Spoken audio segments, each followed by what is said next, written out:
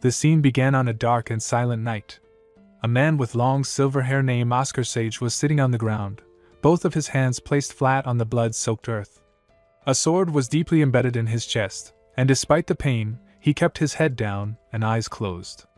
From his hands, strong waves of energy pulsed outward, forming a glowing silver circle that surrounded his body.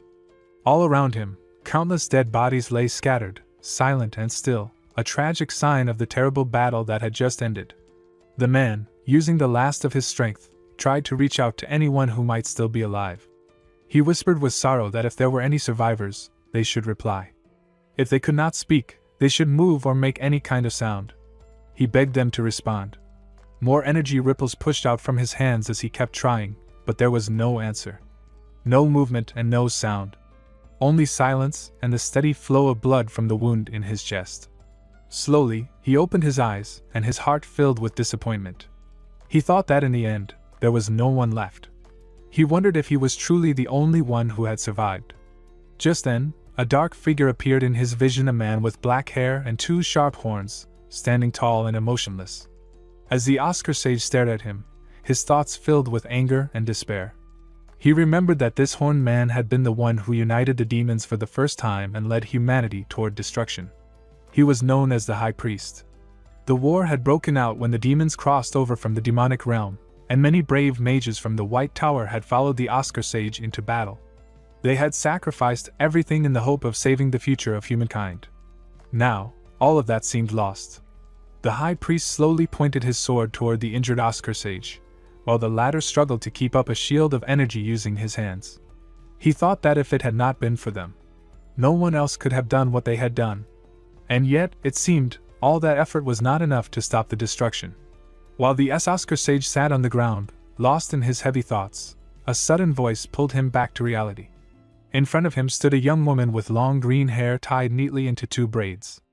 Her calm voice echoed through the silence as she announced the date and time, April 28th, 3:12 p.m., and confirmed that the High Priest was dead. He looked up at her with surprise and confusion, and softly called her name. That was Edna. She was not just any person, she was known as the world's final dragon and the observer of history, someone who recorded every important moment. Her full name was Edna Sol Laplace, a figure both mysterious and respected. She stood confidently and addressed him by his title, calling him the Mage Tower Master of the White Tower. She told him that she had both good news and bad news to share. Oscar Sage, still bleeding and weak, asked her to start with the bad news. Her expression grew serious as she explained that, just as they had feared, the demonic army had invaded the White Tower. In the process, most of the mages had lost their lives. The tower itself had been partially destroyed, and nearly all of the magical research and resources had been burned to ash. It was a terrible loss. Hearing this, Oscar Sage bowed his head in sadness and asked her what the good news was. She told him that the Imperial forces had arrived earlier than expected, and because of that, they were able to save some survivors, including his disciples. Hearing this, Oscar Sage gave a cough and said it was a relief. Even in all the destruction, knowing that his students were alive gave him a little comfort. Edna then asked him a question that hung heavy in the air. She wanted to know if he regretted the choice he had made that day. He did not hesitate with his answer. He said no, he did not regret it. Every person who stood with him had been someone he had personally chosen and believed in. He could not say he regretted his decisions, not when thinking about the people who had followed him and fought bravely. Then, Edna asked one final question: if he had anything else to say. As Oscar Sage looked down at his trembling hand, he noticed fresh blood on his palm, blood that had come from his mouth after a harsh cough. He knew his time was running out. With a soft and tired voice, he asked Edna to take care of his disciples from time to time. He said they were still young and probably feeling scared and unsure. Edna, standing with grace and deep respect, placed one hand on her chest, closed her eyes, and bowed her head. She promised that she would check on them occasionally. Her voice was calm and full of respect. Hearing this, the man let out a gentle laugh and teased her, saying that it was surprising to see a dragon bowing to a mere human. But Edna replied seriously, saying he deserved such respect. She added that both the continent and she herself would never forget the sacrifices made by the brave heroes of the White Tower. The man lifted his chin slightly, eyes closed, and with a proud tone, said that of course it should be that way. Even though he showed confidence on the outside, Deep inside his heart he carried heavy thoughts. He admitted to himself that it would be a lie to say he had no regrets. Even if he had been the greatest mage of his time, he knew he had not been a great leader. He had made mistakes, lost people, and now everything was coming to an end. Still, he wondered what he would do if he were given one more chance, just one more opportunity. He thought that even if people called him a villain, he would choose to live selfishly, but only for the sake of his people. As memories of his happy days filled his mind, moments of laughter, friendship, and warmth, he realized one simple, quiet wish. He wanted to live that kind of life again. Edna looked at Oscar with calm eyes full of sorrow. Slowly, she reached out her hand and gently closed his eyes. With a soft and respectful voice, she spoke the final words to mark his passing. She said that on April 28th, at 3:47 p.m., she had confirmed the death of the White Tower's Mage Tower Master, Oscar Sage. That moment was recorded forever in history. The records showed the terrible cost of the war. The High Priest was listed as deceased. Along with him, 132 mages of level 6, 19 mages of level 7, and 2 powerful level 8 mages of the White Tower were all marked as killed in action. At the very end of the list was the strongest among them, Oscar Sage, the one and only level 9 mage, the Mage Tower Master, also marked as killed in action. The scene then shifted. It was a bright, shiny day at the White Tower. The wind blew softly, and leaves floated gently through the air. In one of the tower's quiet rooms, a younger version of Oscar, with neat black hair, was peacefully sleeping. His window was open, letting in the breeze. Beside his bed stood a boy with messy blue hair, named Frank. He had been quietly watching over Oscar while he rested.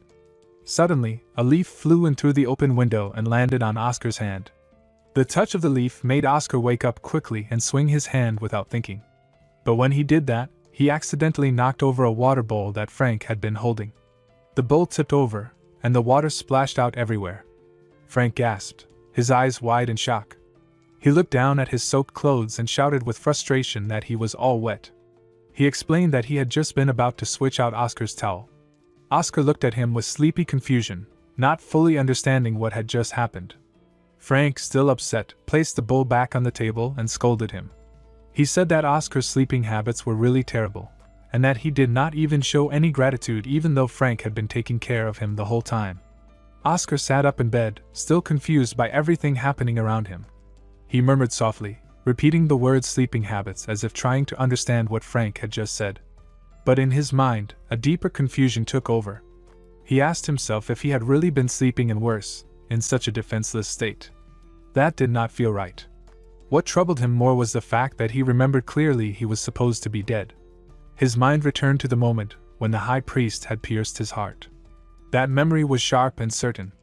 But then he noticed something even more shocking: his own heart, resting in his hand. He stared at it and thought with disbelief why he had his heart at all. He was sure it had been destroyed. Still dazed, he asked out loud what was going on. Before he could gather his thoughts, the door suddenly slammed open and a man with blonde stormed into the room, filled with fury. He shouted at Oscar, calling out that he was finally awake. Frank quickly rushed to the angry man and placed both of his hands on his shoulders, trying to calm him down. He called the man elder and begged him to settle down, saying that it had not even been 5 minutes since Oscar had opened his eyes. But the elder was not listening. His anger burned strong as he shouted for Frank to move aside. He said he had let things slide a few times already, but this time he was serious. He was going to turn this troublemaker into a proper human being no matter what. Frank protested again, insisting that Oscar was still a patient and needed time to recover. Meanwhile, Oscar, still sitting in the bed with confusion written all over his face, looked at both of them and asked the question that was tearing at his mind: how was he even alive? His voice was filled with genuine confusion. Both Frank and the elder froze in place when they heard that. For a moment, they just stared at him in silence. Then the elder gave a sarcastic and amused smile, replying that even Oscar found it strange he was alive. The way he said it made it clear he was not going to explain anything easily. Oscar looked at the elder more seriously now and pointed out that from the robes he was wearing, he seemed to be a mage of the White Tower. So, he demanded that the man explain the current situation in full detail. Inside, Oscar felt irritated by how casually the elder had been speaking to him.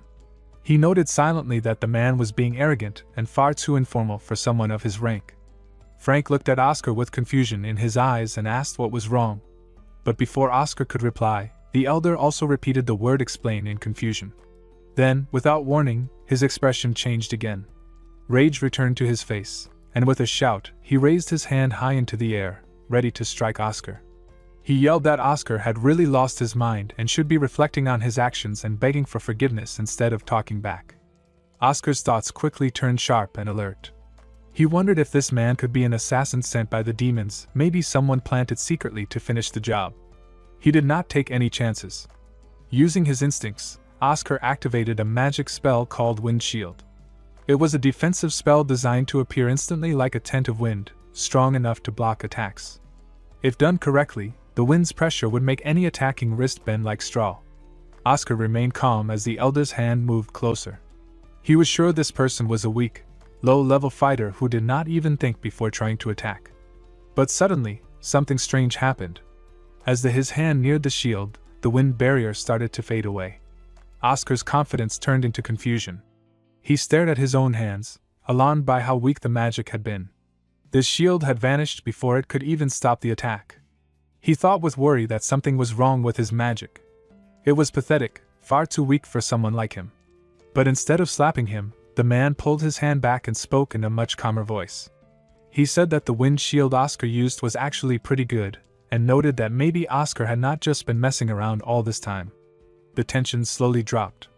The man then turned to Frank and said that he would delay the disciplinary punishment related to Frank's embezzlement of research fees and told him to focus on recovering for now. Frank, clearly annoyed and wanting the man gone, told him to be on his way. Once the man left the room, Frank turned back to Oscar, his expression full of worry and frustration. He asked Oscar if he had gone crazy, not understanding why he had acted like that. Oscar sat quietly, his thoughts spinning faster than he could process. He could not stop thinking about what had just happened with his magic. His wind shield spell had disappeared the moment he used it, and that was something completely unheard of for him. He clenched his fists tightly, shocked and confused. In his mind, he wondered how long he had really been asleep for. Frank, still standing beside him, spoke with concern. He said that Oscar was acting strange and reminded him that everyone knew Elder Maxim's personality. He told Oscar that he seemed a bit off. But Oscar did not even respond to that. Inside, he was filled with disbelief. He could feel it, his mana circuits were weak, his total mana was extremely low, and even the purity of his mana had dropped to an awful level. His heart sank as he asked himself if this really was his body. What had happened to him? Desperate to know the truth, Oscar looked at Frank and asked what day it was. Frank let out a deep breath, clearly stressed, and answered that it was September 21st.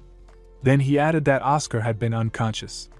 Oscar blinked. He asked if it had really been 5 whole months since the battle.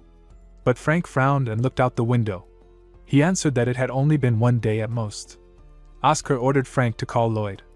And if Lloyd was not available, then he wanted to speak to Gilly or Shasha instead. He said he needed to hear the full situation from someone. Frank was stunned by that request. He asked Oscar what he was saying. Then, in his mind, Frank wondered if Oscar was not acting, if he had really forgotten everything.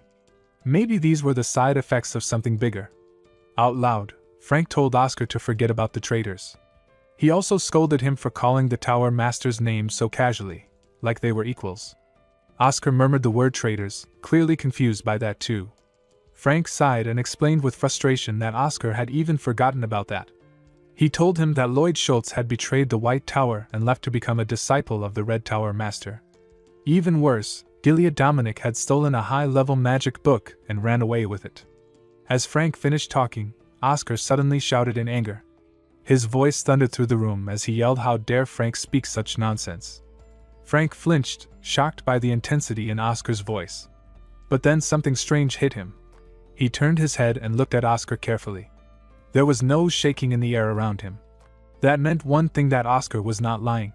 He truly believed what he was saying. Oscar, still confused and trying to understand everything, asked another question. He wanted to know if Shasha had really become the Mage Tower Master. Frank nodded and said that Shasha was incredible. But Oscar stared at him with wide eyes and asked how a 5-year-old could possibly become the master of the entire tower. Frank placed his hand on his head in frustration and shouted back with disbelief, asking why Oscar left out the 20 years before that. Oscar blinked at him with total confusion. In his mind, he thought that some people had wild imaginations. Then he asked himself why he, Oscar Sage, was even getting so upset over a young kid like Sha Sha. But even so, the way Frank had explained everything, it did not sound like a made-up story. It felt far too natural. Then Oscar caught a glimpse of his reflection in the mirror, and everything inside him stopped. His heart dropped. The face staring back at him was not the one he remembered. He looked at himself and thought, in shock, who are you? His face had changed. This was not the body he once knew. In the next scene, Oscar sat down heavily in a chair. He looked like he had just returned from the edge of reality. He took a deep breath and muttered to himself in disbelief. Even after seeing it with his own eyes, he could not believe it. But it was real. He said it aloud, slowly, as if accepting a nightmare. It had been 20 years since he died. And somehow, he was alive again inside a different body, in the future. Oscar sat by the window and looked down at the roads below. His eyes scanned the bright lights that glowed along the streets. He was amazed and thought to himself how much the world had changed. Everything looked so modern and full of life. He noticed the streetlights glowing softly and the cars moving quickly along the roads. He realized this must be the result of the magic engineering revolution. A small smile appeared on his face as he thought about how much his old friends and comrades would have loved to see this future. Back in his time, when the world was falling apart, there had only been despair in everyone's eyes. No one had hope left. But now, this world seemed full of possibilities. He turned his thoughts toward the body he now lived in. He wanted to understand everything about the owner of this body. The name of the person was Oscar Crushen. He had been accepted into the White Tower when he was 10 years old, and was now 20. He came from a noble family that had lost its power and title. His face looked nice, but as a mage, he had failed badly. At 20 years old, he was still only a level 1 mage, which was very low. Maybe because of this slow progress, the boy had felt desperate. Oscar learned that the boy had stolen research funds and used them to buy an illegal elixir, something dangerous and forbidden. The purpose of that elixir was to quickly increase the amount of mana in the body. If it worked, his mana would multiply. But if it failed, it could destroy him completely. Oscar closed his eyes and thought carefully. Frank had said he had only been unconscious for a day after taking it. But in reality, this kind of thing should have killed someone instantly through a mana outburst. Then Oscar opened his eyes and focused on his body. He activated his inner sense and looked at how energy was flowing inside him. Suddenly, his eyes widened with shock. He saw something unbelievable. The amount of mana inside this body was far too much for someone who should be just a level 1 mage. It did not make sense. Oscar continued to examine the strange power flowing inside his body. He noticed that most of the energy was pure mana that had not yet been refined. That surprised him. Normally, raw mana like that would need years of training to gather. He looked closely and thought it was unbelievable that all of it came from one cheap illegal elixir. The thought made him pause for a moment. He smiled and whispered to himself that modern society really had become something amazing if it could produce things like this. But then, something unexpected happened. A small scar suddenly appeared on his finger without warning. He stared at it with confusion, and then a drop of blood slowly fell from the wound. As the blood touched the floor, it caused a reaction. A thin smoke began rising from that exact spot. Oscar's eyes widened as he watched the smoke swirl up. He realized with concern that this was not normal. It was poison. There was poison inside this body. Oscar narrowed his eyes and smiled slightly, now understanding more clearly. He had finally figured out what had really happened. He thought to himself that the illegal elixir was not fake at all. In fact, it was a real, high-quality elixir, one that people could not even buy with a high price. It had the power to boost someone's mana greatly. But there had been a hidden danger. Oscar Crushen, the young mage who originally owned the body, had no idea that the elixir was poisoned. Oscar continued to think deeply. He believed that based on the amount of poison still left in the body and how fast the boy had collapsed, the cause of death was clear. Oscar Crushen did not die because of a mana outburst like everyone assumed, but he died because of the poison. The poison had been powerful, far too powerful to be meant for someone as weak as a level 1 mage. It was so well hidden that even someone skilled would have a hard time noticing it. Oscar, with all his knowledge and experience, barely managed to detect it. That fact made him even more certain. Oscar stood up from the chair, clenching his fist tightly. He thought to himself, his mind filled with determination. He did not know who was messing with his soul or why they were doing it, but he knew one thing for sure. Somehow, he had been given a second chance at life, the very chance he had hoped for before his death. He looked at the little bottle of the illegal elixir that had caused all of this. As he held the bottle in his hand, he saw his reflection in the glass. He thought carefully about the opportunity he now had, realizing that this might be the perfect way to live selfishly for the people he cared about. With a small smile, he spoke to himself, feeling a sense of resolve. "Oscar Crushen," he whispered, "as payment for you lending me your body, I will avenge you." This new chance at life was something Oscar did not intend to waste. On a dark night in the outskirts of Surin, a quiet tension filled the air. Inside a dimly lit room, a man sat on a worn-out sofa holding a bottle of wine in his hand. Near him stood a boy, alert and respectful, as he delivered a report. The boy had spoken with urgency, saying that they had received news about the store. The man, already frustrated, interrupted him sharply and reminded him to call him boss instead. He sounded tired of repeating it. Boy immediately lowered his head and apologized, showing him respect. The boss then asked what the news was, wanting to know the details. Boy explained that the store had been completely destroyed from the inside. He said that a mage had done it. As soon as he heard this, the boss slammed the wine bottle on the table in anger and shouted, shocked by what he had just heard. He wanted to know who had dared to do something so bold. Boy answered carefully, saying that he was not completely sure, but the mage seemed to be looking for the person who had sold him an elixir. He guessed that maybe it was someone named Oscar Crushen. The boss looked confused and frustrated. He said it did not make sense because Oscar Crushen was supposed to be a theory mage. He also questioned how someone who had been on the verge of death supposedly because of the elixir could have defeated their guards and destroyed the place. Boy, still cautious, then brought up a new concern. He asked what would happen if the White Tower decided to investigate what had happened. The boss's expression darkened. He reminded Boy of something important, asking if he had forgotten who had ordered them to give that dangerous elixir to Oscar Crushen in the first place.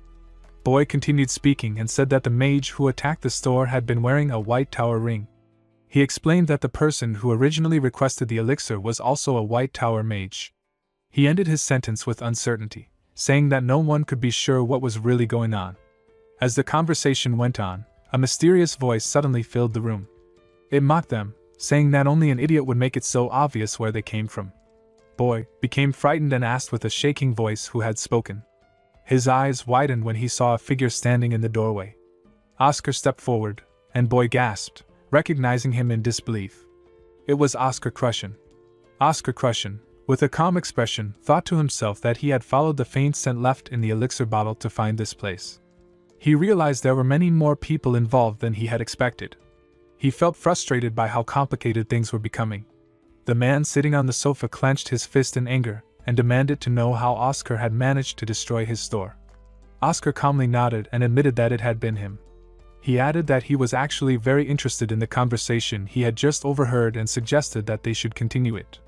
The man began to breathe heavily, clearly trying to control his anger. He told Oscar that he had actually been thinking of letting him go if he had just pretended not to hear anything. But now, things had changed.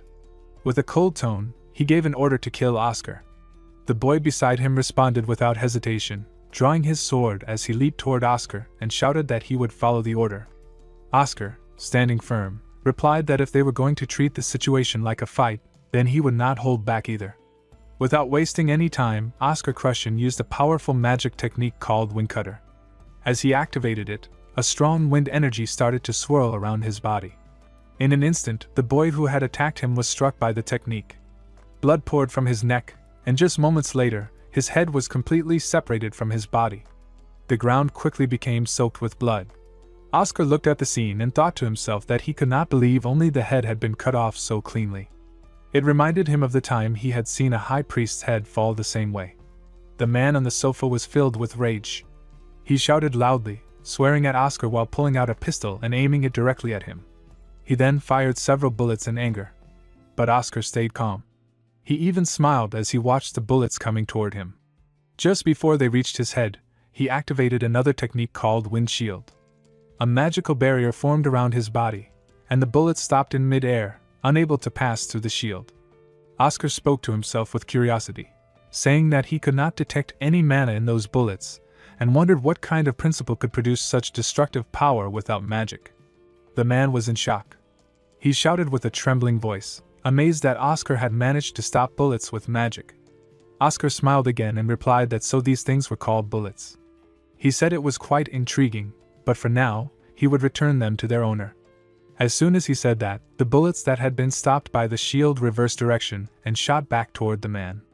They hit him directly, piercing into his body. The man screamed in pain as blood gushed out from his wounds. The man fell hard to the ground, his body aching and covered in blood. As he looked up, he saw Oscar Crushen calmly sitting on the sofa, with his foot resting near the man's face.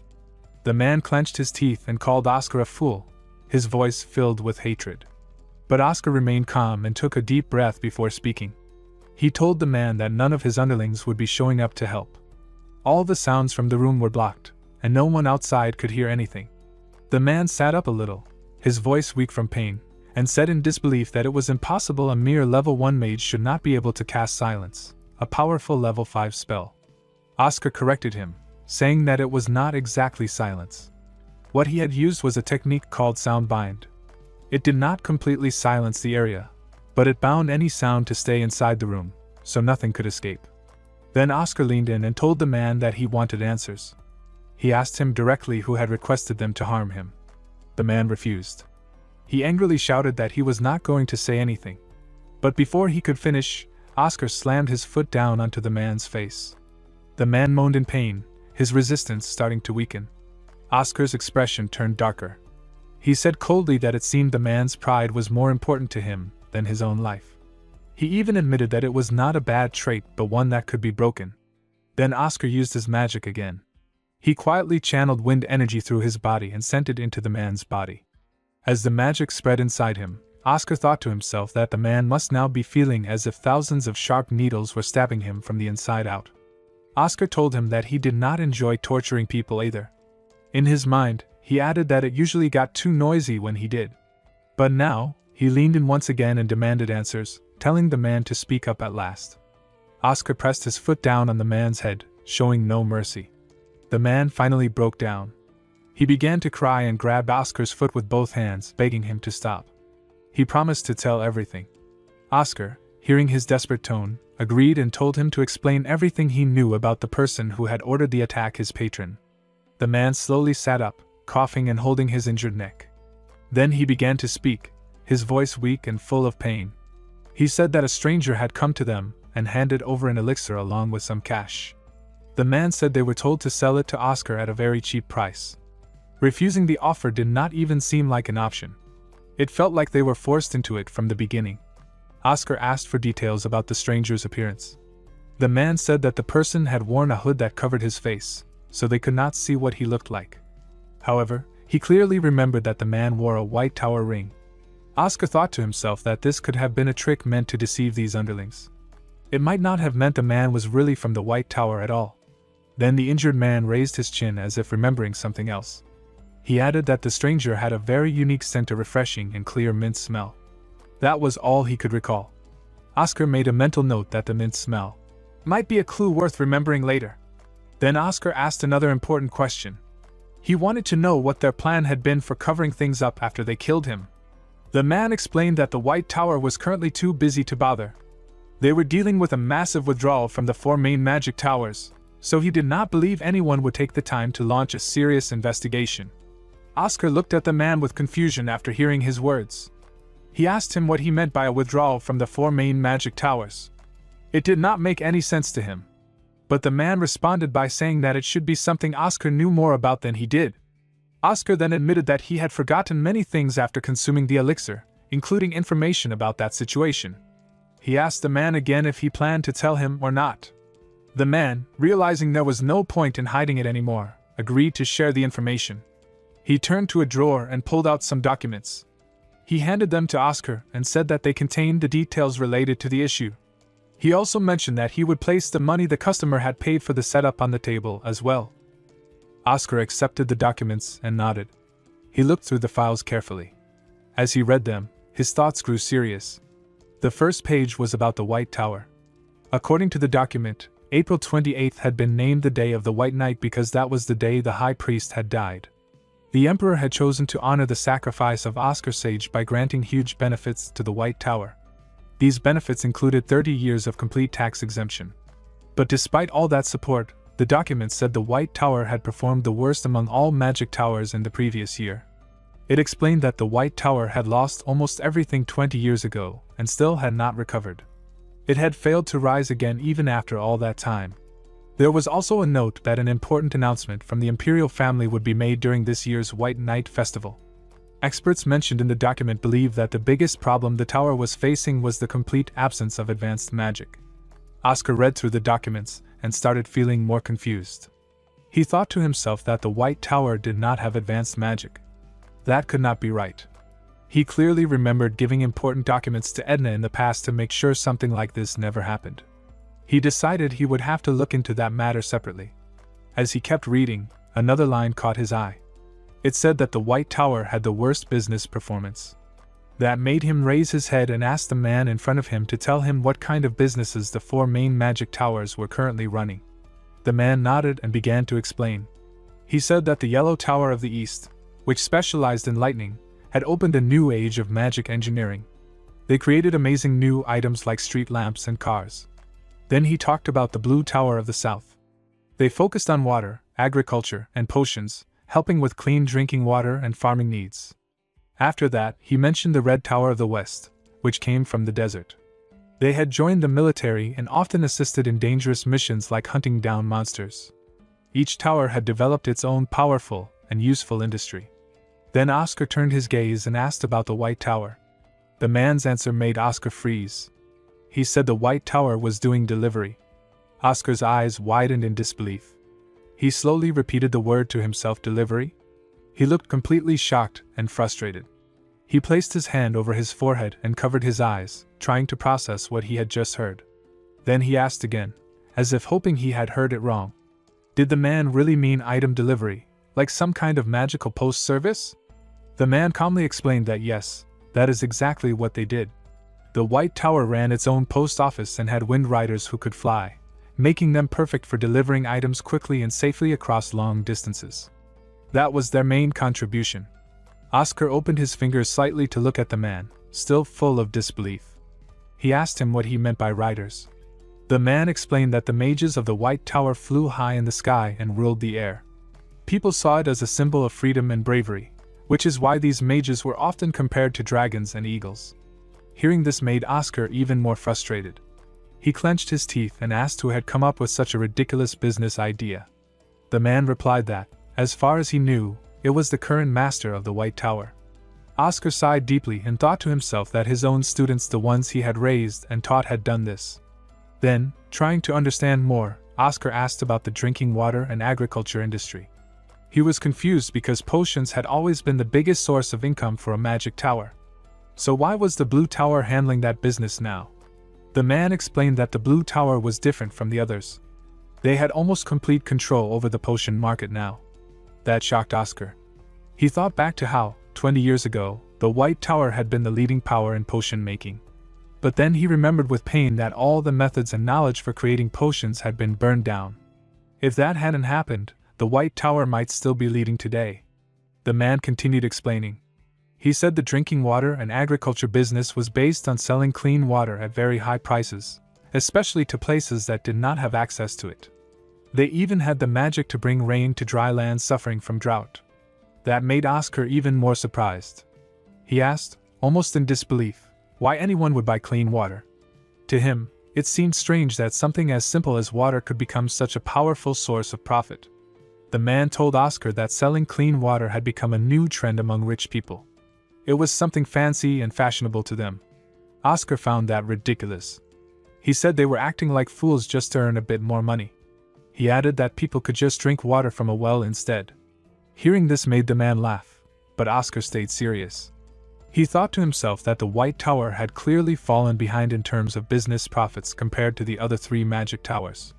Their industries had grown powerful and wide, while the White Tower had become weak and simple. He realized that this year's White Night Festival would be the White Tower's last chance to prove its value.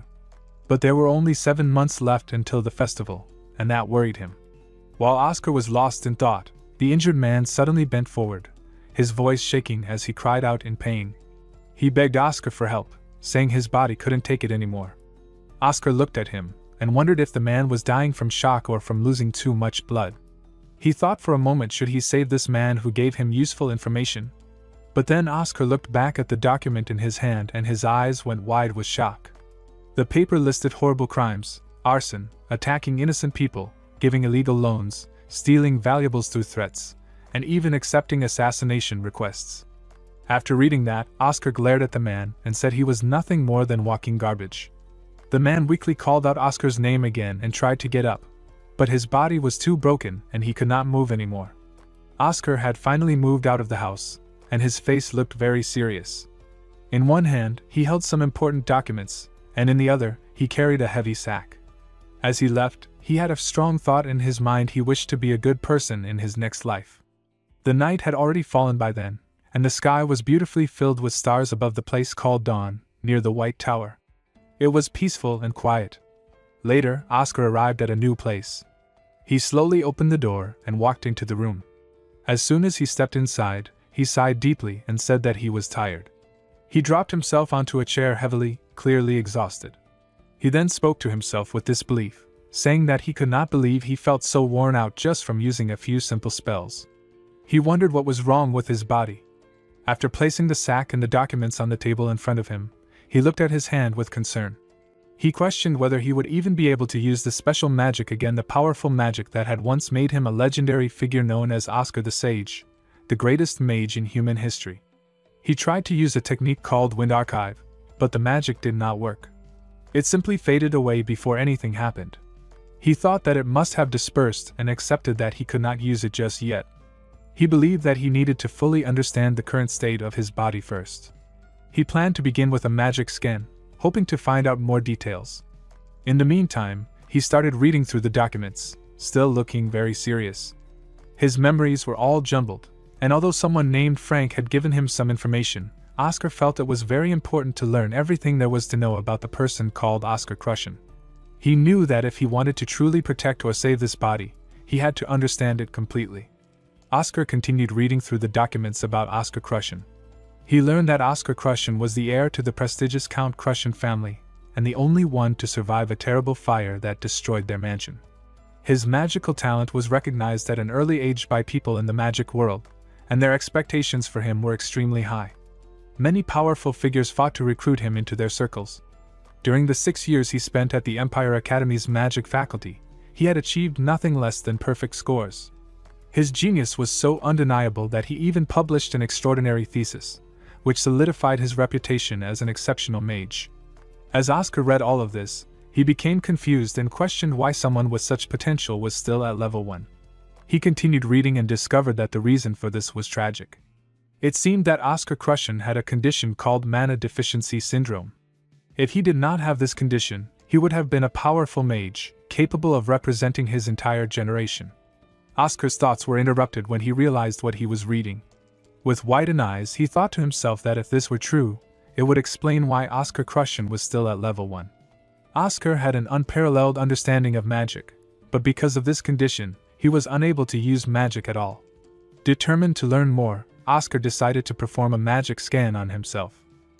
He gathered energy in his hand, forming a ball of magic, and then activated the scan. When the scan was complete, a screen appeared above his hand. Oscar stared at it in confusion, murmuring to himself, "Wait, this is." As he examined the screen more closely, his eyes widened even further. To his surprise, it revealed something completely different from what he had expected. The skin did not show that Oscar Crushen had mana deficiency syndrome. Instead, it revealed something much more shocking. It was not an illness at all. In fact, someone had sealed his magical circuits, preventing him from using magic. Oscar was stunned by this discovery, realizing that this was not a natural condition but rather something done intentionally to stop him from accessing his magic. Oscar continued to think about the information he had just read about mana deficiency syndrome.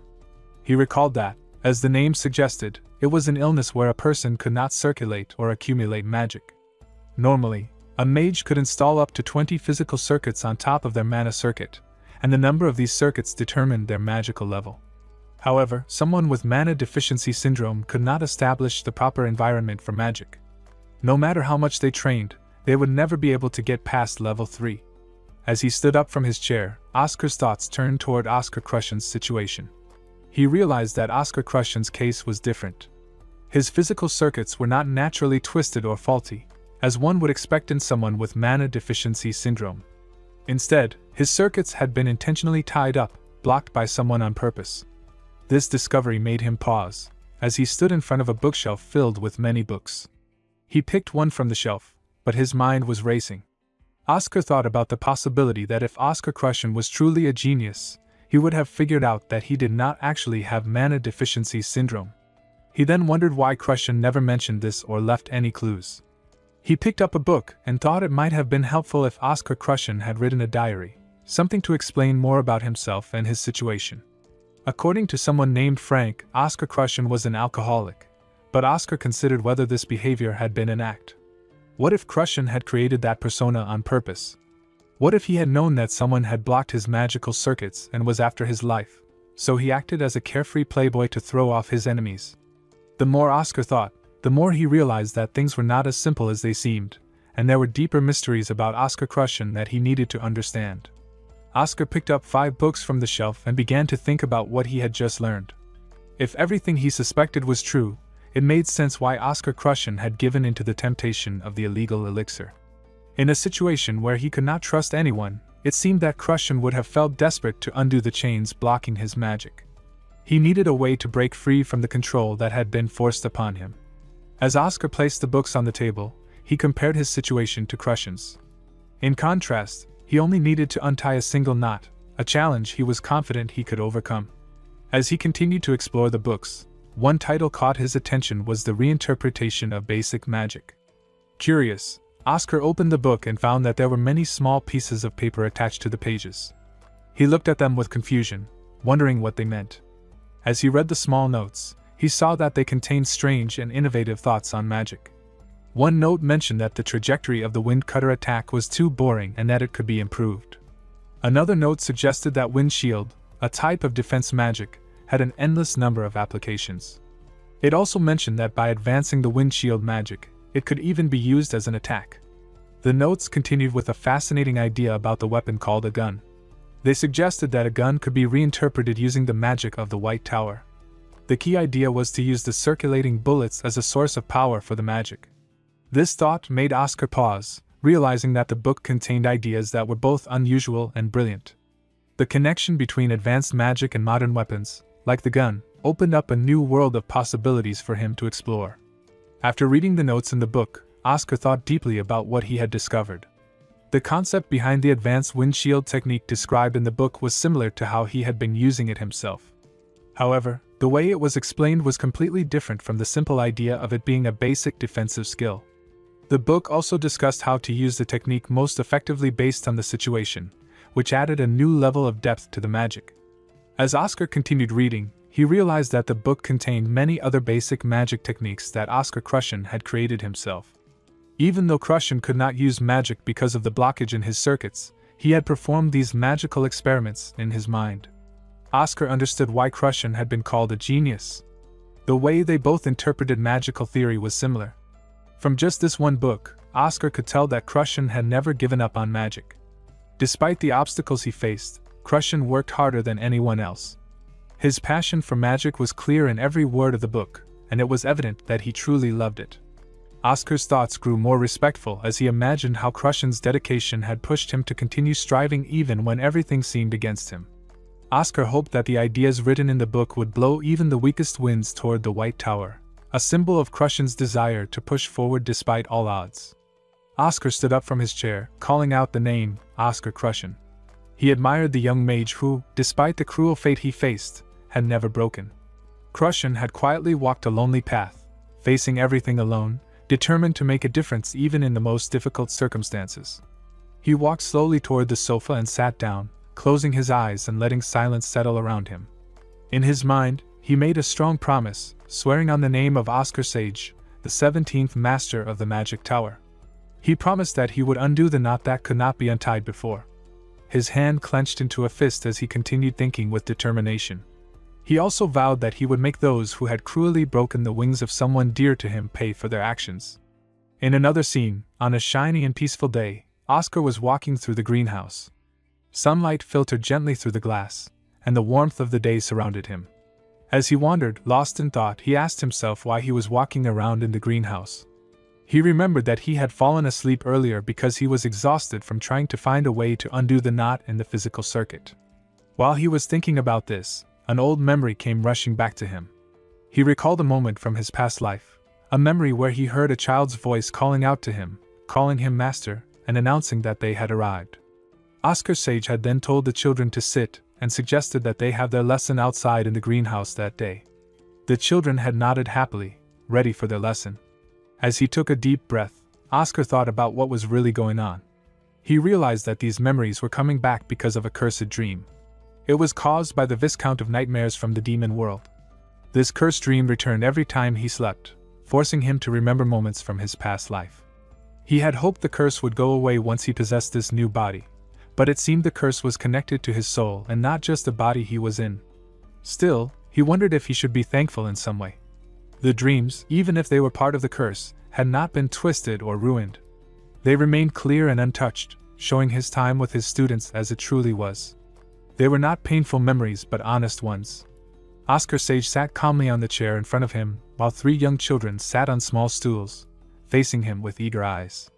He looked at them and asked what he had told them they would learn that day. One of the kids, Lloyd Schultz, who was 9 years old, answered with shining eyes and excitement in his voice. He said that Oscar had promised to teach them about the magic system, and that the magic used by mages and knights was usually divided into 4 main types, which were called the 4 types of magic. Oscar smiled warmly and raised his hand, showing 4 fingers to match his explanation. He told them they were right. Even though magic might appear the same on the surface, it was actually divided into 4 categories, which were enhancement, acceleration, balance, and special types. These categories helped mages understand and control their magic better. Lloyd, still curious, asked another question. He wanted to know if the White Tower, where they were studying, focused on the harmonization type of magic. Oscar nodded and explained that wind magic suited them best, which was a perfect example of balance or harmonization type magic. Their tower believed in keeping things stable and in harmony. Then, a young girl named Shasha Mace, only 5 years old, asked if each magic tower had a preferred type of magic. Oscar nodded again and smiled kindly as he answered. He told them that yes, every magic tower had its own preference because each type of magic had different strengths and uses. He explained that the Golden Tower valued speed above all, so they focused on acceleration type magic. The Red Tower believed that strong firepower was important, so they used enhancement type magic.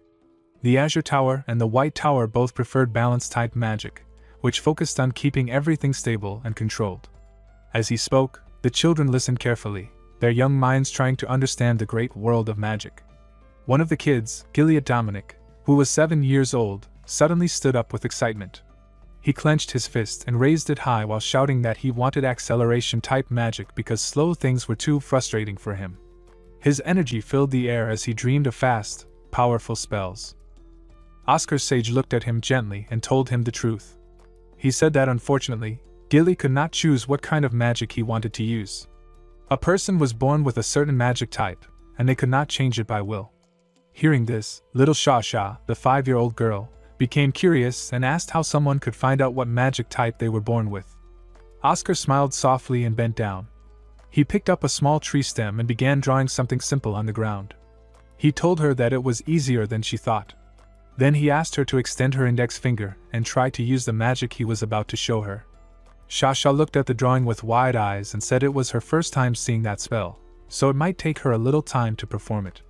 Oscar nodded calmly and told her there was no rush. With confidence and care, Shasha nodded back and said okay. She slowly extended her finger, focusing hard, and tried to activate the magic. After a moment, her eyes widened in confusion and surprise as she noticed something happening. Soft magical energy began forming at her fingertip. She told them that something was coming out, unsure of what it meant. Oscar watched the spell closely and then gave her a warm smile. He told her that the magic was not too fast and not dangerous. It was stable and smooth, which meant it was a balanced type. He explained to her that she was a harmony-type mage.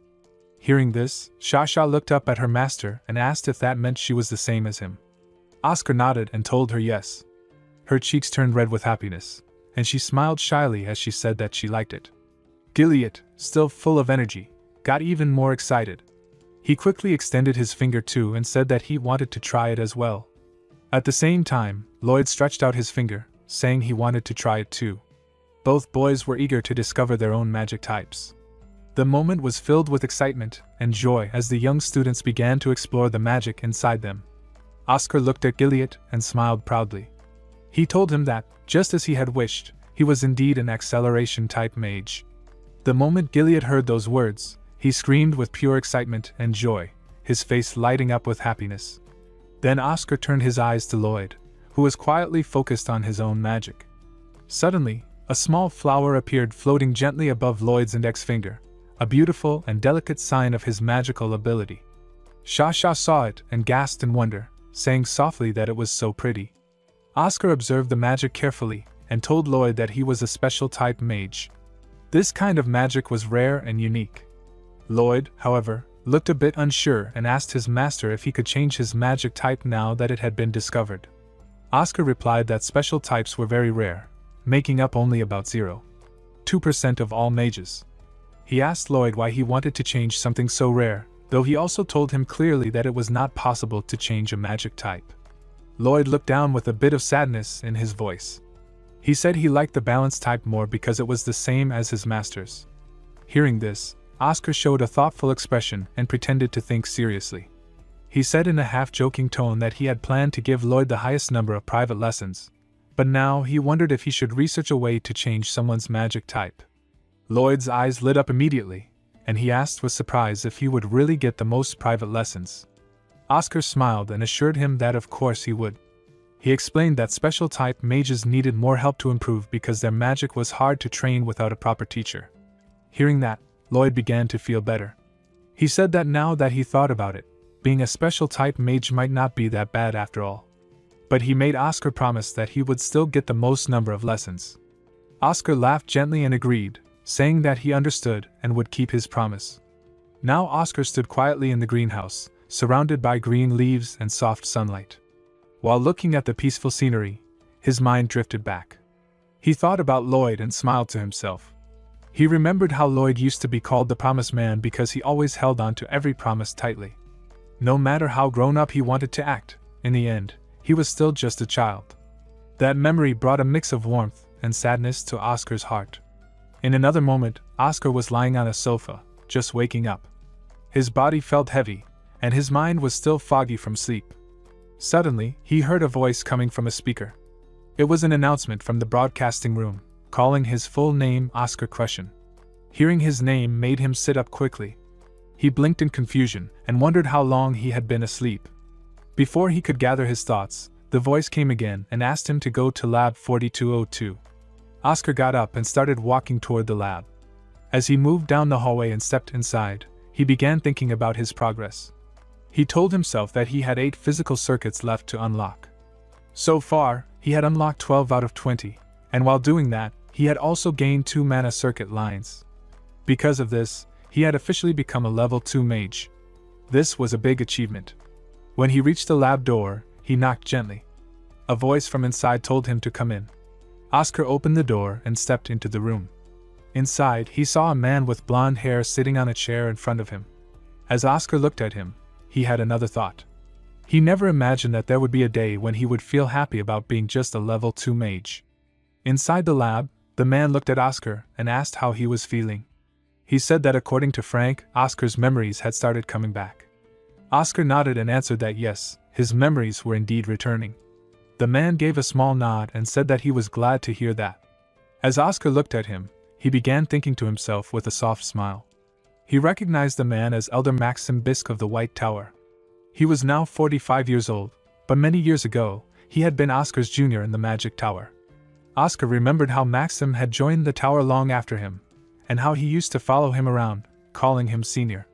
Later on, he even started calling Oscar the Magic Tower Master, which Oscar had always found cute and a little amusing. Now, many years had passed, and Maxim had grown older and more experienced. He had worked hard and earned the title of elder. Oscar admired his honesty and dedication.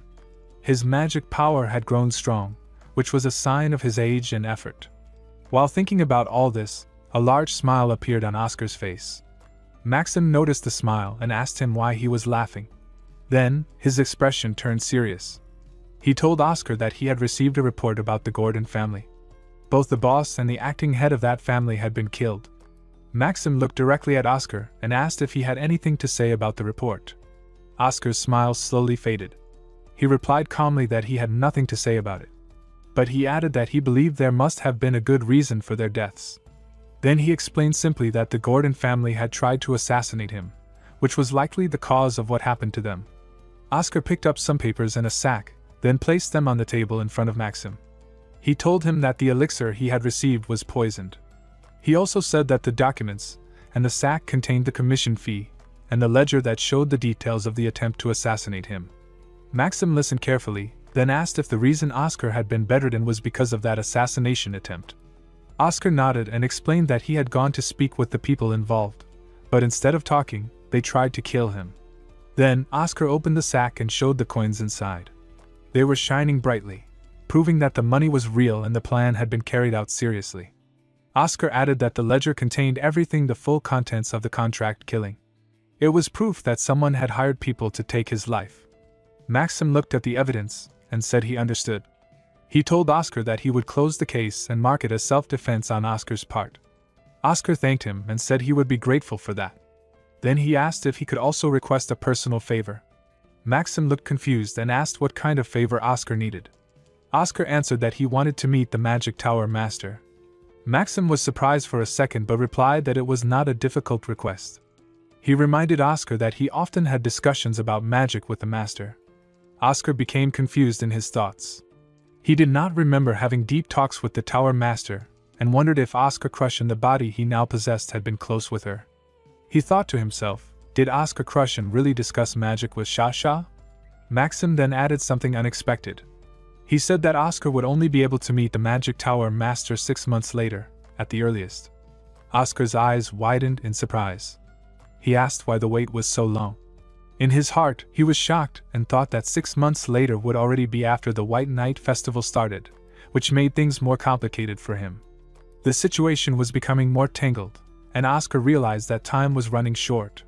Maxim informed Oscar that the Magic Tower Master was currently out on a business trip. She had gone to take care of an important commission. Oscar was surprised and asked why someone as important as the Tower Master would handle such a small task. Then, after thinking for a moment, he took a deep breath and clenched his fists. He realized the reason. It was because the High Mage, someone even higher than the Tower Master, was currently absent. That explained why the Tower Master had to take responsibility for everything herself. Maxim admitted that the situation was a bit embarrassing.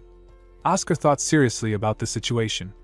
It seemed like the task was so important that even the Magic Tower Master had to handle it personally.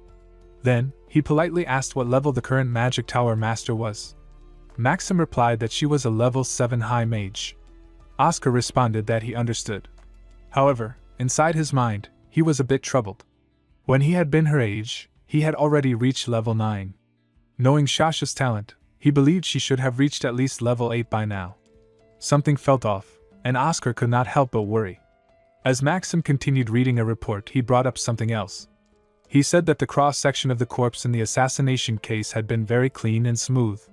He asked Oscar if he had been practicing attack magic again. Oscar simply replied that he trained whenever the thought crossed his mind. Maxim accepted the answer and said that if there was nothing more, Oscar could leave. Oscar nodded and agreed. Then he turned and walked out of the lab. As he stepped closer to the exit door, he noticed someone standing nearby. It was an old man, quietly waiting there. As Oscar left the lab, the old man who had been standing near the door stepped inside. Maxim looked up and asked with surprise why the Magic Tower's Vice Master had come. The old man, smiling warmly, said he came to tell Maxim not to be too strict with Oscar, but it seemed like he had arrived too late. The old man's name was Hamel Glimwitz, the Vice Master of the White Tower. Maxim laughed softly, and replied that he had to scold Oscar if he got into trouble. Hamel agreed but explained that since he was the one who brought Oscar to the tower, he felt responsible and worried about him. While they talked, Maxim began thinking about something he had noticed. He remembered the magic Oscar used earlier.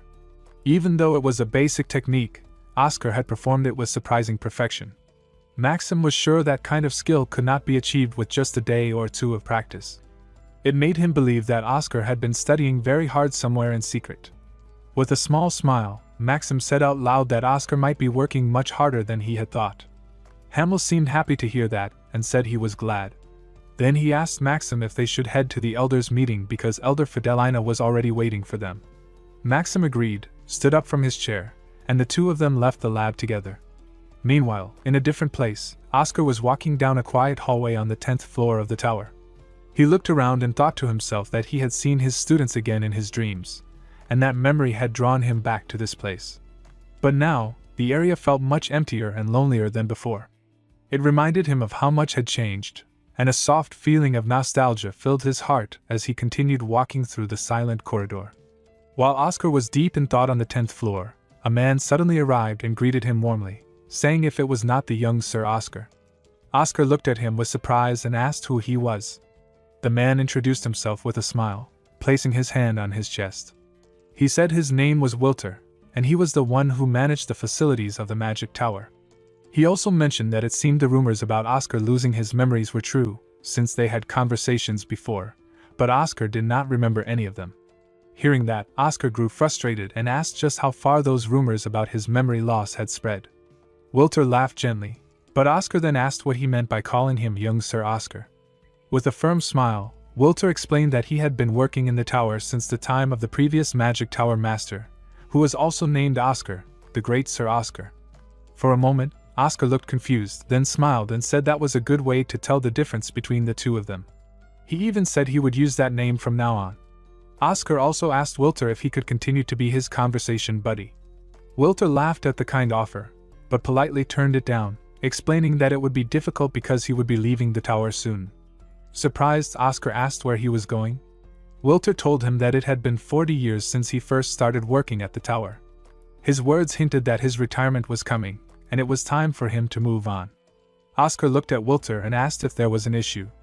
Wilter explained that he had served under 3 different Magic Tower Masters during his time there, and many of his co-workers had come and gone. He was the only one left in his department. Wilter said that the only reason he had stayed this long was because of something the previous master, Oscar Sage, had said during his appointment ceremony. He recalled the words of the former master that where everyone residing in this tower is needed, so live with pride that you're a part of the White Tower. Those words had stuck with Wilter all these years. Oscar cleared his throat, and Wilter continued, saying that although it might sound funny, from that moment on, he had worked believing that he was an important part of the White Tower. Oscar smiled and told him that it was not just amusing, it was truly meaningful. Wilter thanked him and then revealed that because of his strong belief in those words, he was now quitting his job. Oscar was confused and asked what he meant by that. Wilter explained that the White Tower was not doing well at all right now. The tower's facilities were in poor condition, and the finances were much worse than they had been in the past. Next month, he would have worked there for 40 years, but it seemed like his time had come to an end.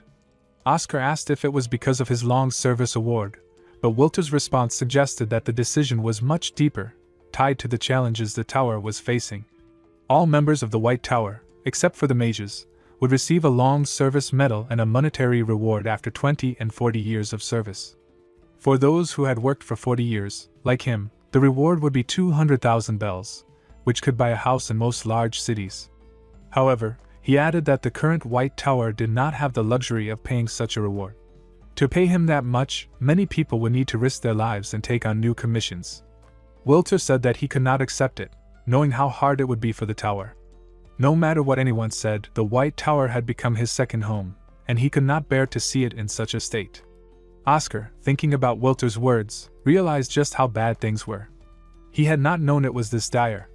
He had thought that the Azure Tower was the one making outrageous moves for money, but now, he saw that it was the White Tower's financial struggles that were much worse. In comparison, the Azure Tower had earned its wealth and was currently the best in history. Oscar clenched his fists, feeling the weight of the situation.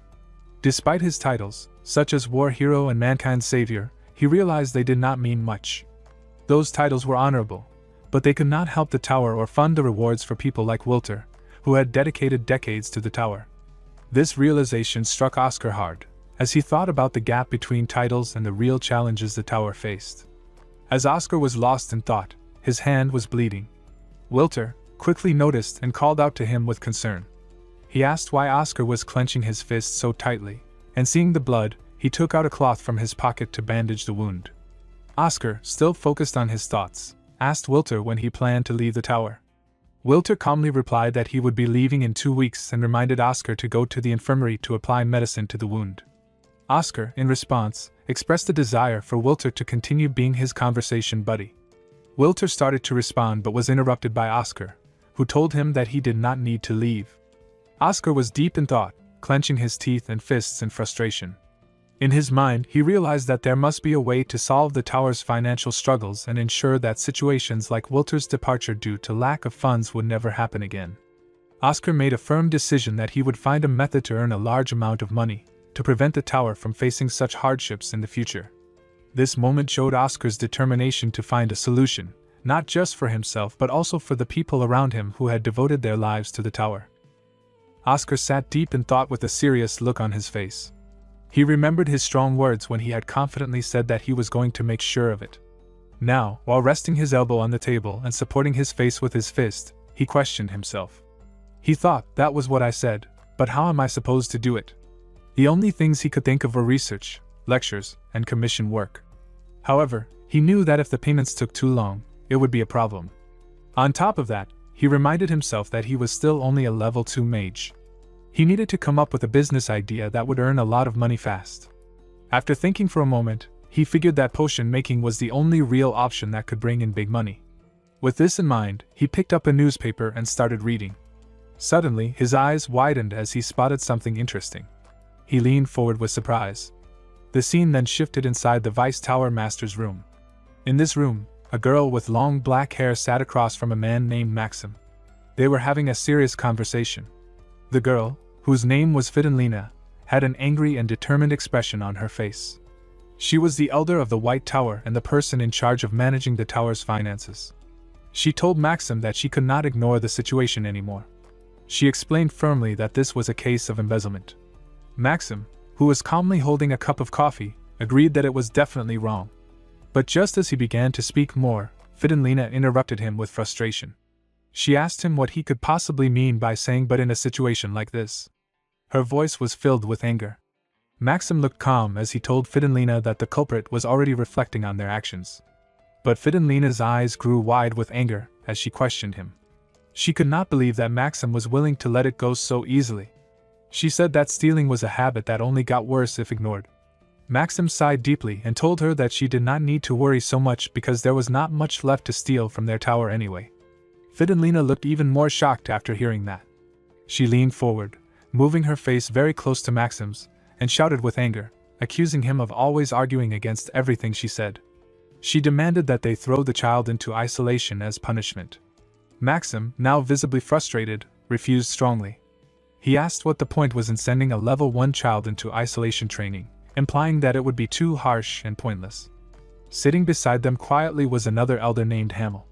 He had been listening to their argument, while calmly drinking his coffee. He could not help but think to himself that it was unbelievable these two were respected elders who were nearly 100 years old. To him, they sounded more like bickering children. Hamel gently placed his cup down on the plate and spoke up. He supported Maxim by saying that isolation training would be too harsh and would feel more like torture to the child rather than discipline. Fidenlina tried to speak again, but Hamel cut in before she could finish. He suggested a different punishment. Instead of isolation, he said they should make the child pay 3 times the amount of the research fees they had used. Fidenlina quietly repeated the words, surprised at the lightness of the punishment, just 3 times. But Hamel ignored it and suggested they move on to the next topic, hoping to bring an end to the heated argument. Fidenlina spoke again, this time with a worried tone. She said that the tower had very little money left and that they would soon have to make a difficult decision. Leaning back in her chair, she pointed out that there were many unused facilities in the tower. She suggested that if they sold the equipment from the potion production chamber, they could survive for 3 more months. Otherwise, they would be forced to shut the tower down completely. Hamel responded calmly but firmly. With a serious expression, he said he could not allow that to happen. Hearing his strong response, Fidenlina called him by his title, Vice Tower Master, trying to make him see how urgent the situation was. But Hamel continued speaking with calm determination. He reminded them that the magic tower was not just a building, it was a place where mages came together to study magic and share their knowledge. He said that no room with closed walls had fresh air, meaning they needed to keep their future open and alive. He insisted they must not sell their future just to satisfy the hunger of the present moment. Fidenlina, with a defeated and hopeless voice, asked if they even had a future at all. She reminded them that they had already waited 20 years, hoping for a change. Maxim, upset by her words, shouted her name in frustration, but Fidenlina did not stop. She continued, saying that the Vice Tower Master needed to accept reality. Even if a genius who could save their tower existed, she believed that person would never come to them. She had completely lost faith in the future of the tower. As Hamel looked into his coffee, he saw his own reflection in the dark liquid. He seemed lost in thought, and was just about to speak when suddenly, they all heard a knock at the door. This unexpected interruption broke the heavy silence in the room and hinted that someone was about to appear. Fidenlina turned her head with clear frustration and asked who it was, saying that they were in the middle of a meeting. However, Hamel remained calm and told the visitor to come in. The door opened, and Oscar stepped inside with confidence. He greeted them politely and introduced himself as Oscar Crushen. Hamel looked at him with curiosity and asked what the matter was. With a cheerful smile, Oscar said he had a suggestion and asked if he could start a business. Fidenlina was shocked by his request. She pointed at him and expressed her disbelief. She reminded everyone that this was the same young man who had been caught embezzling research funds just a few days earlier. She could not believe that he now wanted to talk about starting a business. Her voice rose in disbelief as she repeated the word business in an exaggerated way, showing just how ridiculous she thought the idea was. But Oscar did not lose his smile. Instead, he calmly placed a newspaper on the table. He explained that he had found something important while reading old newspapers. The article talked about a place called the Vince Estate, which had gone into lockdown because of a terrible flu outbreak. Hamel picked up the newspaper and began reading it himself. He recognized the article and said he had seen it too. He added that people believed it might be the Cadena flu, a dangerous disease. He explained that there was currently no cure for the Cadena flu. In the past, the White Tower had created a vaccine for it, so it had not been a problem back then. However, the recipe for the vaccine had been lost 20 years ago. Oscar pointed out that even the powerful Azure Tower, which was currently leading the potion market, had not been able to reproduce the vaccine. This, he said, was exactly what he wanted to focus on as the starting point for his business idea. Hamel, confused by what he had just heard, asked him what he meant. Oscar stood confidently and explained that he wanted to sell vaccines for the Cadena flu. He reminded them that the White Tower once had complete control over that vaccine in the past, and he said he planned to bring back that monopoly. Fidenlina became frustrated. She snapped back at Oscar and said it was not even worth listening to him. She pointed out that for the past 20 years, magic towers and big pharmaceutical companies had poured in huge amounts of money and labor trying to recreate the vaccine, but none had succeeded. Now here was a young man just 20 years old claiming that he could do what no one else had managed. She did not believe it for a second. But Oscar stayed calm and turned to face her. He admitted that everyone else had failed and also that he really was a 20-year-old kid. Then, with a confident and calm tone, he said that he was a genius. This shocked Fidenlina. Her eyes widened as she shouted at him in anger. Pointing a finger at him, she reminded everyone in the room that Oscar had taken 723,000 bells in research funds from the tower across 17 payments. She added that he had even taken an extra 25,000 bells to buy some kind of illegal miracle medicine. She shouted that an average farmer only made about 20,000 bells a year after taxes. And now this same person had the nerve to stand there and call himself a genius? Before she could say more, Hamel raised his voice and interrupted her. He addressed her formally as Elder Fidenlina and reminded her that Oscar was there to suggest an official investment opportunity as a mage of the White Tower. He acknowledged that she was in charge of finances but told her that she was being too rude. Fidenlina took a deep breath and said she apologized. Oscar looked at her with serious eyes and thought to himself that now he understood why she seemed to hate him so much. It was not personal, she was the treasurer, the one responsible for the tower's finances. It made sense that she would be so strict, especially since he had not done anything helpful in the past 2 years. Still, he put on a smile and turned to Hamel. With confidence, he asked him once more to consider his business idea, saying he was certain about it. Inside his heart, Oscar also thought quietly that he and the original owner of this body were not the same person. Hamel then asked him why he was so certain that the disease spreading was really the Cadena flu. Oscar did not hesitate. He nodded and told Hamel to look at page 2 of the newspaper. Hamel turned the page and read aloud the headline, which said that the Archbishop Baldwin from the El Terra Order had suddenly changed his pilgrimage plans. Instead of continuing his usual journey, he decided to stay in a place called Serin for an entire month to offer blessing prayers. Oscar pointed out how strange that was. Until now, the order had only stayed in big cities for that long, not in smaller places like Serin. Oscar explained further. He said that the El Terra Order worshipped the Mother of Earth, Terra, and that there were only 7 archbishops in the entire order. As leaders of such an important religious group, they were supposed to be pure, dignified, and incorruptible. But Oscar claimed the truth was very different. In reality, the archbishops were far from noble. He revealed that in order to rise to the position of cardinal, the second highest rank in the order, a person needed a massive amount of money to fund their campaign. In that memory, a man had told an old man that members of the El Terra Order were allowed to stay in a city during their pilgrimage for up to a month, but only if they were meeting with nobles or merchants to collect donations. Oscar brought that up to the others and pointed out that Serin, the city where the archbishop was staying, did not really fit that rule. It may have been a big city in the past, but it had become much smaller and less important over time. Maxim nodded and admitted that Oscar was right, but he also said that he had thought the archbishop's stay in Serin was just for offering prayers of blessing. Oscar responded that this made the situation even more strange. Why would the archbishop stay for a whole month just to offer prayers in a place that was now almost barren? Oscar reminded everyone that the pilgrimage route for the El Terra Order had already been set long ago, and it was usually followed exactly. As he spoke, Oscar spun a globe slowly, showing the path that the archbishop was supposed to take. He listed the cities Serin, Mosque, Melbourne, and Greenwale. After visiting those places, the next destination was Vince, the city currently suffering from the flu outbreak. Oscar then pointed to Vince on the globe and explained his thinking.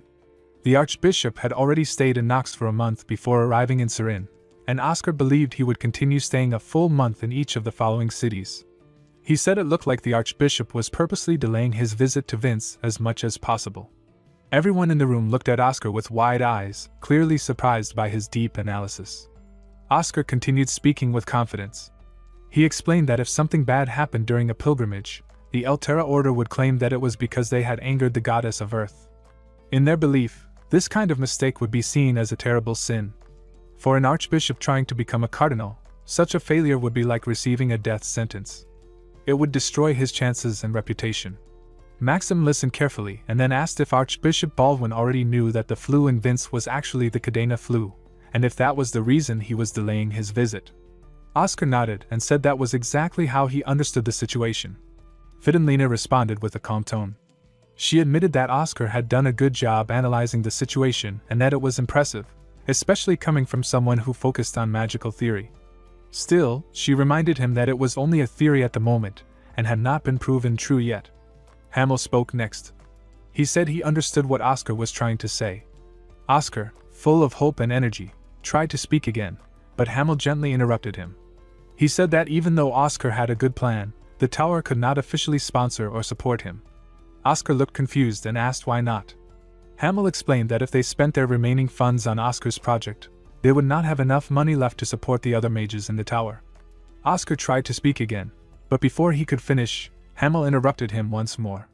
This time, Hamel gave a small smile and held up a packet in his hand. He said that while the tower could not officially support Oscar's idea, he personally could. He offered to invest his own money into Oscar's business. This surprised everyone. Fidenlina quickly spoke up, clearly worried, and said that this was not a good idea. But Hamel just laughed and said it was all right.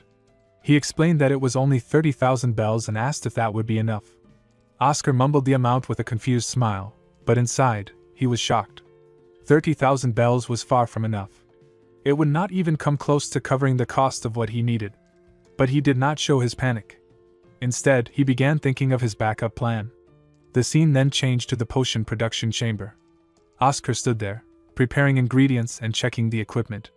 He thought to himself that he would have to go with Plan B. The equipment in the lab was still in good condition, so he decided to use it to make a sample of the vaccine. His new goal was to create the sample with the money he had and then take it to the Archbishop to get more funds from him. He believed that if he could show results, he could convince the Archbishop to invest more. As Oscar worked, he noticed Frank nearby, who was also busy.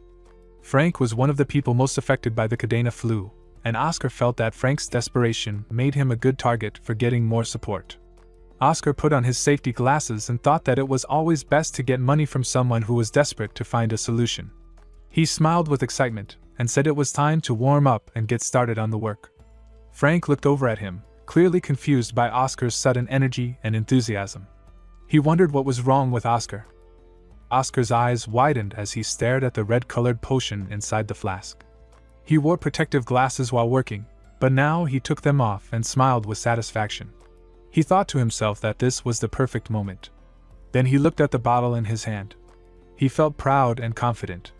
He had only made this energy drink as a practice run, but it turned out better than expected. He thought that a true master always kept their skills sharp, and now he realized he had worried for nothing. Near him, Frank was struggling. He carried 3 heavy sacks of herbs and looked completely exhausted. He shouted that his back felt like it was going to break, breathing hard from all the effort. Oscar looked at him and appreciated the hard work, asking if he had managed to collect all the missing medicinal herbs. Frank dropped to his knees on the ground, tired and barely able to speak. He confirmed that he got everything and handed Oscar a list, asking if there was anything to drink because he felt like he was about to pass out. Oscar saw the list and told Frank that he did have a fatigue recovery potion. Frank was surprised and asked if it was not something expensive. When Oscar offered it to him anyway, Frank quickly said he wanted it. Oscar handed him the potion with one hand and took the receipt with the other. Frank smiled gratefully, thanked him, and drank the potion right away. After drinking it, he felt the warmth of the potion spread through his body and asked if Oscar had just brewed it because it tasted so fresh and warm. Oscar smiled and nodded, saying that he had just brewed the potion. He opened the sack of herbs and examined the ingredients, holding them in his hand. He praised the quality of the herbs, saying that they were in excellent condition. Frank proudly told him that he had picked out the best ones, but he mentioned that the seller had actually gotten mad at him for being so particular about the quality. Oscar, still sitting in front of Frank, responded with a teasing smile. He said that with Frank's sharp eye for quality, he should have been a merchant instead of a mage. Frank joked back, saying he was thinking about becoming a merchant if the tower ever went broke. As he spoke, Frank suddenly felt a strange sensation in his head, and he placed his hands on his head, trembling. He asked what had just happened, clearly shaken. Oscar apologized immediately, saying he could not help it because Frank had said something bad about the tower. Frank, still confused, asked what he needed to do now. He reminded Oscar that Elder Fidenlina had told him to help Oscar out, saying that it would be difficult for Oscar to do everything by himself. Oscar smiled to himself as he thought about how Frank had been so mean to him at first, but now he was working together with him. He then told Frank that they should start by moving the ingredients. Although he did not really need any help, he figured it was a good time to get started. As he picked up the sacks, he thought about how the White Tower was filled with talented yet troublesome children, who had their own quirks. He considered Frank one of those children. Despite his quirks, Frank was talented, and if he could get his act together, he could really help the tower grow stronger. Oscar continued to work with him. It was a perfect time to confirm if the evaluation he had heard about Frank was true. As Oscar walked toward the table with the sacks, Frank leaned toward him and suddenly realized something. He asked if the ingredients they had were poisonous, noticing that many of them seemed dangerous. Oscar nodded and confirmed that they were indeed poisonous plants. He listed them off were black lilies of the valley, red camellias, ghost mushrooms, and merva leaves. However, he explained that just because they were poisonous did not mean they could not be used for medicine. He asked Frank if he knew what to do with them before they were used, making sure he was prepared for handling these dangerous ingredients. Frank explained how to detoxify the poisonous herbs by putting them in water and boiling them for about 12 hours. This process, he said, would help remove the toxins. Oscar nodded and agreed but pointed out a problem with that method. He explained that while boiling the herbs, many of the nutrients would also be lost. Then Oscar asked Frank if he knew about a dish called dumplings from the Yen dynasty. Frank remembered it, and even mentioned that he had tried some before, wondering why Oscar brought it up. Oscar explained that to make dumplings, a special tool called a steamer was used. He said if they used that same tool to detoxify the herbs, they would be able to preserve most of the nutrients. He added that this method would allow them to extract 98% of the ingredients' effects. Frank was impressed and with surprise asked if monopolizing the potion market would now be possible. Oscar smiled and confirmed that it should be, just like the White Tower had done in the past. Frank, still curious, asked if that was the end of the detoxifying process. Oscar told him that this was just the first step. The steaming would soften the herbs, making them easier to detoxify. The actual detoxifying process would start after that. Oscar opened the steamer carefully and used a magic technique called air drain. He explained with confidence that the purpose of the technique was to extract the toxins from the steam. He told Frank to pay close attention as he continued. After finishing the process, Oscar explained that now the remaining steam should be free of any toxins, and all they needed to do was mix the ingredients in the correct ratio. He said they needed 23% red camellias and 47% Manhwa leaves. Then, while holding up a bottle filled with the potion, he said proudly that this was the remedy for the Cadena flu and asked Frank what he thought about it. Oscar added that it was easy to make, right?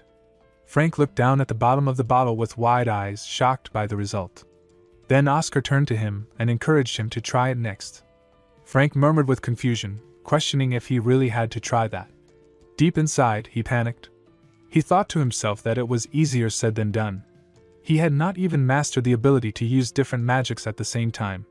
But he could not just admit to Oscar that he did not know how to do a cast. Frustrated and nervous, he asked if he should start with the air drain spell. When Frank began using the magic technique, Oscar silently observed his hands.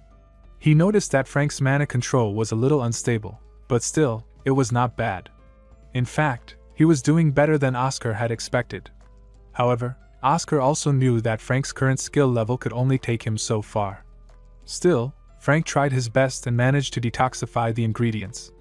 Then Oscar, with a gentle smile and turning his head toward Frank, asked if something was wrong, noticing the uncertain look on Frank's face. Frank looked at Oscar with a mix of frustration and embarrassment. He admitted that Oscar was teasing him because he still could not do a cast.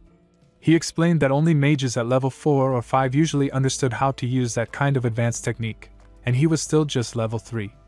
Oscar did not laugh or mock him. Instead, he offered to teach him. Frank's eyes widened in surprise when he heard that. He could not believe that Oscar was actually going to teach him a secret technique that so many other mages kept to themselves. Oscar calmly told him that it was not as hard as it seemed, as long as someone understood the principles behind it. He explained it by telling Frank to imagine setting up partitions in his mind. On the left side of the partition, he should focus on using one type of magic, and on the right side, he should use a different one. Oscar encouraged him to try it without fear, saying he had nothing to lose. Frank, still confused, repeated the word partitions under his breath as he slowly lifted both of his hands toward the forming ball of toxins. He focused hard, trying to imagine the mental division as Oscar described. Oscar clapped his hands and smiled, proudly announcing that Frank had just learned how to dual cast. Frank stood in shock, asking in disbelief if it had really been that easy all along. He could not understand why such a useful technique had been hidden from others. He admitted that he had expected it to be extremely difficult. Oscar answered calmly, saying that it was because others were greedy. In his mind, Oscar thought about how the senior mages had spent so much time and effort learning dual casting and did not want to share their knowledge with their juniors for free. Feeling more confident now, Frank began to mix the ingredients with care, using 23% red camellias and 47% Manhwa leaves, just as Oscar had taught him earlier. Oscar continued thinking to himself. He realized that the tradition of keeping techniques secret had become a deep-rooted habit among mages. But on a battlefield soaked in blood, such selfish traditions were nothing but a burden. In war, survival depended on sharing techniques and discussing ideas every single day. Oscar believed that the White Tower needed to change. It needed interactive teaching and open knowledge exchange, not secrecy and pride. Meanwhile, Frank successfully finished preparing a potion. He looked at the bottle in his hands with eyes full of joy and pride, the liquid glowing slightly in the glass. Oscar watched him and thought to himself that Frank had done a great job by getting that first step right so quickly. Then he smiled and praised him, saying he did well and had real talent. Oscar even admitted that he honestly did not expect Frank to get it right on his very first try. Frank blushed slightly and replied that it was only because Oscar had explained everything so clearly and simply. Oscar teased him with a grin, saying that Frank looked pretty angry at him earlier. Frank smiled back and sat down on the ground next to a sack full of leftover ingredients. He looked at the pile and said with determination that there were still a lot more ingredients to go through, so he had to get started on them quickly. Oscar turned his eyes and told Frank that he had a bigger steamer. He suggested they use it to extract everything at once, to save time and energy. Frank nodded and agreed with a cheerful voice. A few hours later, the table was filled with many bottles of the freshly made potion, all lined up neatly. Frank, completely exhausted, dropped to the floor and lay there tiredly. He groaned and said with a weak voice that he felt like he was going to die from all the hard work. Oscar stood near the table, counting the potions they had finished making. He announced that there were 514 bottles in total. Just then, the lab door swung open with a loud noise. Maxim rushed inside, looking panicked, and shouted that there was a problem. Oscar quickly asked what was wrong. Maxim held up a note and showed it to him. The note contained troubling news. It said that the Azure Towers pharmaceutical company, Newtek, had confirmed Serin's visit just 1 hour ago. The note also said that the purpose of the visit was likely a meeting with Archbishop Baldwin. Maxim looked serious as he said it seemed like they were already too late. Oscar stared at the note, his face tense with concern. In his mind, he realized that the Azure Tower had not just been stalling, they had a well-thought-out plan from the beginning. Maxim spoke again with a worried tone, saying that if Newtek had already gotten the contract first, their remedy might no longer be needed. But before he could finish, Frank interrupted him. With sadness in his voice that their remedy would be useless if the deal had already been made. He looked heartbroken. Seeing Frank's tearful expression, Maxim tried to cheer him up. He told him that sometimes, life just brings bad luck, and this might be one of those moments. But Oscar was not ready to give up. He turned his eyes with determination and said that it was not over yet. He explained that if he remembered correctly, the Cadena flu was classified as a B-rank disaster. That meant there was still one thing they could try. Maxim looked confused and asked if that was really true. Oscar nodded with confidence. Then he turned to the elder and asked if his flight speed was faster than most wagons. It was clear Oscar had a new plan in mind. On a bright and shiny day in the city of Serin, inside a certain lodging, the scene was calm and peaceful. In a quiet room, an old man sat comfortably on a sofa, his posture showing calm authority. Suddenly, a voice informed him that the guests he had been expecting had arrived. The old man, without standing, calmly gave the order to let them in. This man was Archbishop Baldwin, a high figure from the Altera Order, which was the state religion of the empire. A moment later, 2 men walked into the room through the door. They greeted the Archbishop with a respectful bow and placed a hand over their chest. He spoke formally, saying they had arrived safely thanks to the Archbishop's care. These 2 men were important figures. One was Moira Main, a level 5 mage from the powerful Azure Tower. The other was Neil Bryan, the managing director of Newtek, a well-known pharmaceutical company. Archbishop Baldwin smiled and pointed to the sofa across from him, inviting them to sit down. Moira politely thanked him and took his seat. The Archbishop then asked with interest how the production of the Cadena flu remedy was progressing. Moira replied seriously, saying that things were going very well. The Archbishop laughed in satisfaction and praised both the Azure Tower and Newtek, saying their success was expected. He asked when the remedy would be ready. Moira explained that they only needed to finish the clinical trials. Neil, with sharp and focused eyes, added that once the results of the trials were successful, they would be able to get official approval from the Empire's Food and Drug Administration. Moira smiled politely and spoke again, but his words carried a deeper meaning. He reminded the Archbishop that, as he already knew, clinical trials were not something that could be completed in just a day or 2. They required time. The Archbishop, growing more curious and concerned, asked when they planned to officially launch the sales of the medicine. Moira answered with a promise, saying they would finish everything within half a year. The Archbishop's eyes widened in disbelief, and he suddenly shouted with frustration. He explained that he had to leave for Vince in 4 months, which meant that half a year was too late. Moira tried to continue speaking and explain their schedule, but before he could finish, there was a sudden knock on the door. The Archbishop, already annoyed by the delay, asked sharply what it was now. A voice from outside the door informed him that another mage had come to visit. The Archbishop gave permission to let the person in, but turned toward Moira and Neil with a puzzled look. He asked them why they had not told him that someone else would be joining them. Moira looked genuinely confused and replied that they had not brought anyone else with them. This made the Archbishop even more curious, and he looked toward the door, wondering who this unexpected guest could be. Then the door opened and Oscar entered the room. He carried himself with calm confidence.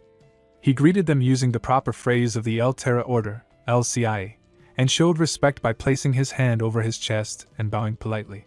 He introduced himself as Oscar Crushen, a level 2 mage from the White Tower. He said clearly that he had come to make a good offer. Moira turned to look at him, his sharp eyes filled with suspicion, watching Oscar closely. The moment continued in the Archbishop's room, where the atmosphere had suddenly become tense and curious. The Archbishop looked at Oscar with a confused expression and asked what business a mage from the White Tower had with him. Oscar stood calmly in front of everyone and answered that he had come regarding the sale of the Cadena flu cure. Moira, Neil, and the Archbishop all looked at him in surprise, clearly not expecting someone from the White Tower to be involved in the same matter. The Archbishop commented on the strange timing and said that Moira and Neil were also there to discuss the same thing. Oscar smiled and took a deep breath before asking with a light tone if he had arrived too late. The Archbishop shook his head and said not at all, explaining that the other group had not fully prepared yet. Oscar seemed relieved and said that the White Tower was ready to start negotiations immediately if needed. But the peaceful moment broke when Moira suddenly pointed at Oscar and shouted angrily.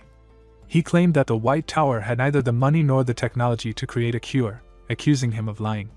The Archbishop calmly responded that Moira had made a valid point. Then he asked Oscar for his full name. Oscar smiled, seeming a bit playful, and at first began to say Sage but quickly corrected himself and said his name was Oscar Crushen. The Archbishop nodded and addressed him properly, asking once again if he truly had a real cure. In response, Oscar stepped forward and placed a box on the table. He asked who would dare to lie in front of an Archbishop of the El Terra Order. Then he opened the box, and inside was a bottle containing a potion. He explained that it was a sample of the cure. After seeing the potion sample, Archbishop Baldwin smiled and asked Oscar a serious question. He wanted to know how many bottles of the remedy the White Tower could produce, and by when, in case they moved forward with the negotiations. Just as he asked that, Moira became frustrated and called out the Archbishop's name sharply in anger. Archbishop Baldwin responded by shouting back at him, demanding to know why he was yelling at him. He reminded him that they were the ones who had come unprepared.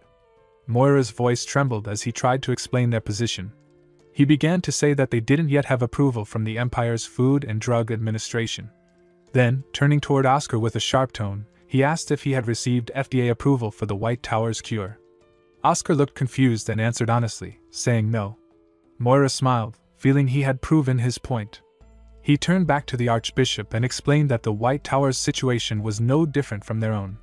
He added that once they got approval, they could begin mass production using factories across the continent. Moira also reminded the Archbishop about the strength and reputation of the Azure Tower.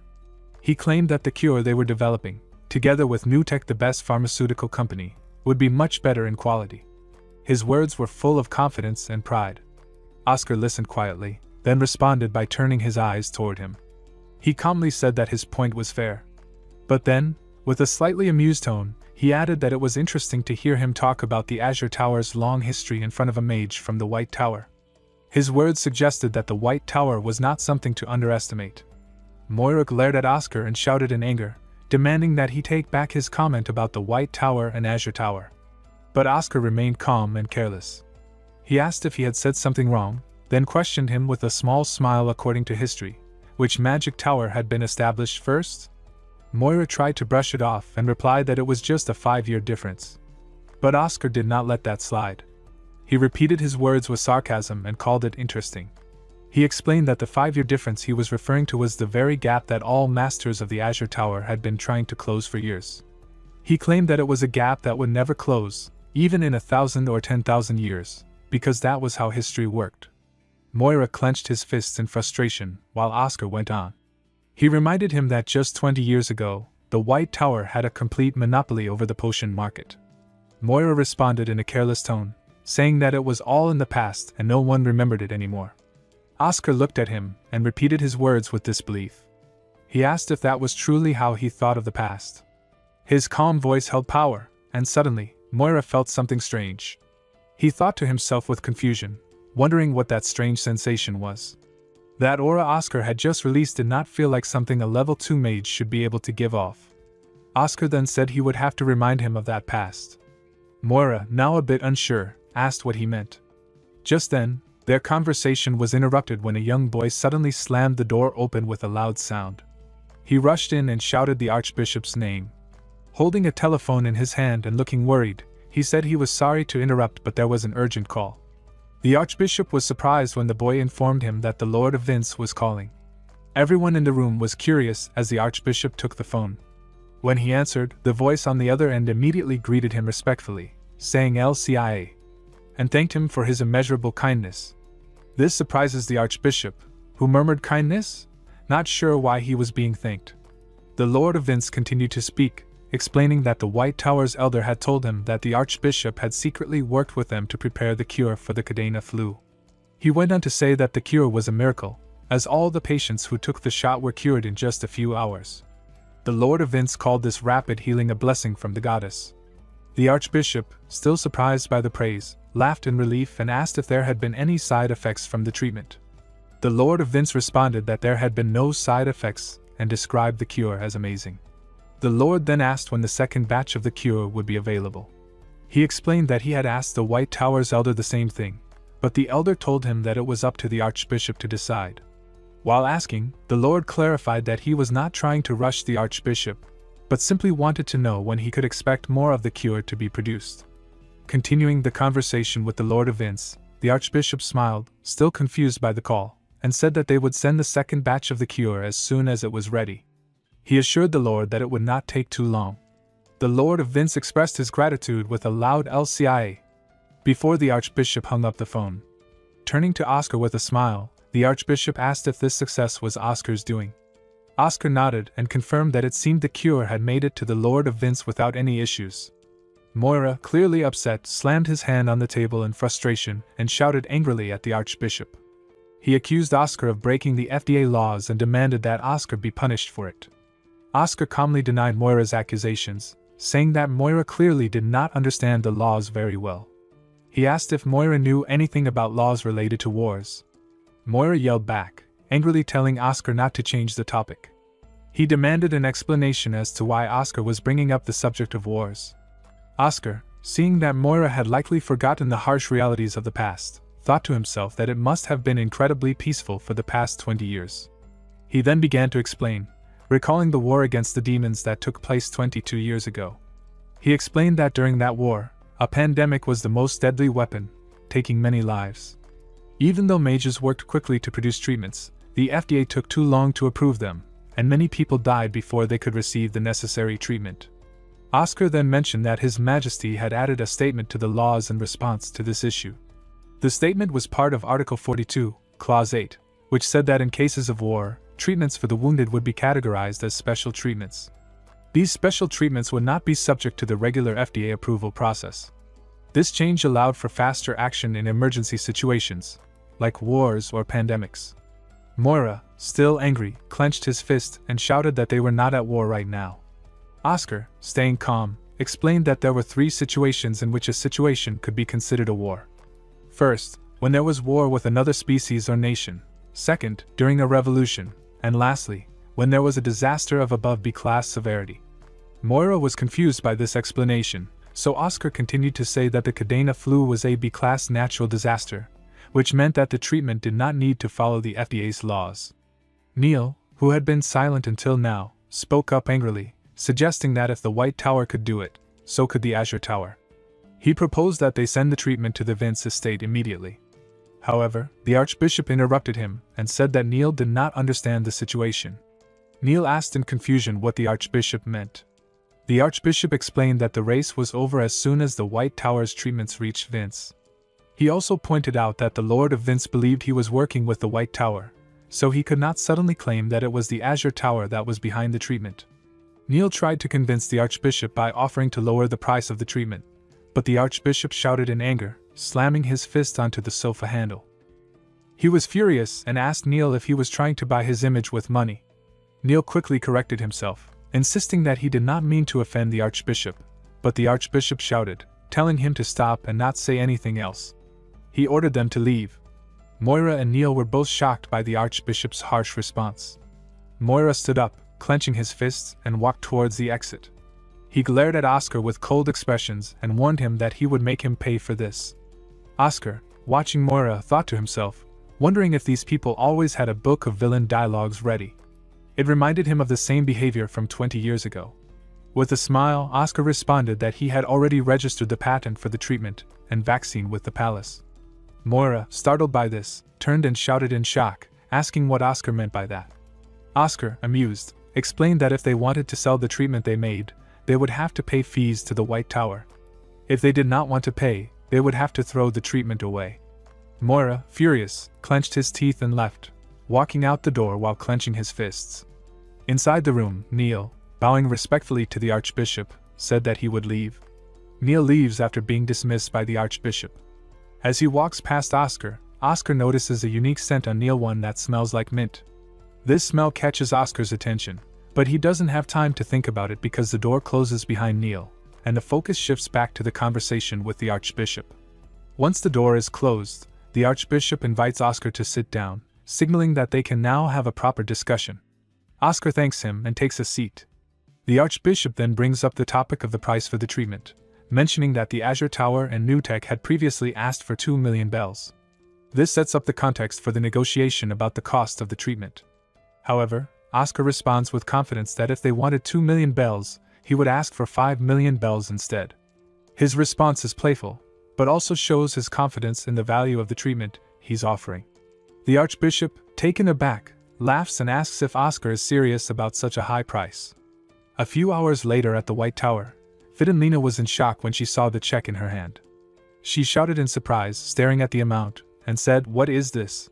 10,000, 100,000, a million, 10 million? 10 million bells?" Oscar smiled proudly, clearly pleased with the amount. In her excitement, Fidenlina hugged him from behind and said, "Goodness, little brat." She knew Oscar could do it. Maxim, who was standing nearby, also expressed his happiness and said he believed in Oscar from the start. Hamel, who had been quietly observing, looked at the check with surprise and said, "This is surprising.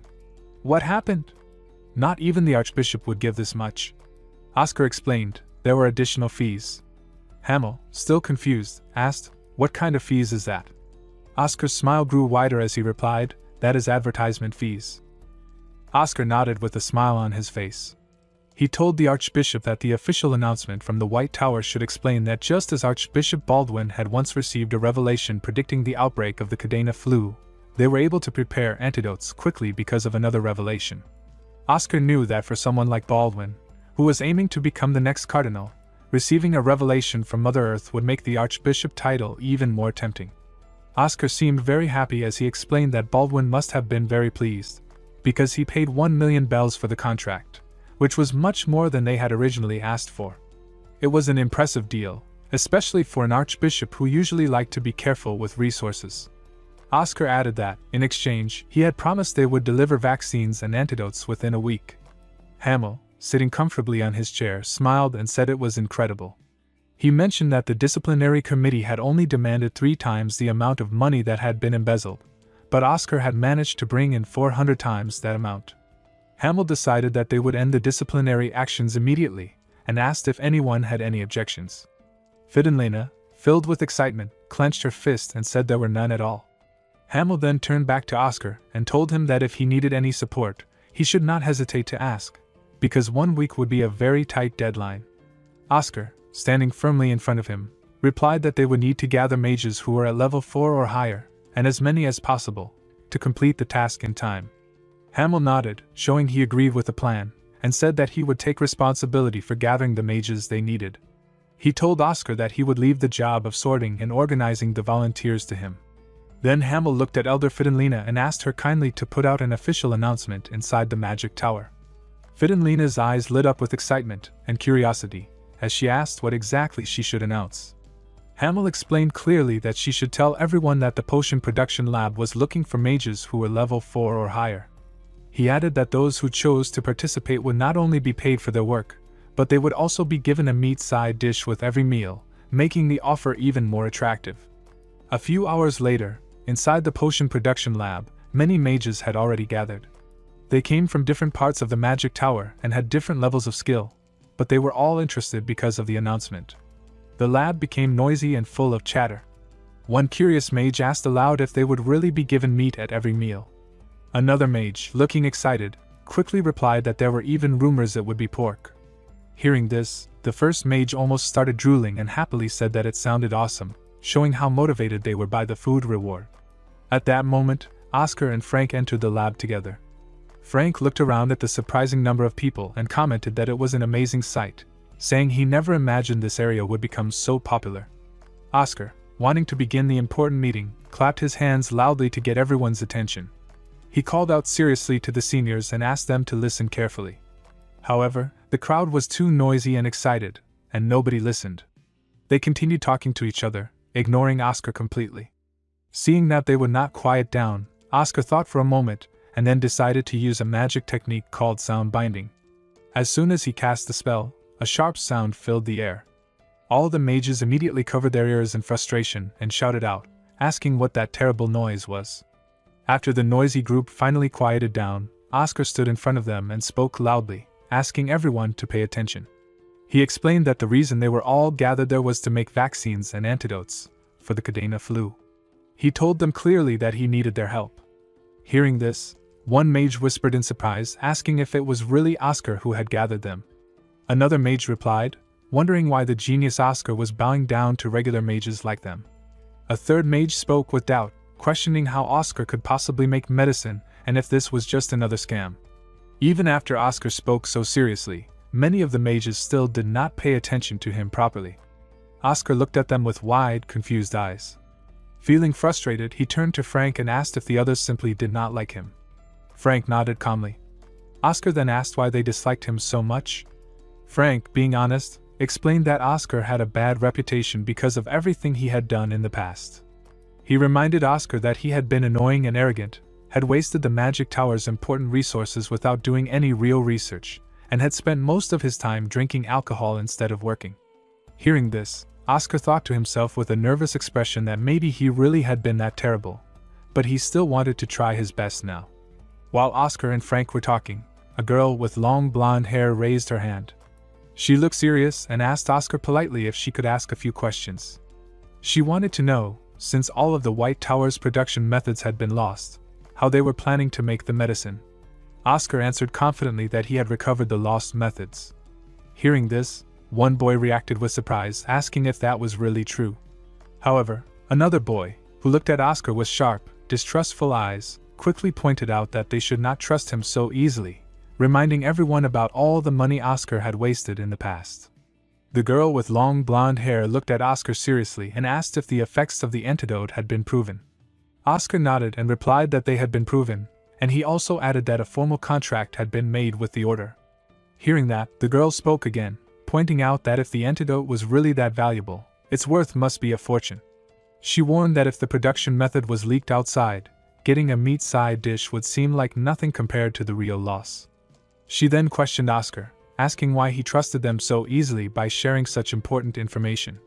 Oscar, holding a piece of paper in his hand, answered honestly. He admitted that he did not even know why all of them were still staying at the White Tower, instead of leaving for better opportunities elsewhere. The girl became angry at his words. She asked sharply if that was really the attitude of someone who was asking his seniors for a favor. She said coldly that she felt like she had wasted her time by coming there.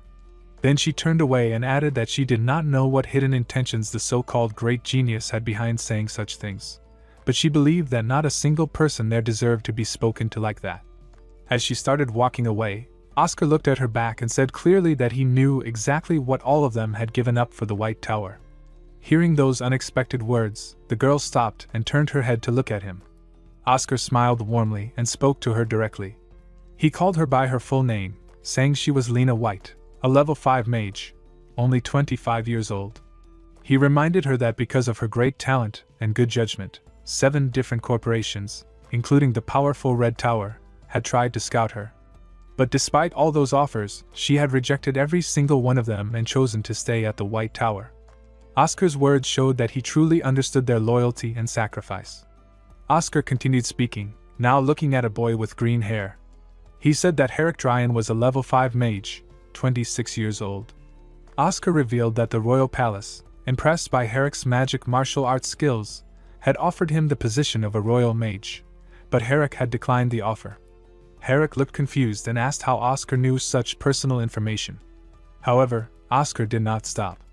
He moved his gaze to another boy with long black hair and spoke about him too. Oscar said that Deckard Rain, also a level 5 mage and 26 years old, had been offered an instructor position at the Imperial Academy not once, but 4 times, and yet he had refused every offer. Oscar then turned to a girl wearing glasses and having bangs. He spoke about her as well, saying she was Sophia Rose, a level 4 mage, 25 years old. Oscar praised her creative skills in alchemy and explained that the Golden Tower had tried to recruit her because of her talent, but she had rejected them too. After naming these few people, Oscar said that everyone else present in the room had also received similar offers from other important places. He admitted honestly that if an offer like that had come to him, he was not sure if he would have been strong enough to refuse it. Yet all of them had stayed loyal and never abandoned the White Tower. Lena, the blonde-haired girl, looked at Oscar seriously and asked if the elders knew about all of these secret offers and meetings. Oscar nodded and answered that the elders had known. However, they had no choice but to pretend they did not know because they did not want to burden the young mages with guilt or pressure. Oscar finished by saying that the White Tower was currently going through the coldest and hardest time they had ever faced. Even though everyone there could have easily gone somewhere warmer, somewhere better, they had all chosen to stay and fight through the cold together. Oscar smiled warmly at everyone and spoke in a gentle voice. He said that if he could not trust people like them, then who could he trust at all? He then pretended to wipe his tears in a dramatic way and added that if they still did not like it, then there was nothing he could do about it. Seeing Oscar act so emotionally, Frank looked at him with a flat expression and muttered that Oscar's tears were nothing more than crocodile tears. Oscar, still keeping up his act, continued speaking and said that if nobody wanted to help, then just the two of them, meaning him and Frank, would struggle to make the medicine on their own. Hearing that, Frank gave him a sharp look and asked if Oscar really meant him as part of that statement. But Oscar simply ignored Frank's comment. Instead, he picked up his safety glasses and told Frank seriously to hurry up. Oscar said that if they were going to do all the work with just the two of them, they needed to start right away without wasting any time. Lena, still confused by what was happening, looked at Oscar, who was now wearing his safety glasses. She made a small fake cough to catch his attention. Then she walked over to him and asked if all they needed to do was wear the goggles. Before Oscar could answer, Herrick stepped forward with a big smile and said yes, and questioned why they would leave all the work to Oscar and Frank alone. Herrick asked cheerfully what he should start with, ready to help. Sophia, the girl with glasses and bangs, also joined in. She fixed her glasses with a bright smile and shouted toward the others at the back of the room, telling them not to just stand there and watch but to hurry up and get started too. The atmosphere quickly changed. Everyone was now motivated to help. Frank laughed quietly and said to Oscar that he could not believe Oscar had managed to convince people with just his words. Frank joked that he must be dreaming.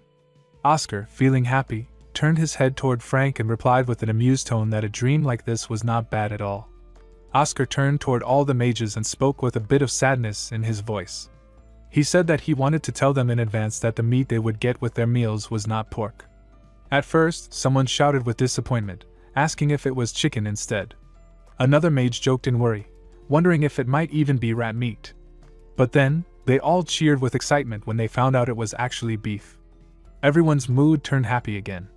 Thanks to all their hard work, the vaccines and antidotes were successfully created, and they even reached 140% of the original goal, which was far beyond what they had planned. Then the scene shifted to 1 week later. It was a bright and shiny day. Oscar walked into the greenhouse and noticed something strange on the ground. There was a heart shape made out of flower petals. Oscar looked at it and thought to himself, wondering if it was the work of Old Man Walter. He smiled to himself and sat down on a chair. While picking up a newspaper, Oscar guessed that Walter must have finally returned and that the Vice Tower Master probably found him and dragged him back to the White Tower. Oscar decided that he would say hello when he saw Walter later. As Oscar relaxed, he started reading the newspaper.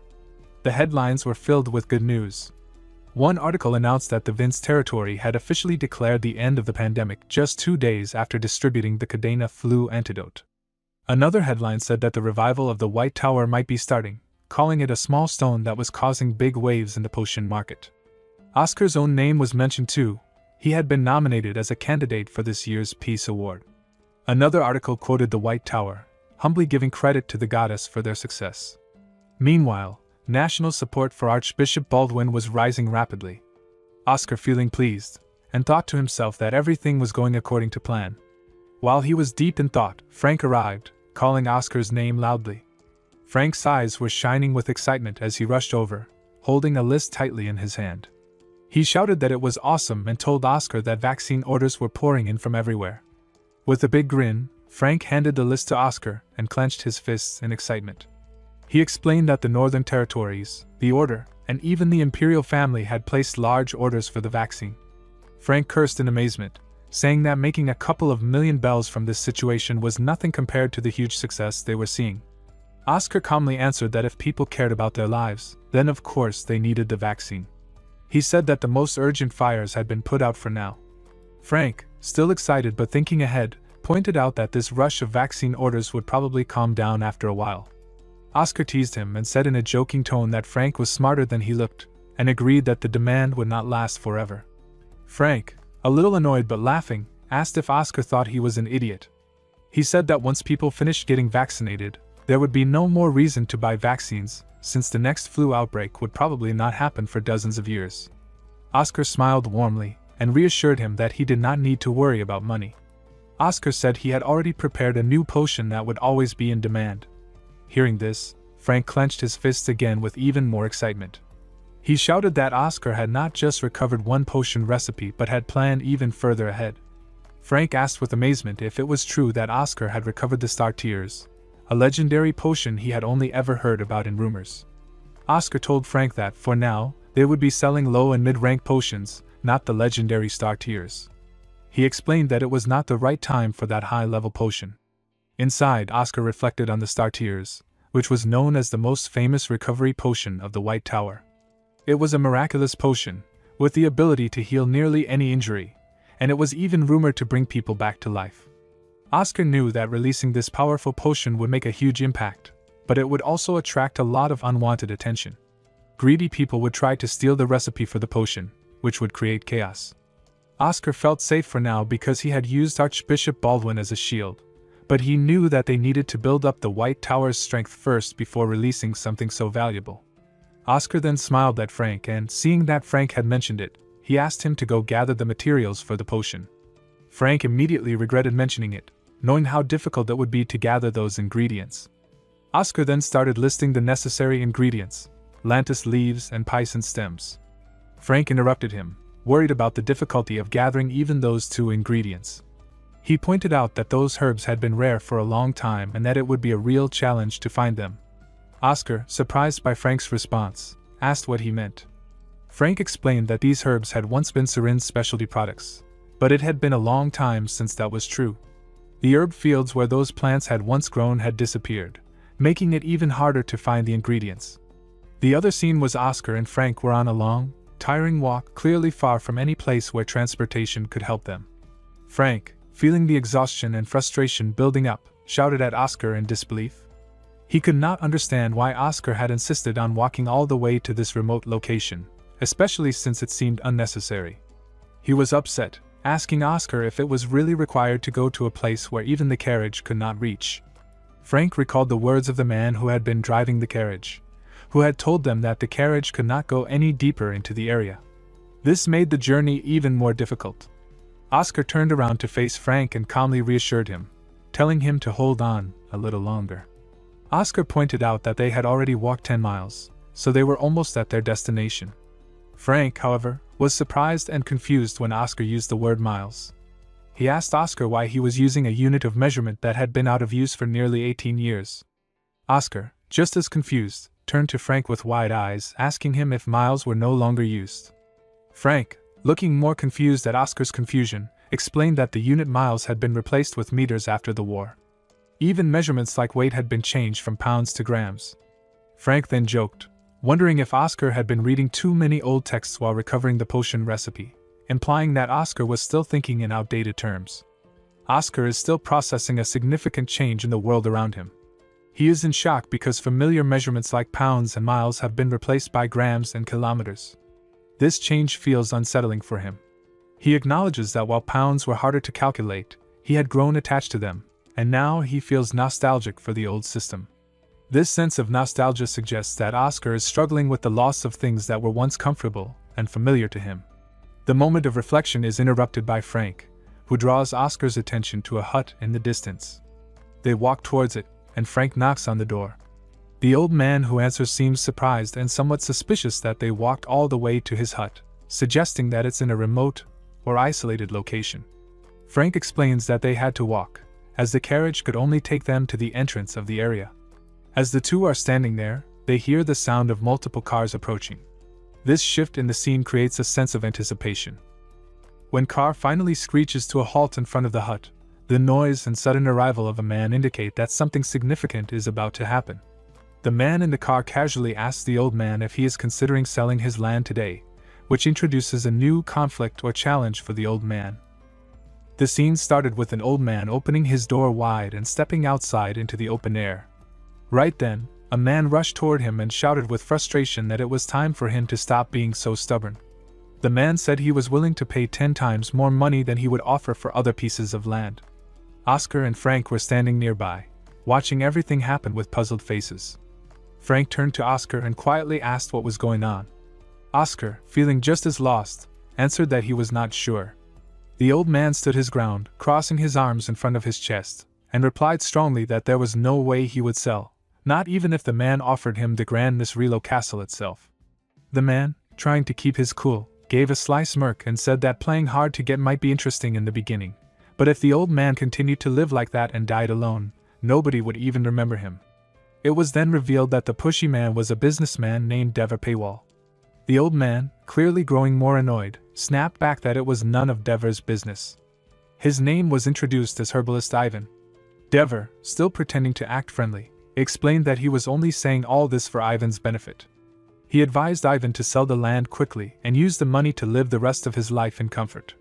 Dever also warned that once factories started getting built all around Ivan's land, its value would drop to nothing. But Ivan was not scared at all. He gave a small, confident smile and said that as long as he was alive, he would never allow any factory to be built in the area. He made it very clear that he would protect his land no matter what. Dever stared at Ivan for a moment with a cold look in his eyes, then he turned his head toward his guards and ordered them to leave. He said, "Let's go, guys." One of the guards quickly nodded and answered, "Sir." The guard hurried to open the car door for Dever. Dever began stepping inside the car, but just as he was about to sit down, he turned back toward Ivan with a mocking smile. Dever said that he had trampled on some herbs on his way there. Without waiting for a reply, he threw a pack of money toward Ivan and said that the money could be the price for damaging the herbs. After tossing the money, Dever sat inside the car and waved a quick goodbye to them like he was dealing with trash. As they drove away, Dever spoke to the guard who was sitting in the front passenger seat. He asked if the clothes of the two men standing next to Ivan had been robes from the White Tower. Dever frowned and asked what those beggar fools from the White Tower were doing there. The guard guessed that they probably came for herbs and added that he had heard the White Tower made a lot of money recently because of a new vaccine. Dever, growing curious, threw his glasses onto the seat and asked sharply how much money they made. The guard, trying to stay calm, handed a newspaper to Dever and said it was quite a lot, suggesting he should read the article himself. Dever read the newspaper and, after a moment, exploded with rage. He slammed the newspaper against the guard's head and shouted angrily, calling him a fool and scolding him for not saying this important news earlier. Dever's mind was filled with worry. He thought to himself, what if that old man managed to get the White Tower's support? If that happened, Ivan would be able to resist for a few more years, refusing to sell his land. Dever knew he could not let that happen. His situation was already dangerous, and it was getting harder for him to pay the interest on his growing loans. Dever called out to the guard, who looked back at him in confusion and said, "Pardon?" Dever leaned forward from his seat and asked in a serious voice if the guards still had contact with the mercenaries they had used before. Dever ordered him to commission them tonight. The guard, not fully understanding, asked what kind of commission he meant. Dever gave a cold laugh and said what else could it be, making it very clear what he wanted. As the guard tried to protest and mentioned that Ivan was a recognized figure, Dever lost his patience. He slammed the newspaper against the guard's head again and shouted that they could simply kill Ivan and make it look like he had gone missing. Dever explained that once the land had no owner, it would be auctioned off, and they could buy it easily. Inside his mind, Dever thought that it would look a little suspicious, but he had strong supporters backing him up, so he was not too worried. The guard, holding his head in pain, asked nervously what would happen if the White Tower's mages stayed at the herb farm. Dever, completely ruthless now, said that if they got in the way, they would kill them too without hesitation. The guard, clearly scared now, warned that if the 4 main magic towers got involved, it would be difficult for them to handle the situation, and Ivan was not just any weak old man. But Dever simply smirked and replied confidently that nothing would happen. He said that the phrase 4 main magic towers was old and meaningless now. According to him, the White Tower had already collapsed and was no longer strong. Dever showed no fear at all, believing everything would go according to his plan. During the dark night, Frank was lying on the soft, grassy ground, gazing up at the bright moon above. He spoke in a thoughtful voice, saying that he thought the old herbalist man was a good person. Frank said the old man had let them stay and sleep because it was late, and had even fed them. Sitting beside him, Oscar smiled warmly and nodded in agreement. As Oscar sat quietly, he remembered their earlier conversation with Ivan. While they were walking toward the small hut, Ivan had asked them if their names were Oscar and Frank. Ivan, speaking kindly, said that since it was already late, they should sleep there because going down the mountain at night would be dangerous. Frank, feeling unsure, had asked if that was really okay. Ivan replied firmly that he had loyalty to the White Tower that he wanted to maintain. Oscar, hearing this, had felt a little confused in his heart and thought about the word loyalty, wondering what Ivan truly meant by it. Then, curious, Frank had asked about the man they had seen earlier. He said that they had walked to the area, but that man had arrived by car.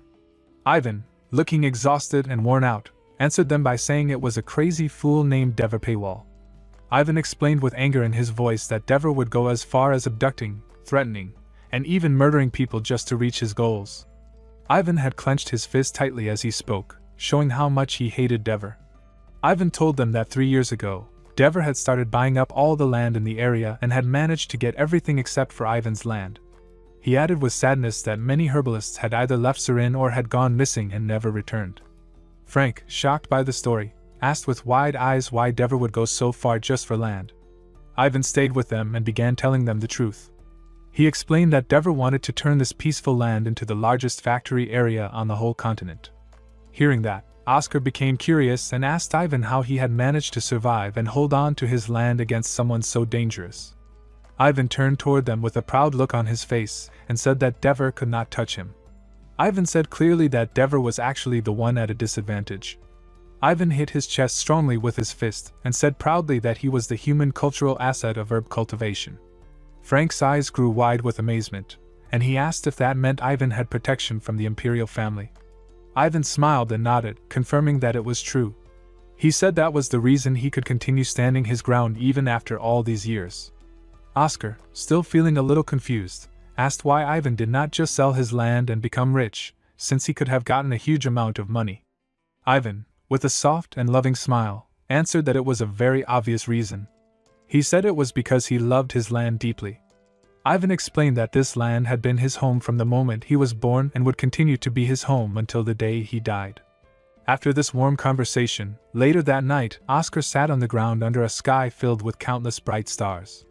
He smiled gently and said that Ivan was truly a good person. Frank chuckled softly beside him, remembering how Ivan had become shy and rushed inside earlier after speaking so proudly. Frank also looked up at the beautiful sky and said that the stars were very bright here, and he felt jealous of the peaceful life Ivan had. Oscar turned to Frank and asked with a light smile what exactly he was jealous of. Frank looked at Oscar and said that he often wondered what it would feel like to live a life that shines so brightly. Frank said while explaining that he was sure someone like Oscar, who was a genius, would not be able to understand that feeling. Oscar, feeling a little shy, turned his eyes away and softly told Frank that he was actually quite outstanding too. Frank smiled and thanked Oscar, but he joked that even if Oscar's words were just empty compliments, he still appreciated them. But Oscar, being serious, shook his head and said that his words were not empty. He explained honestly that he was not the kind of person who gave out empty praise easily. Inside his heart, Oscar thought quietly that he really did not understand why young Oscar from the past had called Frank a problematic child. Frank, feeling a little shy, blushed and pointed out how pretty the stars looked. Oscar lifted his head to the sky too and agreed, saying softly that before, they used to be able to see stars even in the middle of Surin City. Inside his mind, Oscar drifted into memories of his past life. He thought sadly that nowadays, because of all the streetlights, it was too bright at night to see stars anymore. He remembered that even though the old days were inconvenient, the darkness of night and the bright stars made life feel more romantic and full of dreams. Frank, hearing that, chuckled playfully and asked how long ago that was, since Oscar was born later than him. His voice was teasing but warm. Then he asked carefully if they could really revive the herb industry of Surin. Oscar said that he did not think reviving the Surin herb industry was impossible. He added that they would need to discuss all the details carefully with Elder Ivan the next day. But while Oscar was talking, he suddenly felt something strange around them. His body tensed, and his eyes widened sharply. He quickly turned his head, scanning the surroundings with alert, sharp eyes. Frank, seeing Oscar's serious expression, widened his eyes and asked with confusion why Oscar was acting so scary. Frank joked nervously, asking if Oscar had seen a ghost.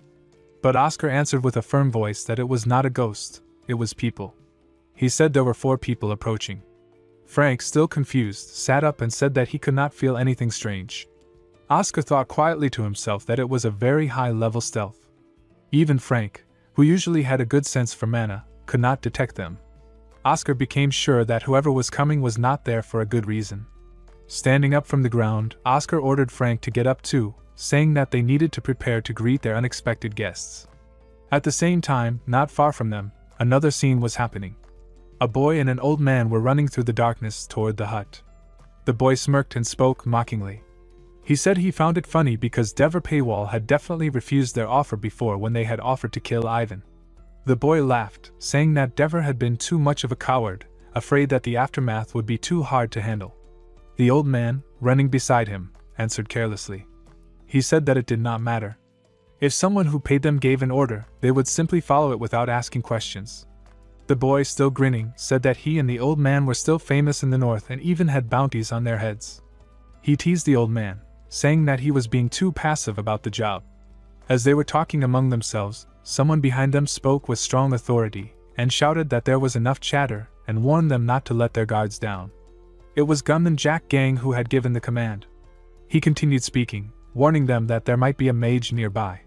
The old man answered with a calm expression and said that if the mage was from the White Tower, it was actually a relief because it would have been much harder if the mage came from one of the other magic towers.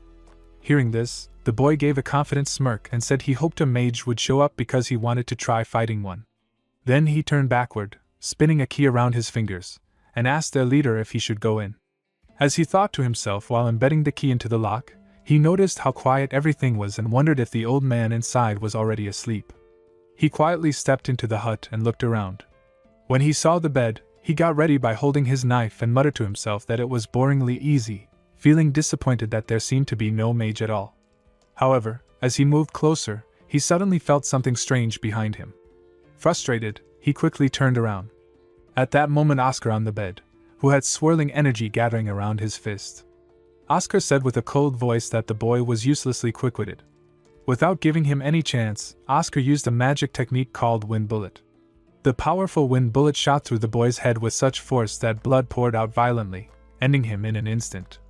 Meanwhile, Part, who had been hiding under the blanket and was now sitting up on the bed, pulled the blanket off his head and commented that Wind Bullet was quite a useful spell.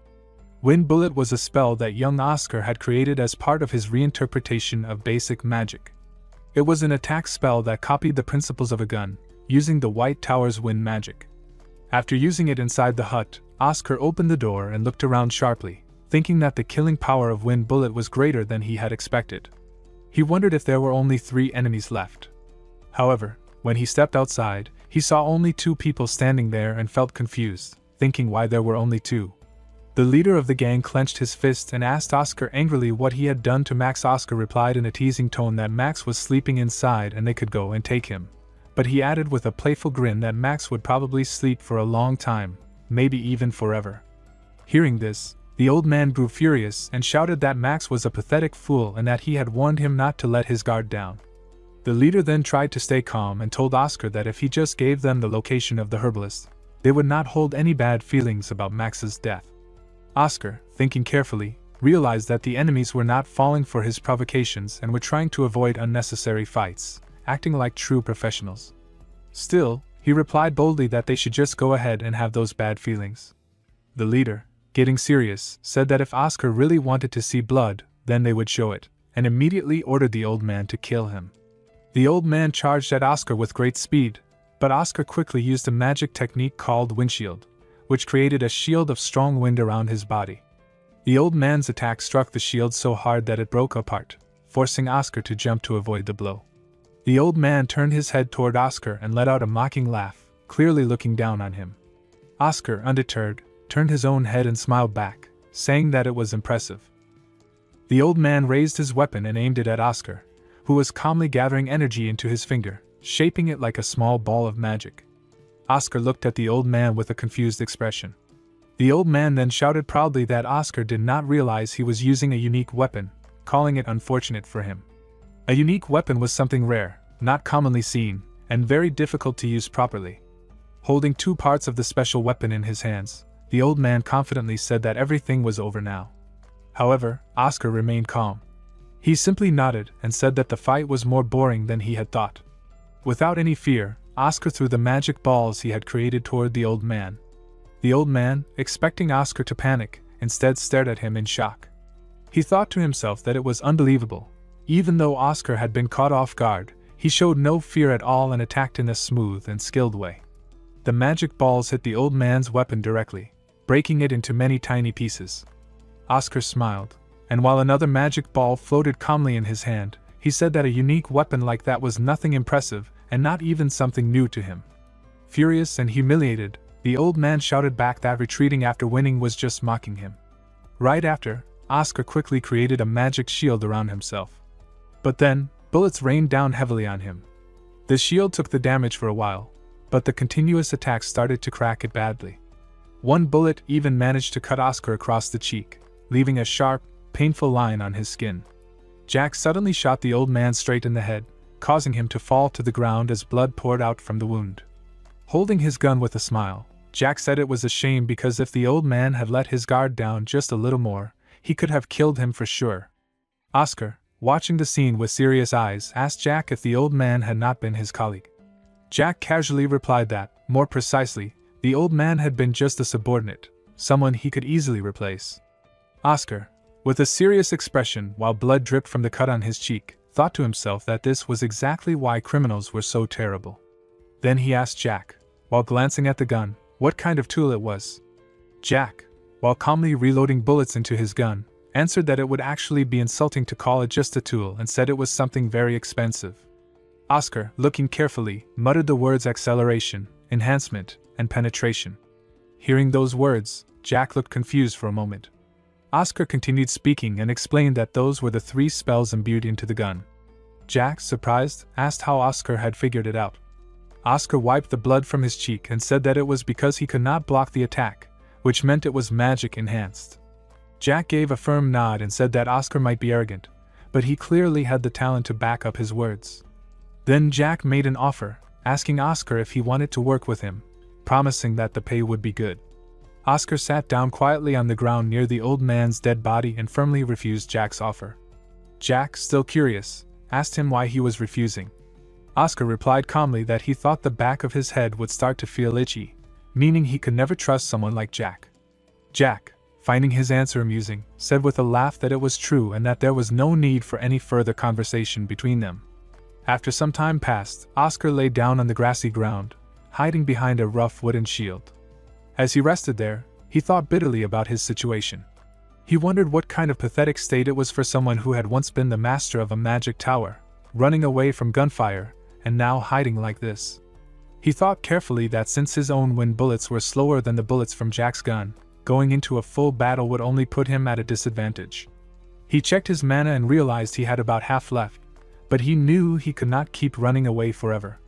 With sharp focus, Oscar identified Jack's only weakness. The only opening Jack had was the short moment when he reloaded his gun.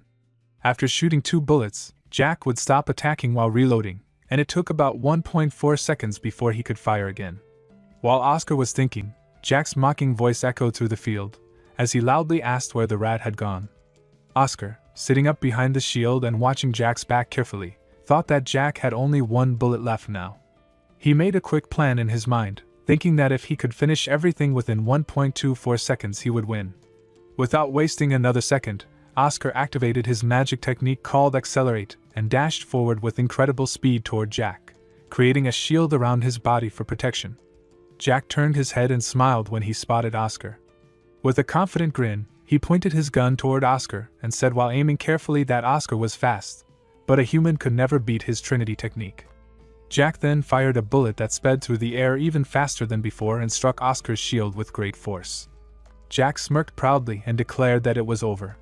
However, Oscar stood firm with a calm expression, showing no fear. The bullet had only slipped off his shield without breaking it. Without hesitating, Oscar dashed toward Jack again, and while running, he started forming another magic ball at the tip of his finger. Jack, seeing this, clenched his teeth tightly and hurried to reload his gun. In his mind, Jack thought in shock, wondering how Oscar had survived. He realized that Oscar could not have dodged the bullet with only an acceleration spell. Then Jack figured out the truth. It was the shield that had saved Oscar. Standing right in front of Jack, Oscar pointed his finger at Jack's forehead. The magic ball that floated from his fingertips slowly began to push into Jack's forehead. Jack, full of shock and fear, asked how a low-rank mage could possibly do something like this. But before he could even finish speaking, Oscar calmly pushed the magic ball straight into Jack's forehead. Blood burst out immediately from the wound. Standing tall, Oscar looked down at Jack and said coldly that Jack would not have understood even if he had been told how it happened. Oscar leaned down toward Jack's body and picked up the gun from the ground. While holding it in his hand, he said that Jack had used a really annoying weapon earlier. As Oscar examined the gun carefully, he thought deeply about it. The gun was called Trinity because it contained 3 magical abilities: acceleration, enhancement, and penetration. Oscar admitted to himself that Jack's weapon was truly amazing, and it had been quite difficult for him to deal with during the fight. He remembered how he had used 2 special spells on his shield: friction reduction and internal durability enhancement. Because of these spells, the outside of his shield had stayed flexible and smooth, while the inside remained strong and sturdy. That was why the bullet could not pierce through and had instead slipped off harmlessly. Oscar understood clearly that if his magic shield had not worked properly, he would have been the one lying dead on the ground. Thinking about this close call, Oscar decided that once he returned to the White Tower, he would seriously study how to use magic against modern weapons like guns. He also realized that his current body was incomplete and that he had already pushed himself hard by using magic so many times in this battle. His energy was reaching its limits. However, before anything else, Oscar knew he first had to rescue Frank and Ivan safely. He remembered that at the beginning, he had sensed 4 enemies in total. Now, after defeating 3 of them, only 1 enemy remained.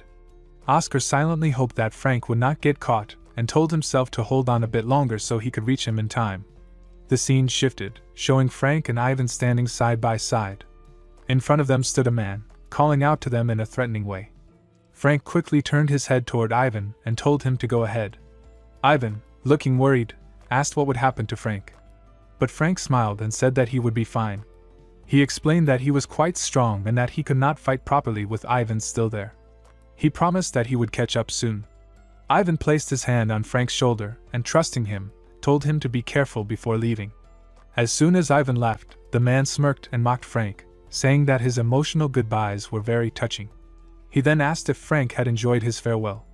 Frank stayed calm and asked the man why he was not chasing after Ivan. He questioned if the man had come here only for him.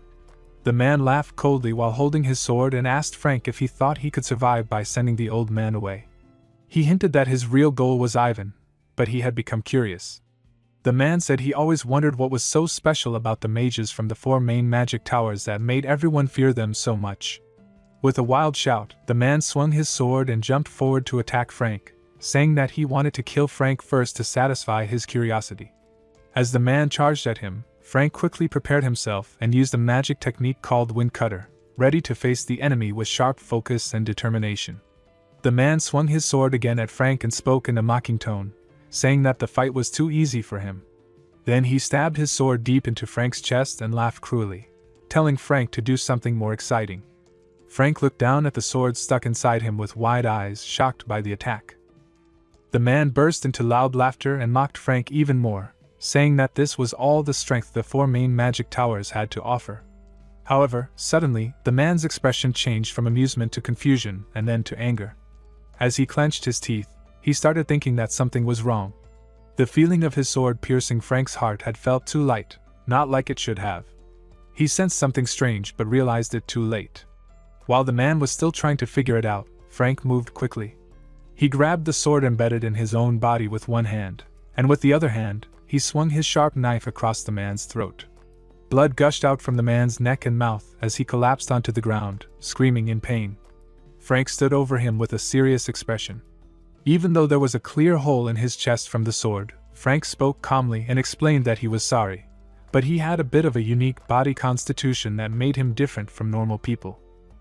The scene started with a man collapsed to the ground, clutching his chest while blood poured from his mouth. In front of him stood Frank, whose face was serious and calm despite the chaos.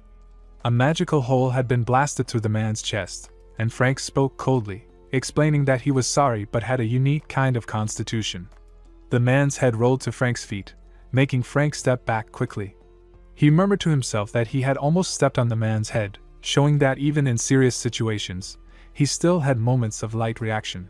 Just then, Oscar suddenly emerged from behind the thick trunk of a tree, holding a gun in his hand. He looked at Frank with deep thought and realization. In his mind, he reflected on what he had just witnessed. He thought that Frank was not just a special mage but also someone who had received the power of the god of wind. He was shocked by Frank's rare ability, which allowed him to turn parts of his body into wind.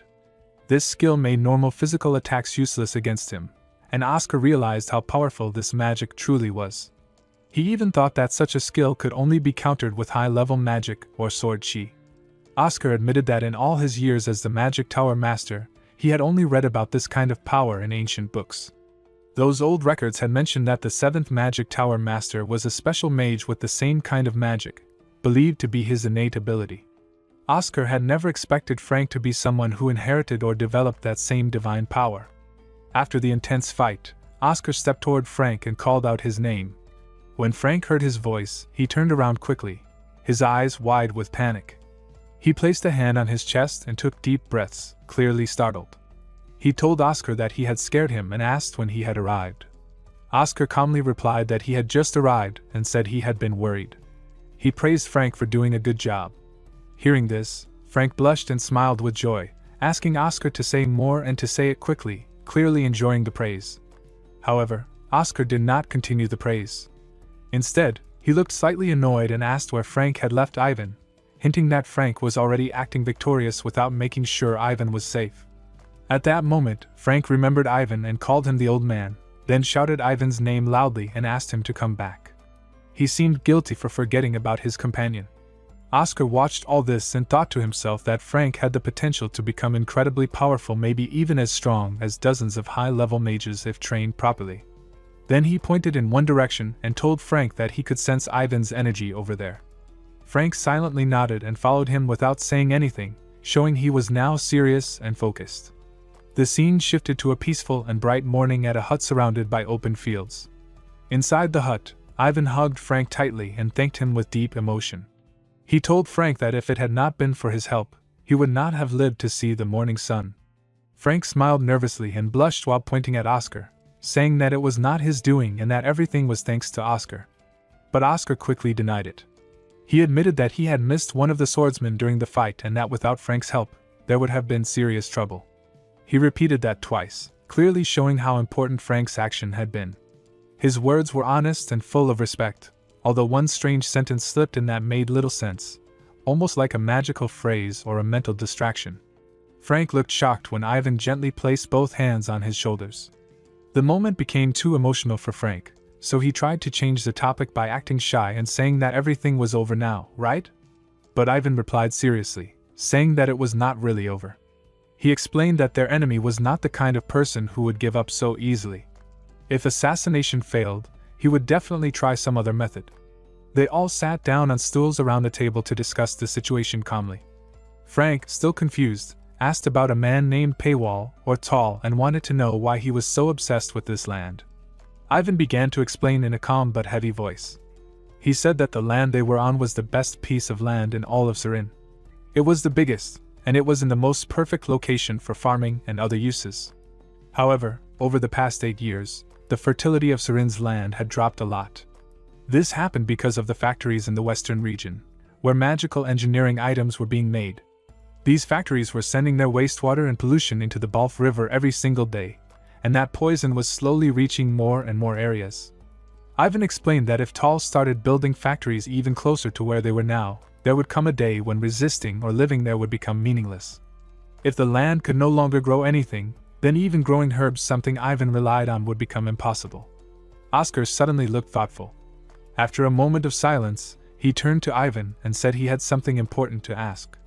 Ivan gave him his full attention, and Oscar asked if the loyalty that Ivan had mentioned the day before, the one about staying loyal to the White Tower, was connected to a promise made with the 4th Magic Tower Master, Reynold Ayus. Ivan looked surprised and asked how Oscar knew about that. Even Frank seemed confused and asked what the two of them were talking about. Oscar began to tell an old and touching story from the past.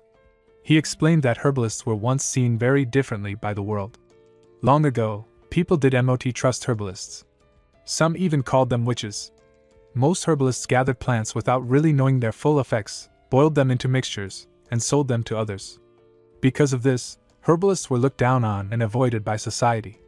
They were often forced to live as nomads, constantly moving from one place to another, never truly welcomed anywhere. But then, something changed.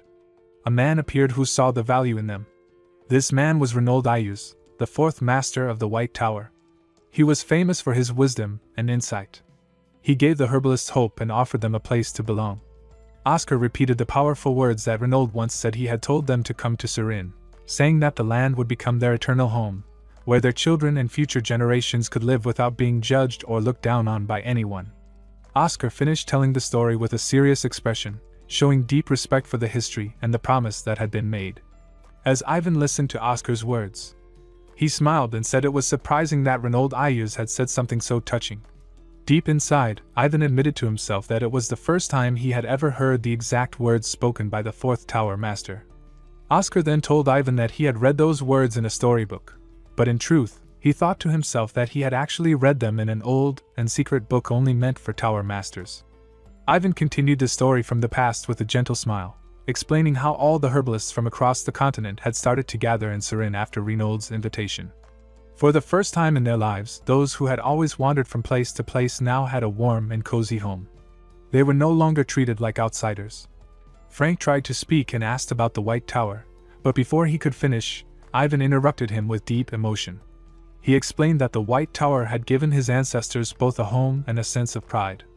Because of that, there was no way he could ever abandon the White Tower. His voice was full of loyalty and gratitude. Then Oscar stood up from his stool. He bowed respectfully to Ivan and said thank you for all the hard work he had done over the years. He promised that from now on, the White Tower would support and protect him. Ivan looked surprised and confused by Oscar's sudden and serious response. He stared at Oscar with wide eyes and wondered if there was already a plan in place. He asked if there was some method they could use. Frank also joined in and said that if the imperial family found out someone had attacked a person considered a human cultural treasure, they would act quickly to punish the attackers. Hearing this, Oscar was a little annoyed on the inside. He thought to himself, asking for his feelings of being emotionally touched to be returned. Ivan spoke with concern that he was unsure whether the imperial family would be able to help them in time. He explained that while the imperial family was known for being precise and careful in their work, that same carefulness made them slow to act. He added that he could not leave the land to ask for help, and if Dever launched a full attack during the delay, it could be dangerous for everyone. Before Ivan could finish, Oscar interrupted him with a confident smile. He told Ivan not to worry and said the imperial family would move faster than light. Ivan was surprised and asked how that could be possible. Oscar then revealed something important. He told them that on that very day, he was going to sign a contract with the imperial family for the Cadena flu treatment. Because of this important deal, he was certain they would respond quickly and take action if needed.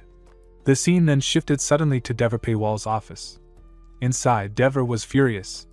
He yelled at one of his guards in anger, blaming him for ruining everything. He shouted that the mistake could lead to his bankruptcy and that once they escaped, the guard would be finished. But as Dever continued shouting, he heard footsteps coming closer. Both he and the guard turned their heads in shock. Standing in front of them were many security officers, all aiming their pistols directly at them. One of the officers, with a sharp and serious look, shouted for them not to move. Dever stared in confusion and disbelief. He had no idea how things had turned so quickly. The leader of the security team stepped forward and introduced himself. He said he was Senior Superintendent Walker from the Imperial Ministry of Home Affairs, specifically from the Bureau of National Security. His voice was strong and full of authority. Dever, who was now sitting on the ground in shock, asked why someone so high-ranking had come there personally. He looked confused and scared, clearly not expecting such a serious response. But Superintendent Walker ignored Dever's question and got straight to the point. He confirmed Dever's name, and then showed him an official arrest warrant. In a firm voice, he announced that Dever was being arrested for multiple serious crimes, including attempted murder, blackmail, illegal property acquisition, and damaging a human cultural property. These were heavy accusations, and they explained why such a powerful officer had been sent. Dever's voice trembled as he responded, shocked and trying to deny everything. He shouted that they had the wrong person and claimed he was just a decent businessman. But Walker did not listen to his excuses. He cut him off sharply, saying that they would be the ones to judge that, and told him to keep quiet. Then he gave a clear order to the other officers to arrest Dever. One of the security men immediately responded with a loud yes, sir, and moved to follow the command. Dever clenched his teeth and thought to himself that this situation was too serious for him to handle alone. He believed that if he could just contact a certain person, someone powerful who could help, he might still be able to escape. His mind was clearly racing for a backup plan. Then, his expression changed suddenly. Trying to act calm and confident, he smirked and pulled out a cigar. With a sly smile, he asked if they would at least give him time to smoke a cigar before they took him away. Dever tried to act confident, but the Walker was not impressed. He looked at Dever for a moment, then turned to his team and gave a clear order to put Dever in handcuffs and drag him away. Dever began to shout desperately, claiming they were making a mistake. He warned them that someone powerful was behind him and asked if they even knew who that person was. With clenched teeth, Dever made a shocking claim. He said that the one backing him was none other than the Emperor himself, and then he asked if the Walker thought someone else was more important than His Majesty. Despite his bold words, the security team stayed calm. One of the security men stepped forward, took the cigar from Dever's hand, and quickly locked the handcuffs around his wrists. Walker then held out his hand and asked for the cigar. When the security man gave it to him, the Walker took a puff and made a cold remark. He said the criminal fool at least had good taste. It showed that he had no fear of Dever's threats, and was not the least bit impressed by his words. Both Dever and his guard were arrested. The guard tried to defend himself by begging and saying he had not done anything wrong, but it did not help. As they led the two men away, one of the security men turned to the Walker and asked a question. He looked confused and asked who Dever really was, wondering why their team had moved so fast, all in just one day. He said it was the first time they had responded so quickly to a case like this. Walker answered with a serious expression. He simply said it was an order from above. Security man murmured to himself, repeating the words from above in surprise. Walker nodded and started walking away. Then he explained why. He said their emperor really loved the White Tower. As they were leaving, the security men, confused by what the Walker had just said, asked politely what he meant. Walker replied calmly that it was a situation between adults, something not easily explained. But inside his mind, he had a more honest thought. He admitted to himself that he did not truly understand why the Emperor loved the White Tower so much. He reflected on their past, thinking that while the White Tower had achieved great things long ago, that was already 20 years in the past. He used a sad image in his thoughts, thinking that even if you released a bird with broken wings from a higher place, it would still fall. The only difference would be how fast it hit the ground. To him, the White Tower no longer had the strength or right to be treated so specially. However, he did not say all of this aloud. Instead, he turned to the young guard and asked his name, Dolan, how old he was. Dolan answered that he was 23. Walker then said that 20 years ago, Dolan had only been 3 years old, while he himself had been 12. As he remembered that time, his thoughts became deeper. He recalled the moment in history when humanity gained real freedom after winning the war against the demons. Back then, the White Tower had been a powerful and respected force. They were heroes, and the people in power still remembered those times. While rubbing out his cigar in the ashtray, Walker thought that the higher-ups still held on to their old memories and hopes for the White Tower, even if the tower had lost its former strength. Their loyalty and expectations were rooted in the past. He did not fully agree, but he understood the emotion behind it. Then, snapping back to the present, Walker turned to the team and gave a final command. He told them it was time to go, adding that they had one more place to stop by. As the team started to wrap things up, Dolan looked surprised and raised his voice, saying he thought they were done for the day. Walker replied with a calm but firm voice that unfortunately, they were not finished yet. While walking behind the walker, Dolan asked what their next destination was. Walker gave instructions to the rest of the security team, telling them to handle the aftermath and then go home. The others nodded and gave him a salute before leaving. Then the leader answered Dolan's question. He said they were heading west, to give a direct order to the factories near the Gulf River. These factories had been illegally dumping pollutants, and now they would be stopped. While walking toward the exit, the leader had his own thoughts. He reminded himself that this part was not officially on the schedule. It was something he added himself. He did not know much about the White Tower, but he felt that Oscar Crushen and Frank Sirius deserved some kind of repayment for taking down the dangerous gunman Jack gang. So, this was his way of helping. Dolan, still tired and a little hungry, asked if they could stop to buy some food on the way. But Walker said no, they would eat after finishing their work. Dolan tried to resist and probably hoped to convince him, but he knew there was no use. Walker had already made up his mind. Then the scene shifted away from the streets and moved to the peaceful White Tower. There, Frank and Oscar were standing in the garden, enjoying the quiet. Frank raised his hands and cheerfully said it was finally over. Oscar looked at him with a smile and told him he had done a good job. Feeling happy and relaxed, Frank asked Oscar what he wanted to do next and suggested that they go out for some drinks. Oscar told Frank that he was on his way to report everything to the Vice Tower Master and asked if Frank wanted to come with him. Frank looked shocked and surprised. His eyes widened, and before he could answer, someone called their names from behind. It was an old man named Hamill, who had spotted them. He called out, asking if it was really Oscar and Frank he had seen. But Frank quickly responded, saying that he had something already planned. Without waiting, he rushed off toward the entrance of the White Tower, leaving Oscar standing there confused and unsure why Frank left so suddenly. Hamill reached Oscar and asked if he had just seen Frank. He wondered if his eyes had played a trick on him. Oscar replied honestly that he was right, it really was Frank, but he had suddenly run off like he had something urgent to take care of. Hamill laughed at that and jokingly said that it must have been something really urgent, though inside he knew he was only making a light joke. He continued talking, telling Oscar that once again, he had solved something big. He reminded Oscar that he had only sent him out to get some fresh air, not to handle something so serious. Finally, Hamill pointed in a certain direction and told Oscar that he would listen to the full report in his office. Oscar nodded and told Hamill that he was already heading to his office. Hamill said they should go together, so both of them walked into the room. But once inside, Hamill did not say anything for a while. Oscar noticed the silence and looked at Hamill's back, feeling concerned. He wondered silently if something was wrong, because Hamill seemed strangely sad. Finally, Hamill turned his eyes slightly and asked if Oscar had heard anything from Frank. Oscar answered that he had not heard anything important or unusual. Then he asked with a worried tone if something was going on. Hamill nodded slowly and said he had received a message from the Sirius family. The message said that they were planning to take Frank back with them. Oscar reacted sharply.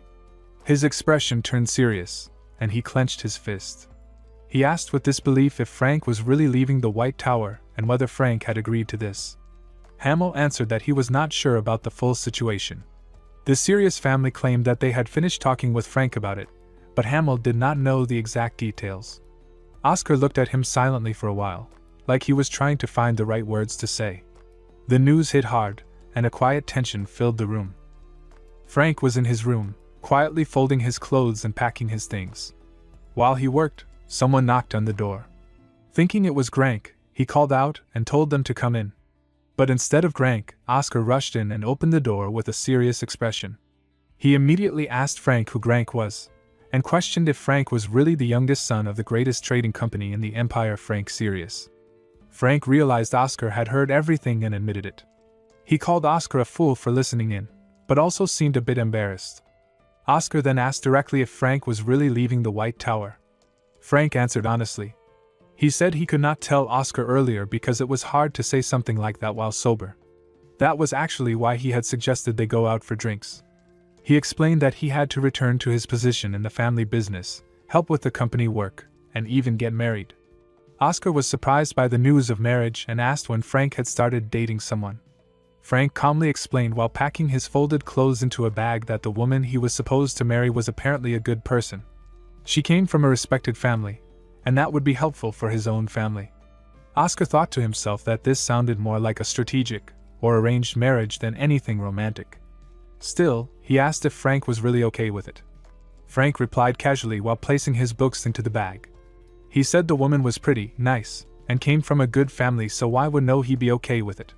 But behind his calm words there was a feeling that Frank was trying to convince himself as much as he was trying to convince Oscar. Oscar did not let the conversation end at marriage. He asked the real question: was Frank really giving up on magic? Frank replied in a defeated tone. He said there was not much he could do because his talent only reached a certain level. He admitted that, in the beginning, he thought he was special. He believed that if he joined the weakest of all the magic towers, maybe he could at least be the best there, the head of the snake, as he put it. But he quickly learned that wasn't the case. Inside, he even felt a little guilty for saying this in front of Oscar, who truly loved the White Tower. Oscar looked at him with confused and somewhat hurt eyes as Frank went on. Frank said he had misunderstood reality. He couldn't even earn a proper place in the tower, and from his family's point of view, it made sense that they wanted him back to help with the company. His tone was full of disappointment, as if he was slowly accepting that he did not belong in the world of magic after all. Oscar, clearly upset, called Frank's full name in disbelief. Frank tried to brush it off with a joking smile, asking why Oscar was calling him so seriously. Was it because he said the White Tower was weak? But Oscar ignored the joke. He looked him straight in the eye and told him, with full sincerity, that Frank was talented. Frank froze in shock. He did not expect to hear that from someone like Oscar. His eyes widened, and then he turned his face away, blushing from the sudden compliment. He muttered a shy thanks, almost embarrassed, saying it was a nice thing to hear from a genius now that he was about to leave. Oscar crossed his arms and said again that he meant it. Then he made an offer asking Frank if he wanted to try being the head of the snake. As Oscar and Frank were still talking in the room, someone suddenly entered through the door. It was a boy with a serious expression who called Frank's name. Frank quickly recognized him and called out, saying it was his brother. The brother, whose name was Grank, looked at Oscar and asked if he was one of Frank's colleagues. Without waiting for a reply, Grank told Frank that he would give him 5 minutes to finish up and come downstairs. He checked his watch and said he would be waiting, then turned and told Frank to finish his goodbyes. As Grank was about to leave, Oscar suddenly asked him a bold question: how much it would take for Frank to stay. Grank stopped and, with a stern look, asked who Oscar thought he was to ask something like that. Oscar, gripping the door handle tightly, answered firmly. He introduced himself as Oscar Crushen and said he was Frank's friend. Grank paused, then asked with a deep breath if he was the mage who created the medicine. When Oscar nodded, Grank introduced himself as well. He revealed that he was Grank Sirius, the oldest son of the Sirius family and the vice leader of their trading company. His tone was very serious and formal. Oscar then said directly that he wanted to make a deal with Grank to let Frank stay. But Frank, who was watching this unfold, panicked and called Oscar's name in fear, clenching his fists. He was clearly afraid of what might happen next. Grank responded coldly and called Oscar impudent. He said he had heard Oscar was a genius and asked if that was the reason he dared to speak so boldly. He could not believe that a child would try to make a deal with the powerful Sirius family, and his words carried a strong tone of superiority and rejection. Oscar smiled calmly and told Grank that the deal he was offering wouldn't be a loss for either side. He promised that within 2 years, he would make Frank into a top mage of the White Tower. Frank turned to him in shock, pointed at himself, and asked with disbelief if Oscar really meant him. Oscar stayed serious and told Grank that this would be a long-term benefit for the Sirius family as well. Grank looked at Oscar with interest and asked about the penalty if Oscar failed to keep his promise. Oscar answered boldly that if he did not succeed, he would hand over all the profits from selling the Cadena flu vaccine and medicine for the next several years to the Sirius Trading Company. Frank immediately shouted in shock and asked if Oscar had gone crazy for making such a huge offer. Frank crossed his arms and asked whether Oscar even had the authority to make such a big decision. Frank, standing beside them, was panicking inside and wished Oscar would stop making decisions without him. But Oscar remained calm and explained that he would have the Vice Tower Master serve as a notary to make the deal official. Still suspicious, Frank asked if Oscar was going this far because Frank was truly worth it, or if he was doing it just out of friendship. Oscar replied without hesitation and said it was obviously because Frank was worthy. Those words hit Frank deeply, and his eyes widened in disbelief. Oscar continued to speak with determination. He told Frank that he planned to restore the White Tower's reputation to its former glory within 5 years at the latest. He explained that the medicine and vaccine he had developed were only the beginning, a loud announcement to the world that a new era for the White Tower was starting.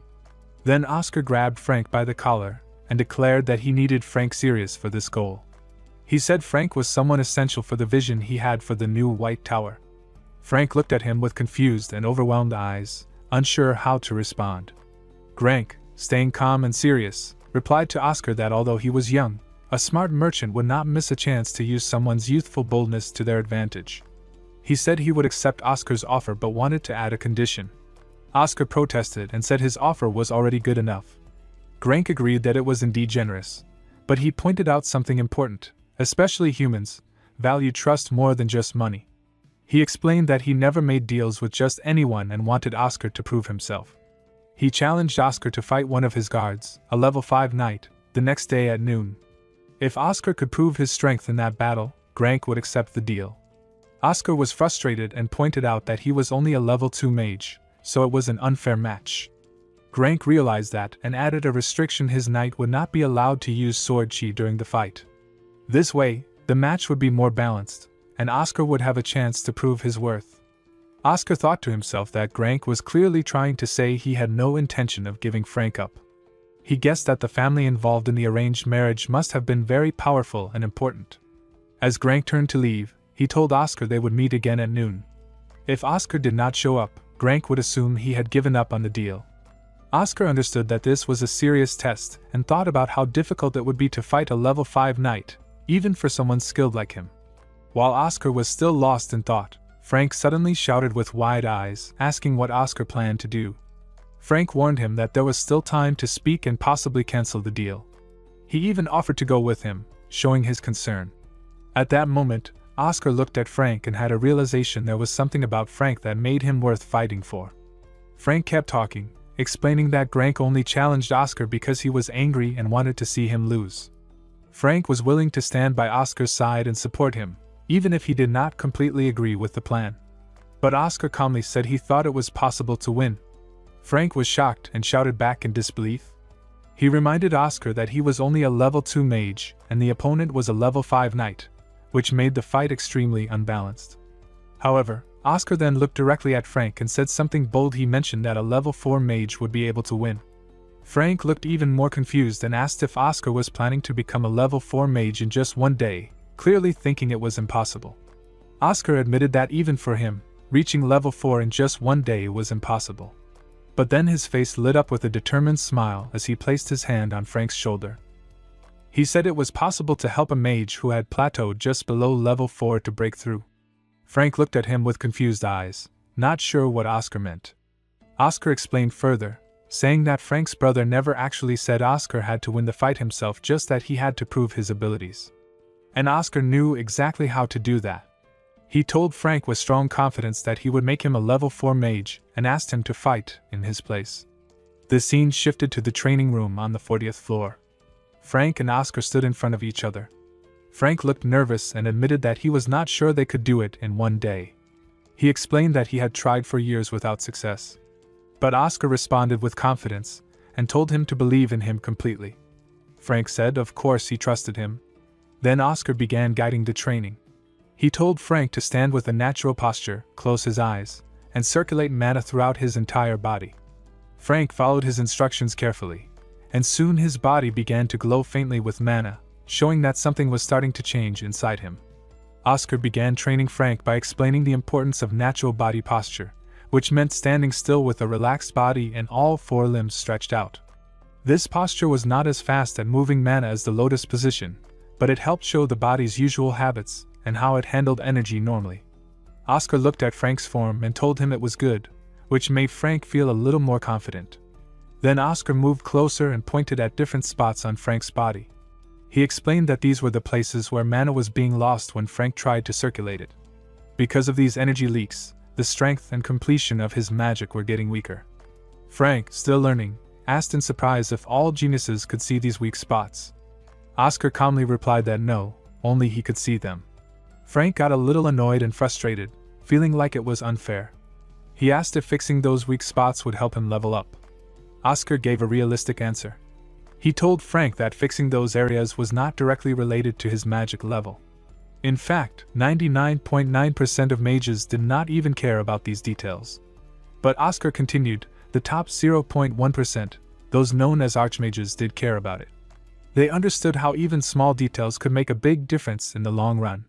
Then Oscar told Frank to start practicing what he was teaching him every morning from now on. He was preparing Frank not just for one fight, but to become one of the best. Oscar spoke quickly while carefully examining Frank's body.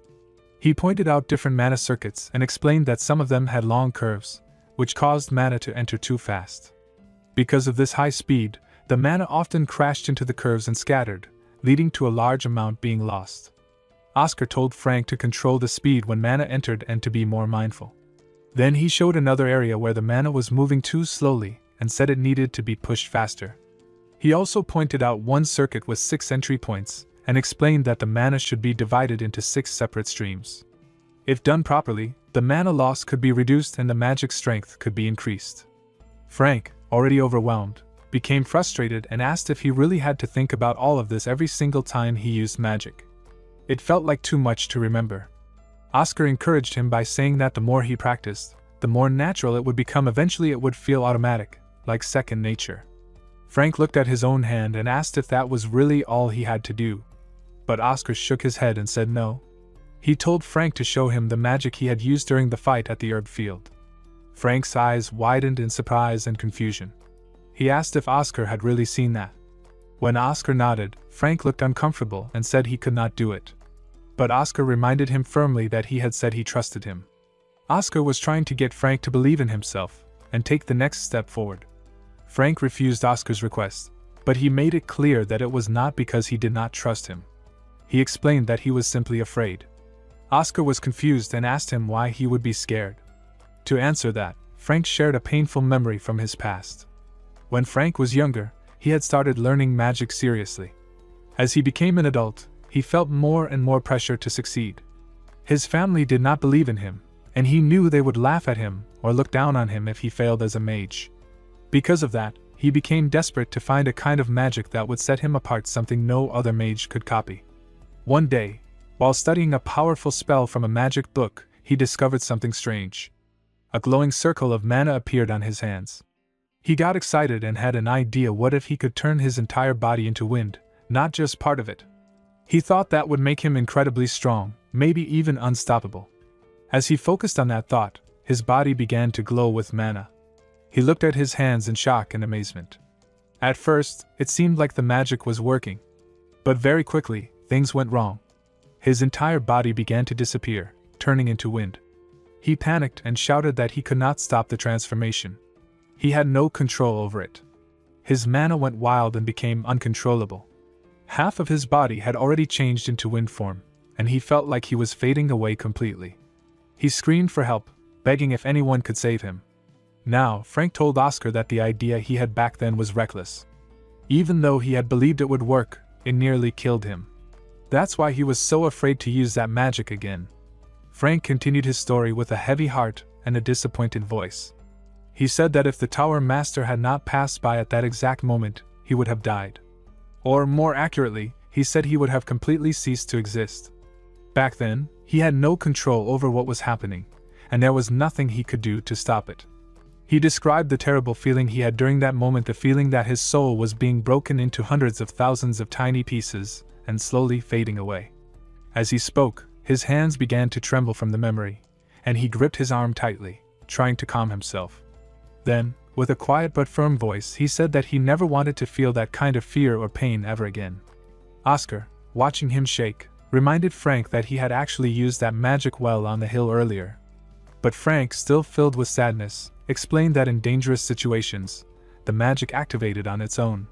He did not do it on purpose. He called it pathetic, showing how ashamed he felt about not being able to control his own magic. Oscar immediately disagreed. He told Frank not to think of himself as pathetic. He explained that many mages face similar problems, and Frank wasn't alone. This comforted Frank a little, and he looked at Oscar curiously, asking if that was really true. Oscar replied confidently that it was. He said that the problem wasn't with Frank's magic itself, but with his ability to control his mana. According to Oscar, the solution was actually quite simple. Frank just needed to improve that one area and learn to manage his mana better. Frank listened to Oscar's advice, but in his mind, he felt unsure.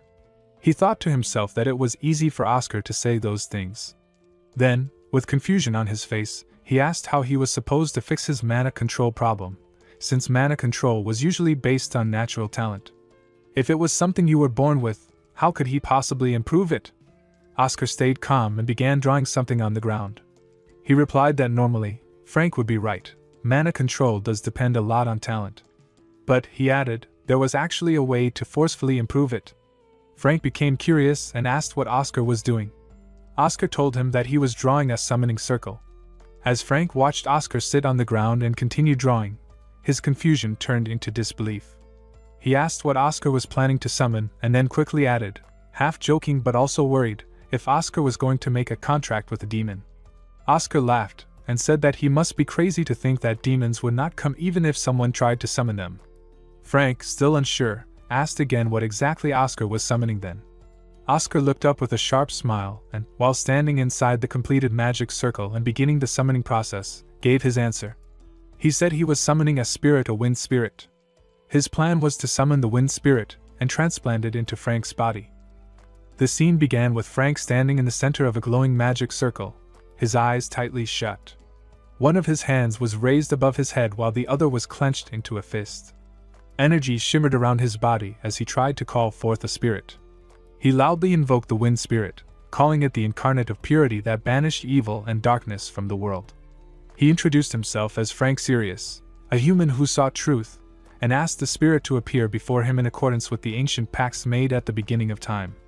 After finishing the chant, Frank opened his eyes and stood silently, waiting for something to happen. As moments passed with no result, he looked confused and muttered that it was not working. Oscar, standing nearby, bluntly commented that Frank's affinity with spirits was terrible. Frank insisted that he had felt a bit of wind just a moment ago. Oscar casually replied that the wind he felt had only been his sigh. Disappointed, Frank clenched his fists and looked down. Oscar, seeing this, tried to comfort him, telling him not to feel too bad because only a very small number of humans had a natural affinity with spirits. Frank then asked if that meant he was doomed from the beginning. He wondered how he could possibly control his mana if he could not even summon a spirit. Oscar, keeping a calm expression, told him it was fine and that there was another way. In his mind, Oscar recalled a special spirit summoning ceremony that he had learned during a visit to the kingdom of the elves in a past life. This hinted that Oscar had hidden knowledge and possibly a mysterious past that might help Frank in a different way. Oscar remembering something from his past. He recalled the moment when he had once told a man that he was not planning to make a contract with the spirit. The man had simply smiled and replied that it was fine. Now, in the present, Oscar thought about how the elves had once encouraged him to try spirit summoning. He had tried it just for fun back then, and surprisingly it had worked. He felt confident that something which worked once could work again. After all, the elves had even told him that he was the first human summoner in 118 years, which made the memory feel even more special and meaningful to him. Frank, still unsure and frustrated, asked what he should do next. He wondered if he should repeat the summoning chant again. But Oscar moved calmly toward the magic circle drawn on the ground and told Frank to step aside. He said he would try it himself. As he stood in the center of the circle, he silently thought that the Spirit King would surely remember him. He closed his eyes and began to focus his energy. In his mind, he pictured the place where he had first succeeded in summoning a spirit. It had not been this lonely and cold training room, but the front of a magnificent and ancient world tree. That place had been full of life and magic. Now, standing in the circle, Oscar called out to the spirit again. As he did, a white energy began to glow around his body. He firmly called for the spirit of wind to come to him. Suddenly, a powerful gust of wind exploded through the room. Frank had to cover his face with his arms as he struggled to stand against the pressure. Shocked, he shouted, asking if Oscar had actually succeeded on the first try. The wind roared around them, a clear sign that Oscar had indeed summoned a spirit. Suddenly, a giant spirit appeared in front of Oscar. The spirit looked like an old man with a strong and wise presence. He crossed his arms and looked down at Oscar with serious eyes. He asked if it was really a human who had called him. Then he said it was the first time in 27 years that someone had summoned him. Oscar, confused by the number, realized that he had also been the one who called the spirit 27 years ago, likely during his past life. Still surprised, he replied that he wanted to make a contract with the spirit and asked if anything was needed, like a written agreement. The spirit, however, sat down on the ground and leaned closer to Oscar. He spoke with a warm and noble tone. He said that something as formal as a written contract was not necessary. Instead, he asked Oscar if he would be willing to form a connection of friendship with him. He introduced himself as Celestine, the highest-ranking spirit. Oscar stared at him, unsure for a moment. Then he gave a completely unexpected answer. He said no. Both the Celestine and Frank looked at Oscar with shock and confusion. But Oscar quickly explained. He said that he should have started with this point from the beginning. Then he smiled gently and pointed toward Frank, who was standing behind him. Oscar told the spirit that he did not need a spirit himself. He had summoned Celestine because Frank needed one. Frank's eyes widened with shock. He had never expected Oscar to go this far for him. The scene then shifted to the next day. The setting was bright and lively as the sun shone over the dueling hall. There, Grank and his knight stood in front of Hamel and Oscar.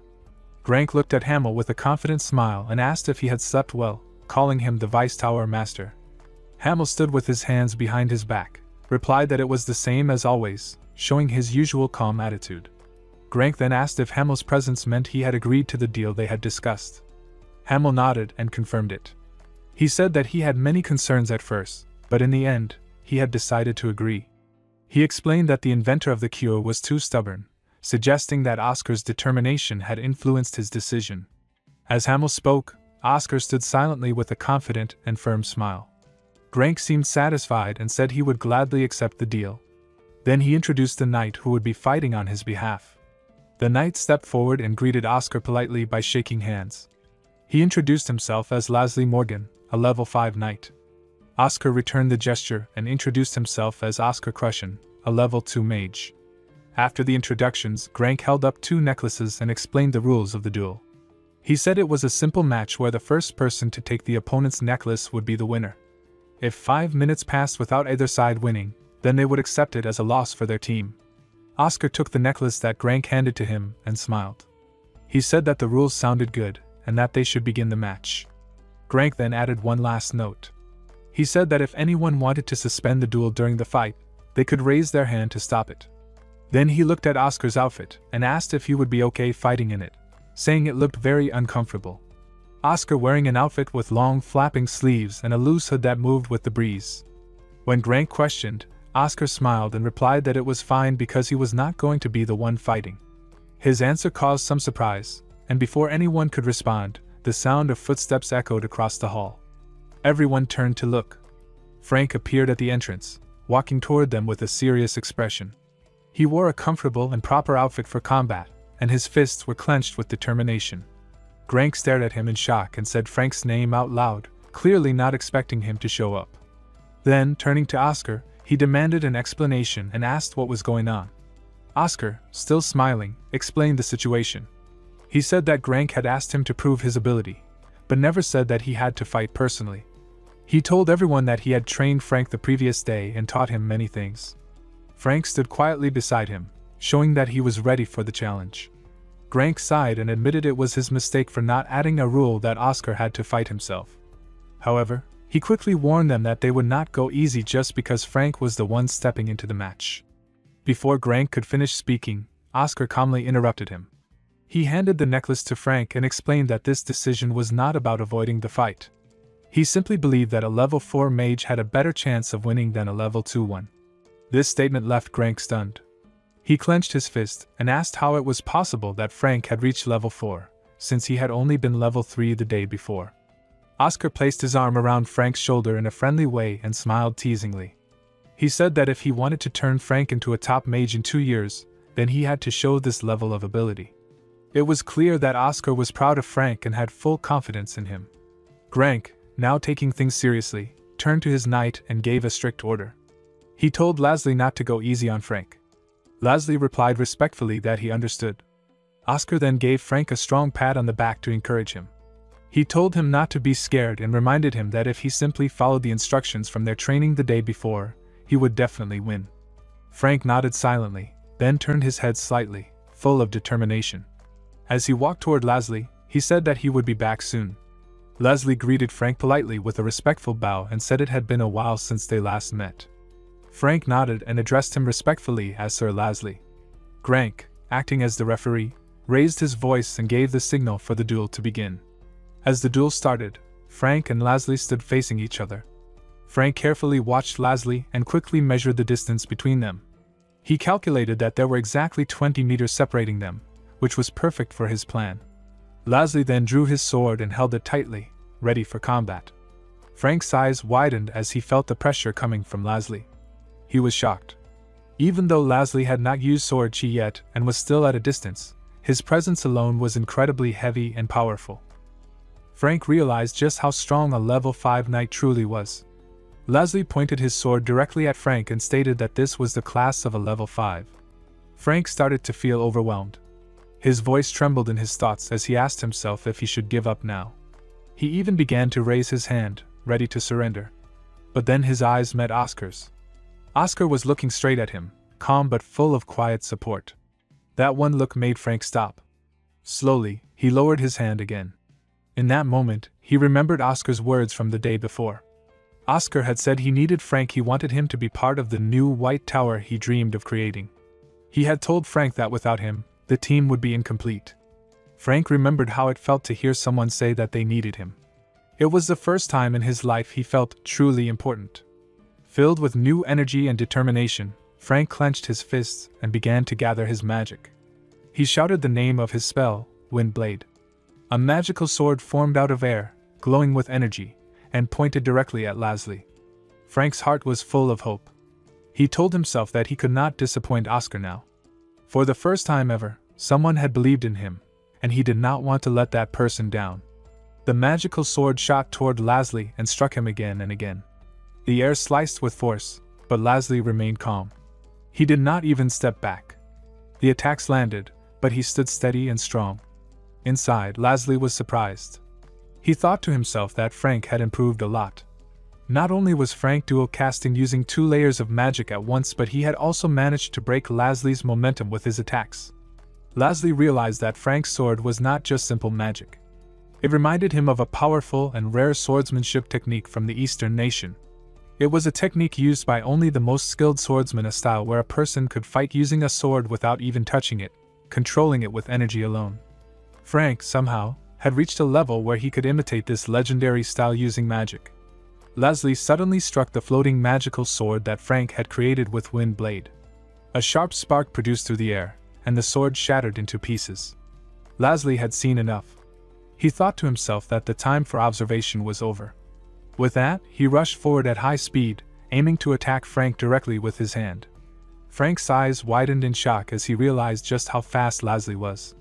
He panicked for a moment, thinking there was no way he could block such a quick attack. But instead of giving up, he quickly used Wind Blade again. This time, he did not create a sword. He raised his hand, and a large magical hand made of wind appeared in front of him, blocking Laszlo's strike just in time. Meanwhile, up on the upper floor, Frank and 2 others were watching the fight closely. Frank was full of confusion as he stared down at Frank's powerful display. He asked Oscar how Frank had improved so much in only half a day. He even questioned whether Oscar had used some kind of forbidden technique to force the growth unnaturally. Oscar, however, didn't seem bothered. He responded with a calm and careless attitude, saying that he used a safe and proper method. Frank narrowed his eyes and replied coldly that he was not actually worried about Frank's safety, he was just suspicious. Back on the ground, Laszlo swung his sword with great force and sliced through the large wind-made hand that Frank had summoned. The pressure from Laszlo's sword was strong, and it cut through the magic barrier with ease. Still, Laszlo could not deny what he saw. He thought to himself that Frank had truly grown a lot. His skills were far better than expected. But even with all that improvement, Laszlo believed that Frank had reached his limit. As the large hand disappeared into the air, Laszlo jumped toward Frank. He pointed his sword directly at him and closed the distance with full force. Frank, feeling the pressure of the wind and the strength of Laszlo's attack, raised his arms to cover his face. He tried his best to stay standing. As Laszlo reached his hand out toward Frank during the duel, he had serious thoughts. He believed that Frank was not suited to be a battle mage. Laszlo thought Frank was weaker than others, and if he kept going through combat, it would eventually bring him pain. He worried that one day, getting injured might even feel like a relief to Frank, rather than a punishment. In Laszlo's mind, Frank was better off staying in the safety of the Mage Corporation, where he would not be hurt, would not make his family worry, and would not lose control of his own magic again. Watching the duel, Oscar calmly said that it was over. Grank turned to look at him, surprised. He did not understand why Oscar was so calm. Then he noticed Oscar was smiling. That shocked Grank even more. He wondered why Oscar could smile at such a moment when Frank seemed to be losing. The scene then flashed back to the night before, showing what had really happened behind the scenes. That night, Oscar and Frank had been alone in the hall. Oscar stood confidently with his hands on his hips and told Frank that the spirit transplant had been successful. He admitted that it was a bit disappointing that the spirit was a low-level one, but it was still a good step forward. He asked Frank about the God of Wind spirit and how it was working now that they had trained more. Frank, lying on the floor tired and exhausted, replied with a small smile. He said that after someone had beaten him up, the spirit had started to come out more naturally. He was clearly referring to Oscar's intense training. Oscar agreed but reminded Frank that he still was not at the level where he could turn his whole body into wind freely. That kind of ability would require complete control and inner strength. Oscar said that Frank still had trauma to overcome. Frank had been feeling unsure and nervous. He asked Oscar if there was no way for him to win the match the next day. But Oscar confidently denied that idea. He told Frank that it was possible to win if he used the power of the God of Wind spirit to its full potential, at 100%. Frank lifted his head slightly and asked with confusion what Oscar meant by 100%. He thought turning his body into wind was all the spirit could do. But Oscar explained that there was something even more powerful and exciting. While drawing on the board with chalk, he told Frank about the true hidden ability of the God of Wind, something called unitization. This ability allowed the user to turn anything that touched their body, whether it was clothes, weapons, or objects, into wind. Oscar called this the most broken and overpowered part of the spirit. He also reminded Frank that in battle, it was smart to hide your best tricks until the last moment. Winning by surprising your opponent was even more satisfying. Now, back in the present, during the fight, Laszlo's hand finally reached Frank. But just as it seemed like Frank had lost, he quickly moved his head aside and dodged Laszlo's hand with sharp focus in his eyes. Laszlo stared at his own hand in shock and disbelief. The necklace that he was supposed to grab from Frank was not there. Instead, the necklace that belonged to Laszlo had somehow appeared in Frank's hand. Laszlo was completely stunned. He thought to himself in disbelief, no way this could have happened. Frank Sirius stared at the necklace in his hand, unable to believe. Slowly, disbelief turned into joy as he lifted both fists into the air and shouted with excitement that he had finally gotten it. From the upper floor, Grank watched him with wide eyes, completely shocked. He couldn't believe what he was witnessing and muttered to himself that it was impossible for Frank to be using the power of the God of Wind, especially since even the magic healer had said Frank would never be able to use it again. Meanwhile, Hamel spoke with a joyful tone, declaring that the match had come to a conclusion and asked if everyone agreed with the result. But Grank couldn't stop thinking about what he had just seen. He looked at Oscar and remembered that Oscar had claimed to only train Frank for a single day, which made everything even more unbelievable. After the match, Laszlo Morgan and Frank Sirius shook hands in a friendly way, showing mutual respect. Grank stood nearby, watching them quietly before murmuring to himself that he acknowledged his loss. They all gathered at the training ground, and Hamel spoke kindly to Grank, saying that it was unfortunate he had to leave so soon after coming all that way. Grank responded respectfully by placing a hand on his chest, and said that they should take good care of his younger brother from now on. Then, he turned toward Frank Sirius with a serious look on his face and told him that he had grown a bit. However, Frank asked politely for him to repeat it. Grank turned away and told them to forget it, ending the conversation without further explanation. Leslie Morgan also bowed politely before leaving. As Grank and the others walked away, Oscar and Frank Sirius stood watching them. Oscar smiled to himself, thinking that Grank was a funny guy who was clearly pretending not to have heard Frank's question. After their departure, Frank Sirius became visibly excited and his face turned red with happiness, feeling proud of everything that had happened. The next day arrived, and Frank Sirius followed Oscar to a new location. When they reached it, Frank stared at the place with wide eyes and asked in surprise if this was really the entrance to the training room. Oscar simply nodded. But Frank could not believe what he was seeing. He pointed at the old, eerie-looking door and shouted in shock, saying that it looked more like the entrance to a basement prison than a training room. Oscar explained calmly that it had been used as a prison hundreds of years ago, so Frank wasn't completely wrong to think that. Still, Frank Sirius felt confused and upset. With his eyes wide, he shouted again, asking why he was being sent into isolated training when he hadn't done anything wrong. Oscar explained that it wasn't punishment. In fact, the Vice Tower Master had given the order personally, which meant he had very high hopes for Frank and saw great potential in him. But this only made Frank more frustrated. He grabbed his head with both hands and shouted that if they had such high expectations, why were they locking him away in isolation? He also complained that he had only rested for one day after the last battle. Oscar, staying calm, pushed Frank gently toward the door and told him to think positively. He reminded him that he still needed time to adjust to the spirit inside him and to organize everything he had learned while advancing through level 4. Frank Sirius took a few deep breaths and admitted that what Oscar said made sense, but he still felt nervous. Before he could finish speaking, Oscar interrupted him and told him not to act like a baby, adding that he was not going to die. Frank looked at Oscar with tearful eyes, wanting some reassurance, and asked softly if that was really true. Oscar nodded and replied that it was, and then casually mentioned that he would be closing the door now. As he shut the door, Oscar thought to himself with a small, guilty smile that he was actually the one who had requested Frank's isolated training in the first place. The scene then went back to the night after the duel, when Oscar and Hamill were sitting in a room facing each other on the sofa. Hamill looked surprised as he asked Oscar if he really planned to put Frank into 50 days of isolated training even though he had just won the duel. He thought it was a bit too soon. Oscar nodded seriously and explained that Frank needed it. Hamill smiled and joked that they would have to treat Frank very kindly after 1 month. Oscar thanked him for understanding. Then Hamill remembered something and shared some good news. He said that the Sirius Trading Company had offered to let them use their entire distribution network for free from now on. Oscar was shocked and asked if they were really providing it for free. As he thought about it, Oscar realized the trading company must have already done their calculations. He knew that if the White Tower returned to power and Frank became a top-level mage, the profits for the Sirius Trading Company would be huge. Their real intentions were clear, but Oscar did not feel upset about it. In fact, he thought it was still good news. Hamill mentioned that he had one more thing to ask. He asked Oscar if he would be willing to give a lecture.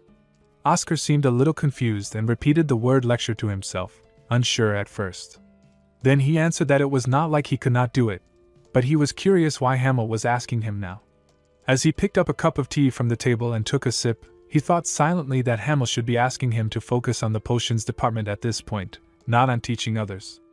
After placing the cup back on the table, Oscar asked if there was a specific reason the White Tower mages suddenly needed to grow stronger in a short amount of time. Hamill smiled and praised Oscar for understanding quickly. Then he asked if Oscar had heard of something called Mage Night. Oscar nodded and said that he had. Mage Night was a special day where all the mages from different magic towers gathered in one place. It was originally created to show off their magical growth and encourage harmony between the towers. The Emperor had wanted it to be a day for creating bonds and peaceful connections among all magic towers. But instead of creating unity, it had turned into a day full of competition, where the towers ended up fighting each other instead. Because of that, Mage Night was expected to be cancelled after a few years. While thinking about this, Oscar wondered why Hamill was bringing it up now after so long. Then he asked with a respectful tone if His Majesty, the Emperor, was planning to bring back Mage Night. Hamill nodded and confirmed that Oscar was right. He explained that the return of Mage Knight had not been made public yet, but the Imperial family planned to announce the details once the new year arrived. Hamel admitted that he hoped it was just his own bad feeling, but he was especially cautious about the Black Tower. Oscar's eyes widened when he heard the name. The Black Tower had always been known for its ambition and secrecy. Hamel continued explaining that as long as the Black Tower kept aiming to become one of the 4 main magic towers, there was a real chance that the White Tower could be attacked or pushed aside. Even though everyone in the White Tower was doing well at the moment, Hamel confessed he still felt uneasy about the future. Hearing this, Oscar's face became sharp with determination. He clenched his fist and declared that he would do it, agreeing to Hamel's request without hesitation. Hamel looked at Oscar with surprise and asked why it felt like Oscar's entire face and attitude had changed so suddenly. This showed how serious and protective Oscar had become about the White Tower. The scene then shifted to the 36th floor of the Magic Tower campus. Oscar walked through the hallway, deep in thought. He couldn't stop thinking about the threat from the Black Tower. He believed they were being arrogant for trying to rise up and compete with the main towers. In his mind, he promised that the White Tower would never be pushed aside, not while he was alive. As he walked, he felt a bit of relief knowing that he had at least managed to pull Frank Sirius up to level 4. He also thought that performing the low-level spirit ceremony had been a brilliant move. Then he quietly felt grateful, remembering the demigod who had once acknowledged him. He could not believe that such a powerful being had remembered a simple human like him, especially one who had not even kept his promise in the past. The scene shifted to a moment from the other day during the spirit summoning ceremony. A powerful spirit had been called, but it was clearly angry. The spirit shouted with rage, demanding to know who would dare summon a spirit just to make a contract on behalf of someone else. It was furious, unable to believe what had happened. Oscar tried to calm the spirit down, but it did not help. The spirit kept shouting, pointing at Oscar and asking how it was supposed to calm down in such a situation. Then Oscar spoke firmly, and called out a name, Salafrian of Silence. He told the spirit to inform her that the White Mage had returned. Hearing that name made the spirit even more shocked. It shouted with sharp eyes, demanding to know who Oscar really was. It could not believe that a mere human would dare speak the name of the Spirit King, or get the Spirit King to give an order. The spirit questioned how someone like Oscar could hold that kind of authority. Oscar replied calmly, saying that telling the truth would ruin the fun. Then he asked again if the spirit could do what he asked or not. After a moment, the large and powerful spirit sat down on the ground, finally calming a bit. It said that permission had been given, but the situation would not involve a full contract, it would just be a simple transplant. Oscar smiled and said that was enough, and thanked the spirit for helping. Before leaving, the spirit gave Oscar a message. It said that she, the one Oscar referred to earlier, had told him not to forget his old promise. As Oscar stood later in front of a large door, he thought to himself with a serious expression. He promised not to worry and said he would definitely keep his promise this time. In his thoughts, he explained that he had died suddenly in his past life and could not keep that promise then. But he remembered how many White Tower families had been saved thanks to her help. Because of that, he now felt deeply in debt and promised to repay her, not just with kindness but with interest. The scene began with Oscar holding a paper in his hand. The paper had an announcement written on it that read, "Special Lecture Announcement." It said the lecture was only for White Tower mages. The topic would be a reinterpretation of basic magic. It was scheduled to happen every Monday and Thursday from 9 in the morning until 3 in the afternoon. The location was the 36th floor of the main building, in lecture room number 4. As Oscar read it, he smiled to himself and thought that before starting this new responsibility, he needed to take care of his family a little more. The scene then shifted to the lecture room. A group of young mages had already gathered, and the mood was light and curious. One younger mage, speaking in a teasing tone, joked with Oscar that he recognized many of the faces there, and thought they had all disappeared or even died, since he had not seen them in a long time. He also looked around and noted that it seemed like the class was only for mages up to level 3. He did not see any high-level mages attending. A girl mage sitting at her desk, with both hands placed in front of her, responded calmly. She guessed that maybe it was because the lecture was only about basic lessons, and that the intermediate-level mages were probably too busy to come. Another girl with red hair joined in. She seemed more excited and spoke while clenching her fists. She said it must be true that the White Tower now had more money. She had heard that this lecture was given by someone personally invited by the Vice Tower Master. On top of that, it was being held in the main building, the same place where the important Imperial Observation Seminar once took place. A girl mage with yellow hair, who was sitting near the front, turned her head and said she believed the lecturer must be someone impressive, and that she couldn't wait to see who it was. She sounded excited and hopeful. But a boy with yellow hair, sitting behind her, responded in a frustrated tone. He said they were making too big of a deal out of using a lecture hall that normally no one even cared about. This boy was introduced as Damien Proud, the only son of Papoose County, and he seemed to carry some pride and arrogance with him. The girl with red hair looked confused and asked Damien if he was being too negative. She pointed out that the White Tower had finally started investing in something new. But Damien remained unimpressed. He replied with a careless attitude, saying that if it really was a proper investment, they would have prepared a high-level lecture like the ones offered in the other 4 magic towers. Instead, this was only a reinterpretation of basic magic, which did not sound exciting to him at all. He also mentioned that among the 32 low-level mages in the tower, only one had not shown up. That fact, according to him, proved how unimportant the lesson was. He added that if this lesson was truly amazing, then even the noble level 2 genius would have come to attend. While they were all still talking and sharing their thoughts, a sudden voice cut through the room and shouted, telling them to stop the chatter. At the same time, a magic technique was used. Sound binding the entire hall became silent. Everyone froze in shock, unable to speak or even hear properly. It was a powerful silence spell that caught them all off guard. Damien, especially surprised, clutched his throat and thought to himself in panic that he could not hear anything. He started to believe that the entire room had gone silent using magic. In his thoughts, he questioned if this was some kind of silence spell, because he had never experienced something like this before. Just as the silence spell filled the room, the door opened and someone stepped inside. It was Oscar. He walked in calmly and said it was nice to meet everyone. He introduced himself as the lecturer who would be teaching the reinterpretation of basic magic course, and said his full name, Oscar Crushen. The students were all shocked. Their eyes widened, and many of them had the same thought: how could a level 2 mage be their lecturer? To them, it did not make sense. They had expected someone much more experienced or powerful. Oscar noticed their reaction and continued speaking.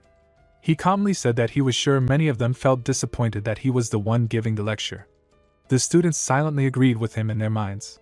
Some of them thought he must at least be self-aware. But others felt frustrated. They believed it was wrong for a lower-level mage to be given the role of a teacher, even if Oscar was technically their senior. A few students also assumed that Oscar had used the silence spell earlier because he felt guilty or nervous and did not want to hear them criticize him. Some even wondered to themselves what kind of spell he had used to silence the entire hall.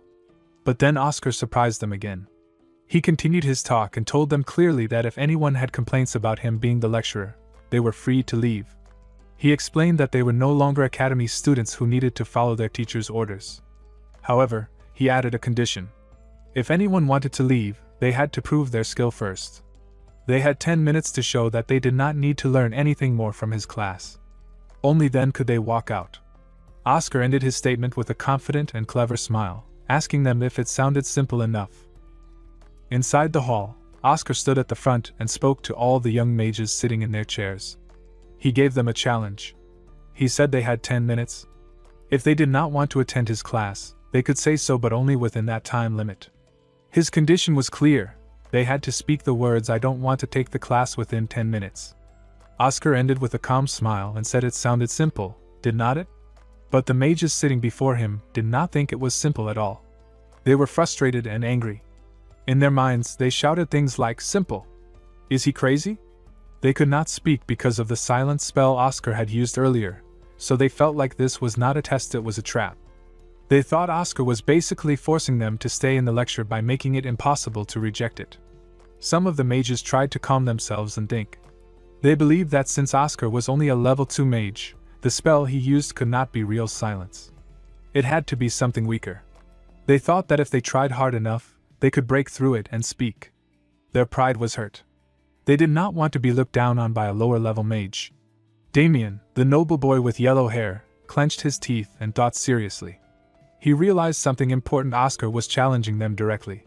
The test was not just about magic knowledge. Oscar was saying, if you are not strong enough to lift my spell and speak, then you are not good enough to refuse my teaching. That made Damien even more determined to prove himself. At the front of the hall, Oscar watched them quietly. He smiled to himself, and thought that he had left a few weak spots in the spell on purpose. He wanted to see who could notice and break through them. But it was not easy, and he knew it. The minutes kept passing, and still, no one had spoken. He waited, calm and silent, to see what they would do. Then, just as the time was almost over, Damien suddenly stood up from his chair. With a proud and smug expression, he slammed both his hands down on the desk in front of him. His voice finally broke through the silence, and he shouted with confidence that he had done it. Oscar looked at Damien and recognized him immediately. He remembered that Damien Proud was listed among the beginner-level mages.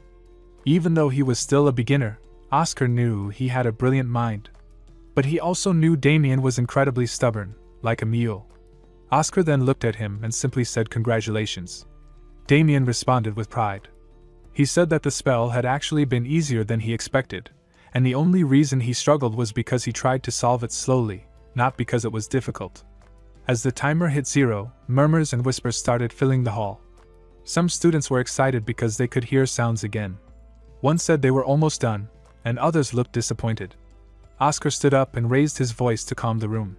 He told everyone to be quiet and announced that the time was up. He confirmed that only one person had passed the test, and that was Damien Proud. Damien stood proudly and asked with excitement if that meant he did not have to take the class. Oscar replied calmly and said yes, he did not need to attend if he did not want to. That was the rule. Damien stared at Oscar, feeling a bit unsure. Even though he had passed and could skip the class, he felt curious. He thought that if the class started like this, then maybe there was something interesting to learn. But his pride made it hard to admit that he actually wanted to stay. Oscar, still watching him closely, smiled a little in his mind. He could clearly read everything on Damien's face.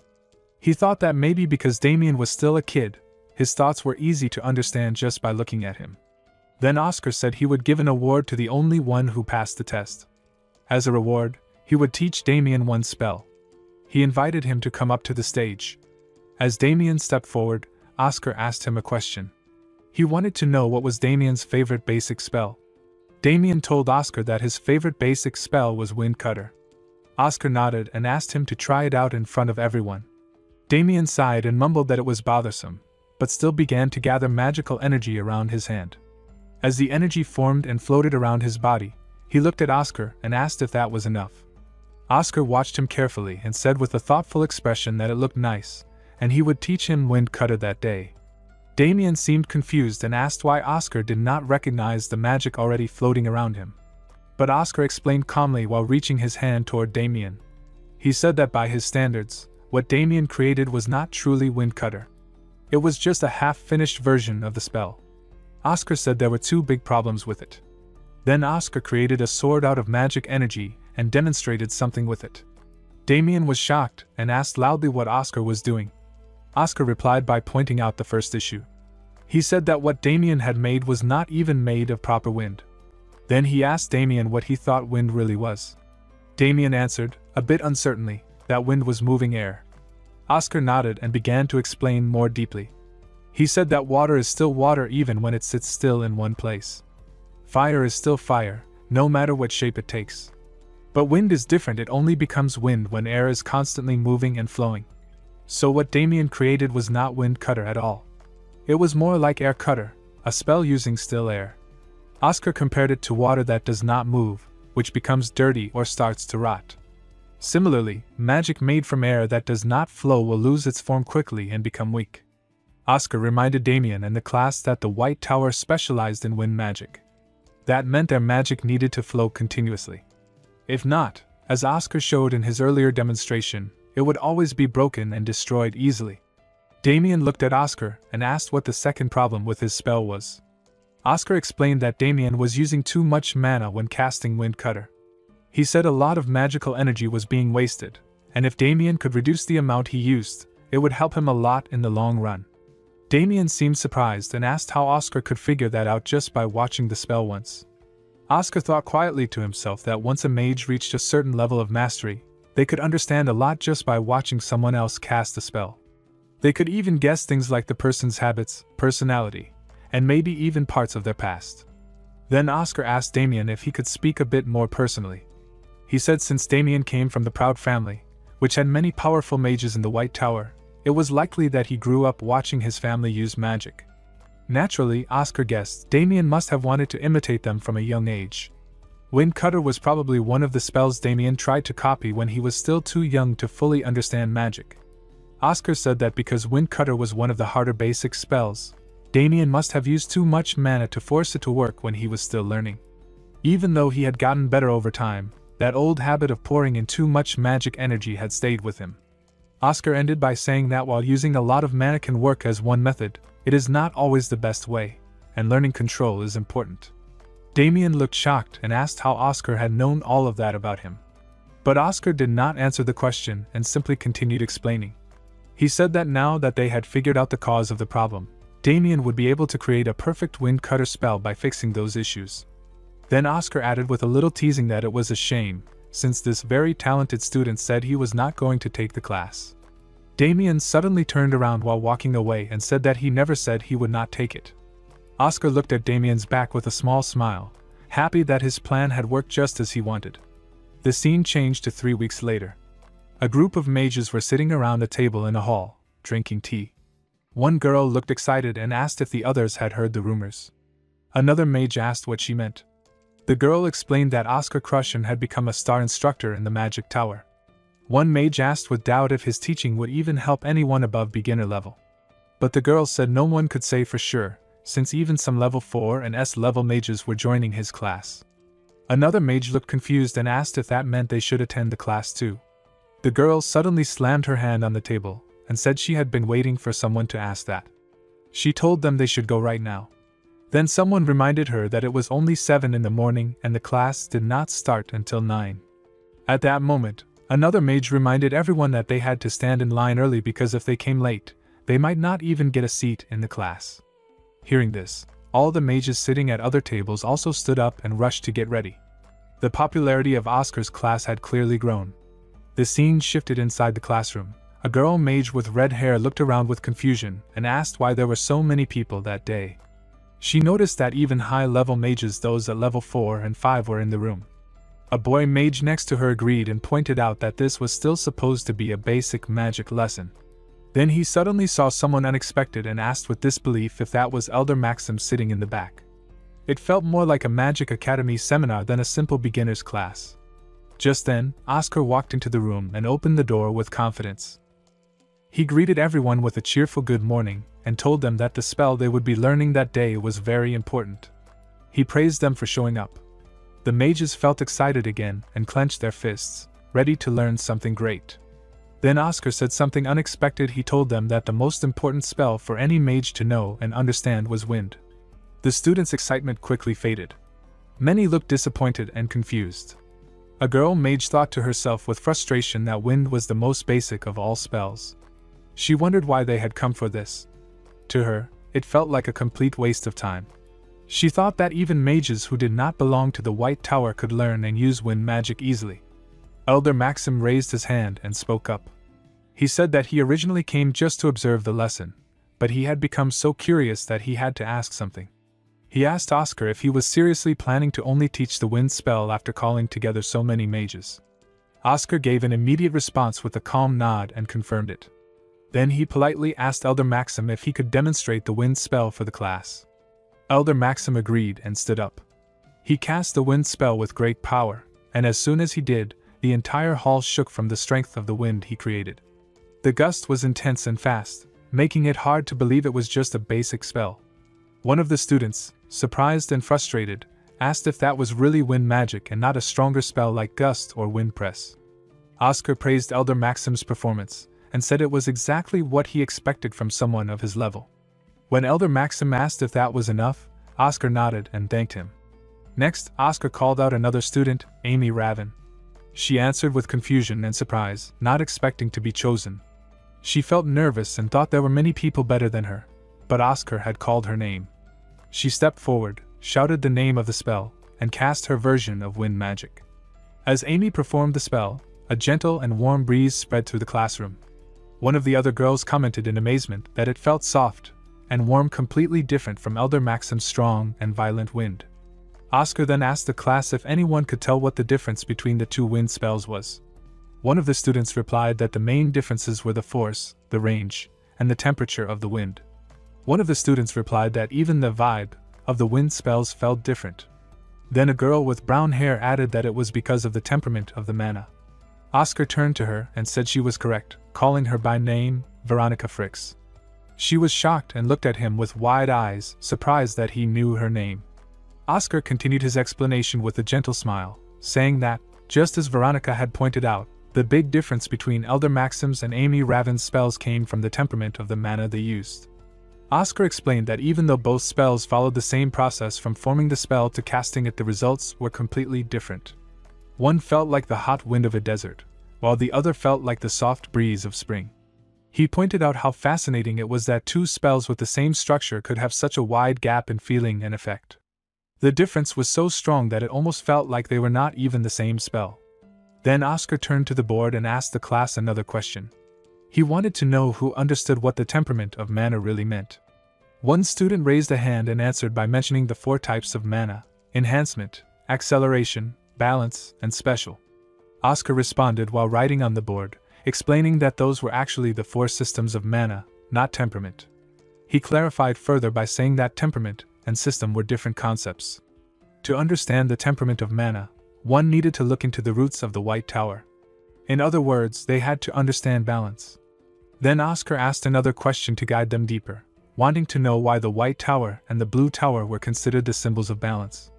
Oscar stood confidently in front of the class, holding his hand up as a small ball of water floated just above his palm. He wanted to explain something about magic and how elements behaved. He told the students that there was water in his hand and explained that the conditions for water to boil were very simple. At normal air pressure, all it needed was a temperature of 100 degrees and a little time. He said it was not difficult. Then he continued, saying that creating hot wind was even easier than boiling water. According to him, hot wind blended more quickly with the environment around it. It changed its nature very fast, just like a chameleon that changes colors.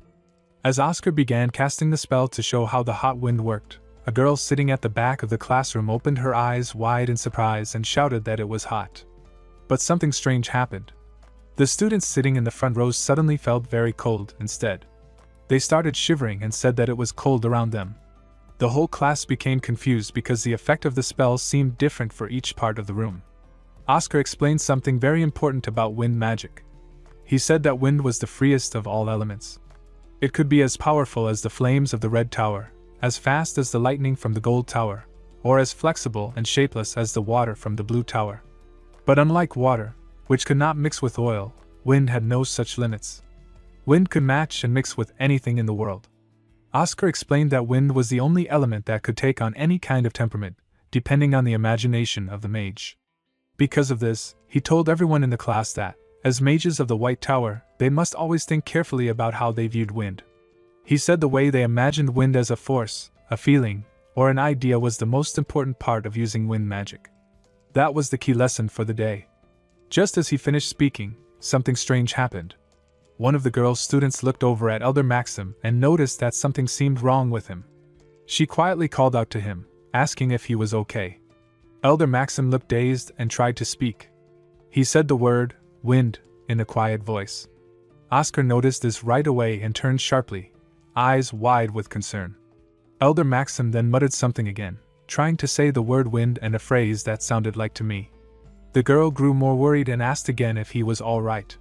But before anyone could get close to him or help, Oscar suddenly shouted at them not to touch him. His voice was loud and serious. Oscar quickly walked toward Elder Maxim and told everyone in the room to move away. He warned them not to interrupt what was happening to the elder because it was something important. One of the girl's students looked confused and asked why the elder was acting strange all of a sudden. Before she could finish her sentence, Oscar nodded and explained that Elder Maxim was going through an awakening. As he spoke, powerful mana began to flow and swirl around Elder Maxim's body. It looked intense and magical, showing that something big was happening inside him. Everyone watched in silence as the mana kept rising. After a little while, The energy around the elder started to calm down, and he slowly returned to normal. Oscar approached him carefully and asked how he was feeling. Elder Maxim looked disappointed at first and said that he still could not reach level 8, even after everything. But then his face lit up with excitement and gratitude. He suddenly hugged Oscar tightly and thanked him, saying that since Oscar was now the teacher, he should show his respect properly. Oscar chuckled at the elder's words and said he was happy to hear that. But deep inside, Oscar was thinking about what had really happened and how it would benefit him. Because of Elder Maxim's attempt to awaken, it became clear that Oscar was strong and respected. Now, students who were ranked lower than Elder Maxim would not dare challenge or question him. That would make teaching easier for Oscar. Then Oscar looked toward a girl in the class, Veronica Fricks, and felt especially pleased. He thought to himself that the biggest benefit of this moment was gaining her interest. Veronica was known as one of the problematic or difficult students written about in little Oscar's journal. Now that he had impressed her, it was a big step in earning her trust and attention, which could help him manage the class even better in the future. The next day, Oscar walked through the castle toward a large door while thinking about something Veronica had said to him after class. She had mentioned there was something interesting inside the training room, which made him curious. He remembered their conversation clearly. Veronica had asked him if he trained too, and Oscar had confidently replied that of course he did. But then she asked why he didn't use the fit room, adding that he wasn't even listed in the rankings. When Oscar asked what the fit room was, she looked surprised and told him it stood for Future Innovation Training Room. Now, as Oscar walked, he thought about how Veronica had seemed friendly after class. He figured she must have liked his lesson. But the moment she found out he didn't know what the fit room was, her attitude changed. She started looking at him with disappointment, almost like she felt sorry for him. Oscar could not ignore that change. He really wanted to know what made this training room so special and why not knowing about it had made her react that way. Eventually, he stopped in front of a large, unusual-looking door and wondered if this was the place. He had heard that out of 300 training rooms, only 3 were like this one.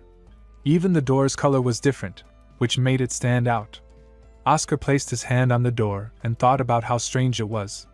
He wondered if it was really that special. He also found it a bit silly that such important rooms did not have magic doors that opened on their own. To him, it felt outdated to need to touch the door just to open it. Oscar opened the large door and stepped inside the strange training room, looking around curiously. He mumbled to himself, wondering what was so different about this place. He did not feel anything special yet, maybe just a strange vibe. Suddenly, a voice echoed through the room from a hidden speaker. It introduced itself as Argo, the next generation training support system. Oscar gave a small smirk and thought to himself that this training room was powered by magic engineering. That made sense to him. He guessed that the Golden Tower, known for being rich and high-tech, must have poured a lot of money into this system. He figured those Golden Tower mages were probably behind this whole setup, using their wealth to build impressive things. Then the system continued speaking, explaining that it could create a personalized training course after registering the user's information. It asked if Oscar would like to register, but Oscar quickly refused. Right after that, the system announced that since he did not register, he would now train as an unregistered user. It told him to decide on the level of training he wanted. Oscar mumbled the word level with a bit of confusion, not sure what kind of levels the system meant. The system then explained that there were 100 levels in the training program, and he could pick any level that matched his abilities. Oscar simply said to start from level 1. The system accepted and gave him instructions for the first level. He had to pop 3 balls using either physical or magic attacks. But it warned him that if he used a wide area spell, the training would be cancelled. Oscar stared at the 3 fast-moving balls flying toward him, feeling a little confused at first. But he quickly focused and used his magic to pop all 3 with sharp accuracy. Right after, the system's voice echoed again, congratulating him for passing level 1. Oscar gave a firm smile and said to himself that it was not bad at all. He especially liked how the system prevented the use of wide area spells. That meant it encouraged control and precision, not just raw power. Feeling excited, Oscar decided to challenge himself further. The system asked what level he wanted next, and Oscar confidently replied with level 100. But before starting, the system issued a serious warning. It said that starting from level 80, the size of the balls would shrink a lot. They would move much faster, and they would even become hostile toward the user. The system also advised that pregnant people, elders, or children should avoid this level due to unknown dangers. Oscar simply said it was fine and told the system to continue. While scratching the back of his neck, he thought it was probably just over-exaggerating. He did not expect it to be that dangerous. But before he could even finish that thought, one of the balls shot past his head at an incredible speed, so fast that it appeared only as a blur. Oscar's eyes snapped open in shock. The system then gave Oscar the full instructions for level 100. It told him to use either physical or magic attacks to pop 1,000 balls. But there were two strict rules: if he used a wide area spell, the training would be cancelled, and if he got hit more than 10 times, it would also be cancelled. Oscar prepared himself and began the challenge by using his wind magic technique, Wind Cutter, to destroy the fast-moving balls. At first, he focused on just popping the balls quickly, thinking that was all he needed to do. But as the energy beams from his magic bounced off the walls, he realized something important. At this rate, he would use up all of his mana. He needed to be smarter and use less power to last through the full challenge. So, he changed his strategy. He started using a sharper and smaller version of his magic to save energy while still hitting the targets. That worked well. The balls began shrinking, and he could cut them more effectively. But soon, the speed of the balls increased even more. They came flying at him from all directions, and it was no longer just about popping them. Now, he had to dodge, constantly jumping backward, sliding to the side, or ducking quickly. Oscar realized that this training was far more intense than anything designed for beginners or even regular students. Still, he kept going. Finally, after managing to pop all 1,000 balls without being hit too many times, Oscar dropped to the ground. He landed on his knees, breathing heavily. His whole body was covered in sweat, and he looked completely exhausted from the extreme effort. Just then, the system's voice echoed again and congratulated him for successfully passing level 100. After finishing the intense training, Oscar lay down on the ground, completely tired. He breathed heavily and muttered to himself that the training was a good warm-up. He realized that if young mages were doing this kind of training regularly, then the standard for this generation's mages was probably much higher than before. As he sat up again, full of new determination, he told himself that he needed to work even harder and also eat properly to build more muscle. He knew his body had to be strong if he wanted to improve his mana and magic skills. When Oscar opened the door to leave the training room, he was surprised to see Veronica standing outside, waiting. She seemed just as surprised and said she had not expected him to actually show up. Oscar, still a bit confused, asked if she had been training there since the morning. Veronica, with a teasing voice, replied that she was not there to eat and that she thought Oscar would ignore her advice. She asked what made him decide to come. Oscar gave her a calm smile and answered that he only came to visit. He told her it was his personal belief that healthy mana came from a healthy body. Veronica raised her fist in frustration and pointed out that it was not actually his original idea. But before she could finish her sentence, Oscar simply wished her good luck with her training and walked away. Veronica stared at his back, confused and annoyed. She wondered if he had eaten something strange that morning. Then she became even more frustrated when she realized he had quoted a famous line from the legendary Oscar sage and acted like it was his own saying. Veronica stepped into the training hall with a serious look on her face. As she walked forward, her thoughts were full of frustration. She wondered why Oscar, who used to act proud and look down on her just because he came from a noble family even though they were both orphans, had suddenly changed. She remembered that she had only asked him about the training room to test him, not expecting him to take it seriously. Then, speaking to the system, she commanded Argo to begin a warm-up at level 50. The system responded that it understood. Veronica then asked if the rankings had changed, wondering if Killian was still in the top spot. The system answered that there had been a change. This shocked Veronica, and she asked to see the current rankings. Suddenly, a large glowing green screen appeared right in front of her, catching her by surprise. The screen showed a list of rankings, clearly displaying the results of challenge.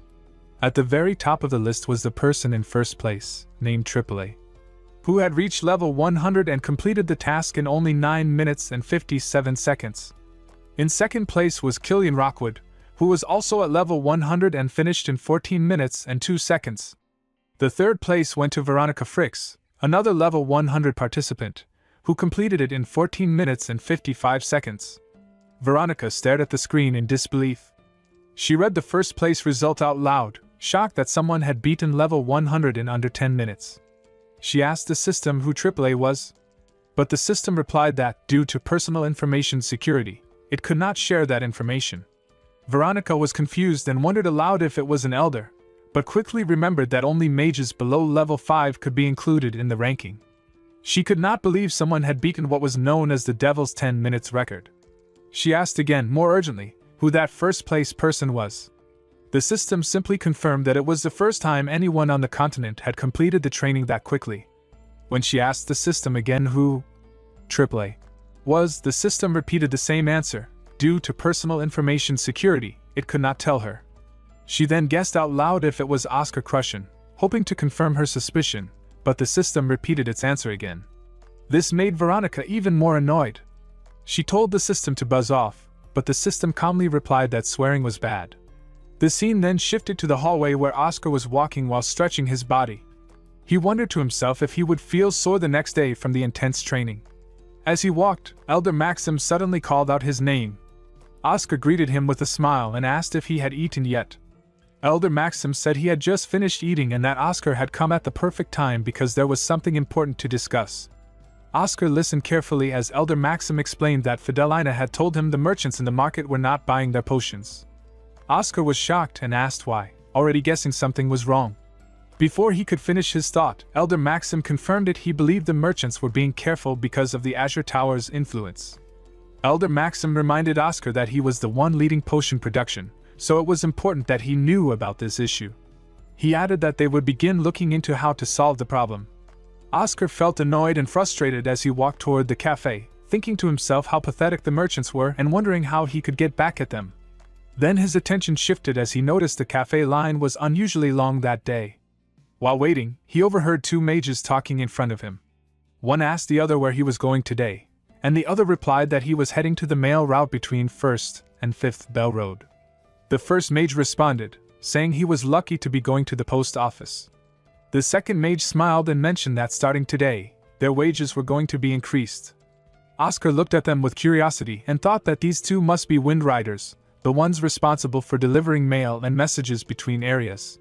Then the first mage said things had been getting better lately and wondered why they did not just stop delivery services and focus more on potion production. The other mage replied that the Magic Tower Master took deliveries very seriously. The first mage admitted that he did not understand why the Tower Master cared so much about something that seemed so small. Oscar thought to himself that the delivery business really wasn't that important in terms of money or political power. It required a lot of workers, did not make much profit, and did not increase the tower's influence. But he also remembered one important fact: it had the highest citizen approval rating out of all the businesses the Magic Towers were involved in. The two mages encouraged each other by saying they should keep working hard because there were many good moments in their job. One of them laughed and added that sometimes when they helped elderly people by delivering heavy items, those elders would give them food to thank them.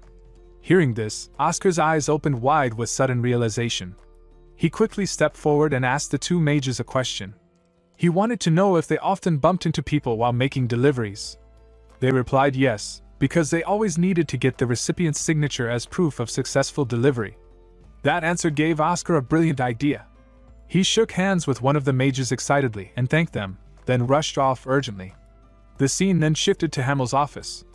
Oscar stood in front of Hamel and explained his idea. Hamel repeated what he had understood. Oscar wanted to use the Wind Riders, who usually worked in delivery, to now do door-to-door sales of potions. Oscar confirmed with a confident smile that this was exactly his plan. Hamel pointed out that the reason Oscar wanted this was because the merchants had stopped cooperating, so he now wanted to sell directly to the public. But Hamel had doubts. He asked if that was even possible, since most potions were not used in normal daily life. Oscar simply smiled and said that he would just create new kinds of potions, ones that people could actually use every day. Hamel was surprised by this and asked if Oscar planned to innovate. Oscar nodded and then asked to borrow a pen and paper. Hamel allowed him to go ahead. Oscar had an idea that he believed was very useful and creative, but he said they did not even need to call it innovation. While he was explaining, he started drawing on a piece of paper to show his thoughts more clearly. He told the other person that there was already a mid-level recovery potion used in the White Tower, and it worked very well. He believed they could take that potion and make small changes to it so that it could be separated into 4 different types, depending on a person's age and gender. Each type would focus on specific health needs. For example, some would help children grow faster, others would make bones stronger, improve the body's immune system, give more energy, help grow muscles, or make skin more elastic. Some could even help make the skin brighter and tighten the pores. Oscar suggested that these benefits could be the main goals of their new versions of the potion. He also said it would be a good idea to make the product safe to use again and again, meaning people could drink different types together, like one for better skin and one for stronger muscles without harming themselves. They would just need to make sure the ingredients were balanced and not too strong. Then, he thought about the name. He said they might need to change the word potion because it might sound strange or magical, and normal people might feel uncomfortable with it. Instead, he said they could use a word that made it sound more like something healthy that gives nutrients to the body. Then, a few days later, it was a beautiful and sunny day, and an old man was sitting on a chair, relaxing. He said that now that he had become older, he didn't feel as energetic as he used to be when he was younger. While he was saying this, someone called Wind Rider saw him and got excited. He ran toward him happily and called out, "Old Man Graham," with energy and joy. Graham smiled and said, "You are here," showing he was happy to see him. Wind Rider cheerfully replied that it was nice to see him again, even though they had just met the day before. He joked that Graham seemed to be very popular, then handed him a letter. As Graham took the letter with a small chuckle, he said that it looked like his friend was still alive, suggesting that the letter was from someone he had not heard from in a while. Wind Rider laughed and said that people were now calling it the generation of the 100-year-olds, meaning people were living much longer these days, so Graham's friend was probably doing just fine. Graham found that amusing but responded with a little seriousness, saying that even though people were living longer, he himself, being 80 years old, could already feel that his body and mind were getting heavier and more tired. Wind Rider became a bit concerned and asked if Graham was hurt or feeling unwell. But Graham told him it was not anything specific, he just did not have much energy anymore. Hearing that, Wind Rider pulled out a potion bottle and, with a smile, asked Graham if he wanted to try it. Old Man Graham noticed a strange name written on a bottle of magic potion. It was called Zero. Curious about the name, he looked at it and asked what it meant. The Wind Rider, who was standing nearby, smiled kindly and started explaining. He told Graham that Zero was a very special potion, especially for older people like him. He said the potion was ranked O in importance, which meant it was extremely valuable when it came to the health and well-being of senior citizens. Wind Rider explained that this potion could make the immune system stronger and also give more energy to the person who drank it. Old Man Graham was still unsure, so he asked what real changes a person his age could expect after drinking it. Wind Rider responded with great excitement. He said many good changes could happen, and that he truly hoped Graham would live for another 50 years. To make Graham believe him, Wind Rider shared a real example. He said that old man Millera, who lived on 2nd Street, had taken this same potion just last week. Millera had serious knee problems and could barely walk before, but now he was feeling so much better that he was planning to go on a hiking trip the very next day. Graham was very surprised. He asked, in disbelief, if that was true even though Millera had such weak knees. Wind Rider leaned closer and whispered in his ear that yes, it was absolutely true. Then he told Graham something even more amazing, because the potion was created by Oscar Crushen, who was known as the extraordinary genius of the White Tower. When Graham heard the name Oscar, it sounded familiar to him, and he said that he thought he had heard that name before. Wind Rider reminded him that Oscar was the same mage who had created the cure for the deadly Cadena flu, which made Graham even more impressed. Finally, Graham cleared his throat and asked the most important question: how much did it cost? He guessed that since such a talented genius had made it, the price would probably be very high. Wind Rider told Graham that a person needed 1 bottle per week, and each bottle cost 30 bells. When Graham heard this, he became upset and refused to believe it would work. He shouted that this was not the first time he had been tricked by tonics. He had already tried products like Nutec Strong Tonic and Blue Tower Nutrition Bomb, and those had no effect at all. Because of that, he said he no longer trusted pharmacists or magic health products. Wind Rider quickly tried to calm him down and explained that the White Tower was not like those other places. He said he would not bring something so expensive without a good reason. Then he added that he had an offer to share. Graham, now curious, asked what kind of offer it was. Wind Rider explained that since Graham's address was registered in Surin, he qualified for a special event for Surin residents.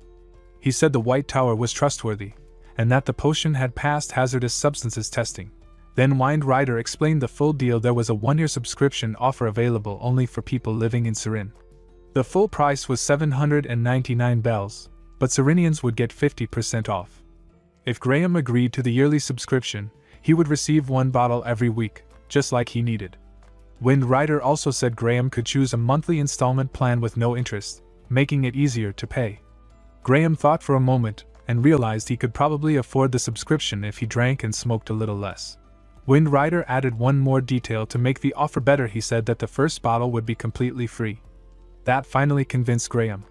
He snatched the bottle out of Wind Rider's hand and shouted that he should have started by saying it was free. Later that night, Graham was lying on his bed when he suddenly noticed something surprising. His body felt lighter than usual, and he began wondering if it was because of the tonic he had drunk the day before. He was shocked that just 1 bottle could make such a difference.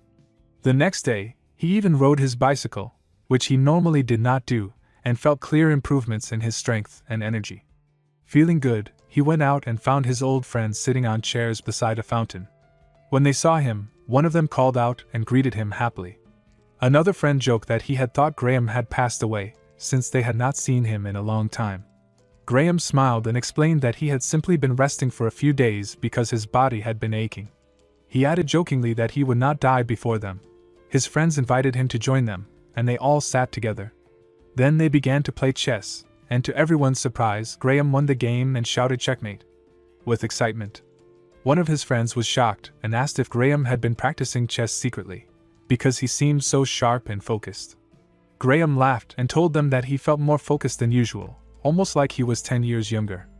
Another friend teased him, saying that Graham must have eaten something really good while he was resting. He guessed that maybe Graham's children had given him a special elixir, and asked him to share the secret. Graham smiled and replied that it was not an elixir, but a tonic made by the White Tower. His friend looked doubtful and said that tonics were usually fake or useless, just empty promises. But Graham shook his head and said he truly believed this one was real and effective. Then he told them to listen carefully, ready to share more about the amazing tonic that had changed how he felt. The scene shifted to a quiet room where Oscar was sitting calmly on a chair, reading some important documents placed on the table in front of him. Suddenly, someone rushed in and shouted that there was trouble. Oscar remained calm and asked if the problem was that their potions had gone bad or rotten. The person who had entered was Rena White, and she looked very upset. Instead of answering, she showed him a newspaper and shouted that at this rate, the potions really were going to rot, not because they had gone bad, but because no one would buy them. Rena pointed to the headline of the newspaper, which Oscar then read aloud. It said, "Azure Dragon Warm Winter Sale Begins." According to the news, Moira Main from the Azure Tower had announced a special 50% discount on all their potions. The sale was meant to help poor people stay healthy during the bitter cold of winter. Oscar looked at the news with a calm expression and simply said that the Azure Tower was doing something cute. Rena, however, was furious. She covered her face with both hands and shouted in frustration. She did not think it was cute at all. She believed it was a clear strategy to push the White Tower out of the potion market. She pointed out that Azure Tower would not make any profit by selling potions at half price, so they must have a bigger plan behind this move. Oscar still did not seem worried. He replied that the Azure Tower's sale probably would not last more than 2 to 3 weeks, but Rena was still deeply concerned. She said that even if it lasted just a month, that was a long time in business, and by then, the White Tower might lose all their space in the potion market. She suggested that they should act fast by selling their Cadena flu cure together with recovery potions to stay competitive. Oscar firmly rejected Rena's idea of selling their potions by using the fear of the Cadena flu. He explained that doing so was exactly what the Azure Tower wanted. If the White Tower tried to increase their sales by using a serious illness as a reason, people would become very angry. Then the Azure Tower would have the perfect excuse to attack the White Tower, accusing them of taking advantage of people's lives during a difficult time. Oscar understood that the public would see it as the White Tower using sickness to make money, which would damage their reputation even more. Rena, frustrated, asked if Oscar really wanted them to just sit back and let the Azure Tower defeat them. But Oscar remained calm and asked her a question instead. Did not they have a lot of potions in storage? Rena nodded and replied that they had so many that even if someone stole 100 bottles, they probably would not notice. Oscar smiled at that and said it was actually a good thing. Then he pointed to the document lying on the table and told her it contained the recipe for the Zero Tonic series. He suggested that they could reprocess all the mid-level potions sitting unused in their storage and turn them into Zero Series tonics, which were more likely to sell. Rena was surprised and asked if he really meant to reprocess all of that stock. Oscar held up a stamp made of wood, smiling with confidence, and said there was no point in keeping potions that no one was buying. Instead, they would turn them into something useful. He also shared a smart idea to increase sales. They would offer extra benefits to customers. For example, if a family bought more than 2 products from the Zero Series, they would get an additional discount. This way, families with children or elderly parents would be able to afford the potions more easily, and the barrier to purchasing would be much lower. Rena looked at Oscar and said that from now on, she would not trust any discount offers. She admitted that Oscar's business mind was a little scary.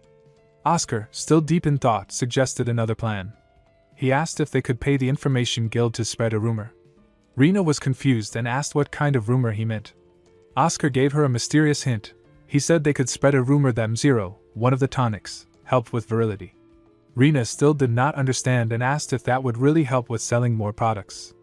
Oscar confidently told her to just wait and see, promising that they would soon witness a huge increase in sales. The scene then shifted to the Azure Tower, exactly 3 weeks later.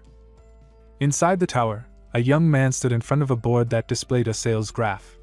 The graph clearly showed their products performing well, and the young man proudly crossed his arms and smiled. He believed their plan had worked perfectly, and that they had completely defeated the White Tower. He was certain the potion department head would be very pleased with the results. Just then, someone knocked on the door, and he allowed them to come in. An older man rushed in quickly and called out the young man's name, Moira Main.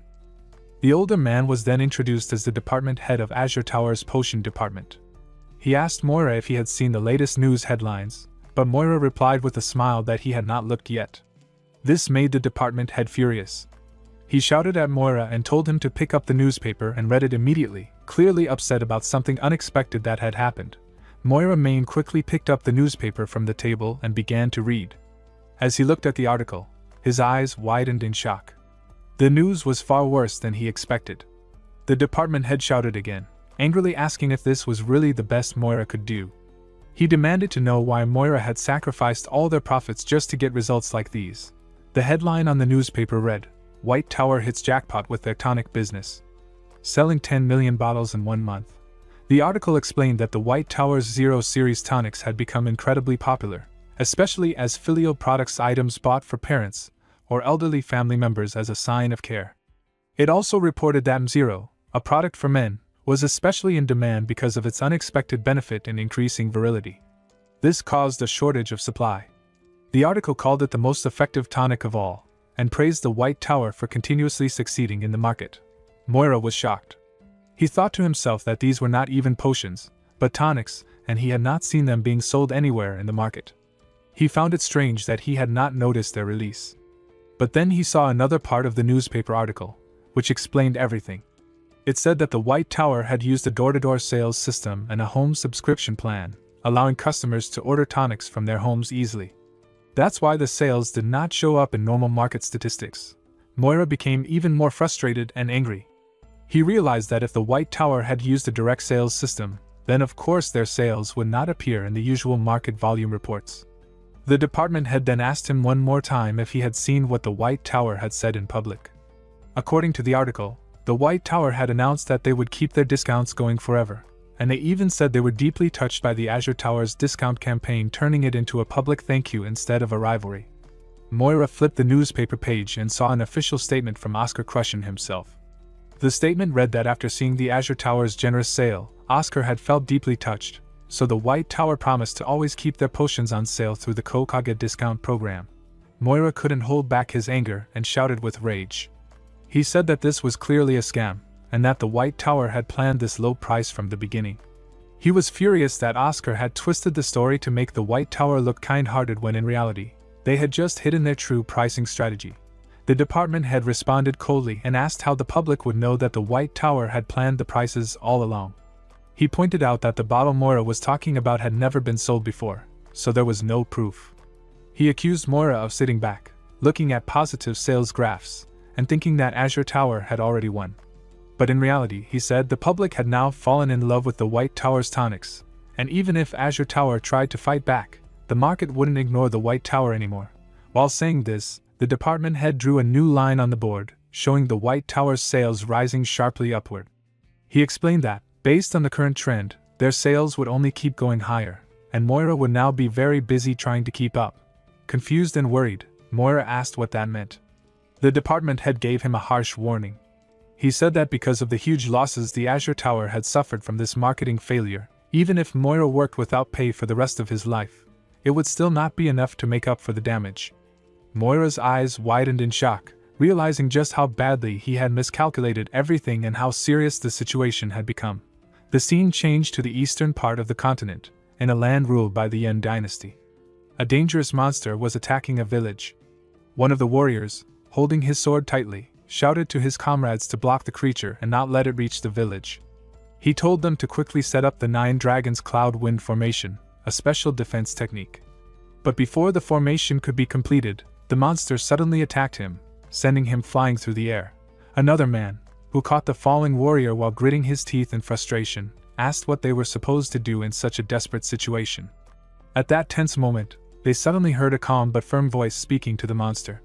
The voice told the creature that it had been found, and that it should return to its territory peacefully. All the warriors looked up in confusion, unsure who was speaking. They saw a young girl flying through the sky, wearing a cloak and ropes around her body. She landed gently on the ground using her magic power.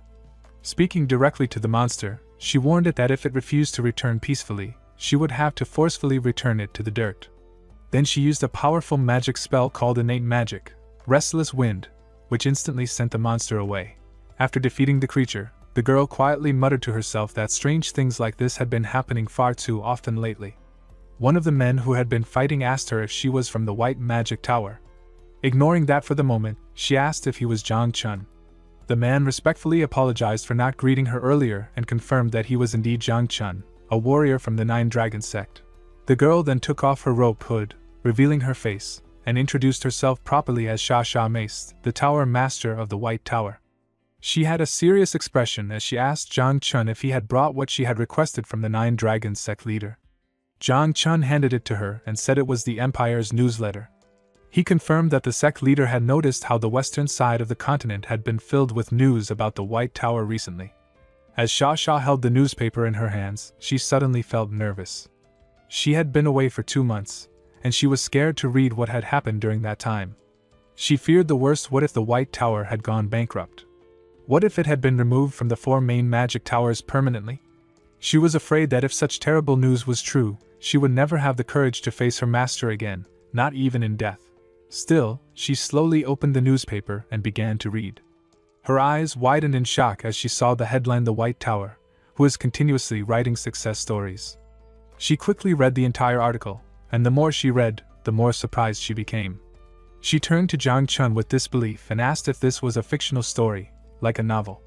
Zhang Chun was confused and asked what she meant. She wondered if he had made it all up just to stop her from worrying too much. Zhang Chun immediately denied it and said the article was completely real. Shasha's thoughts were racing.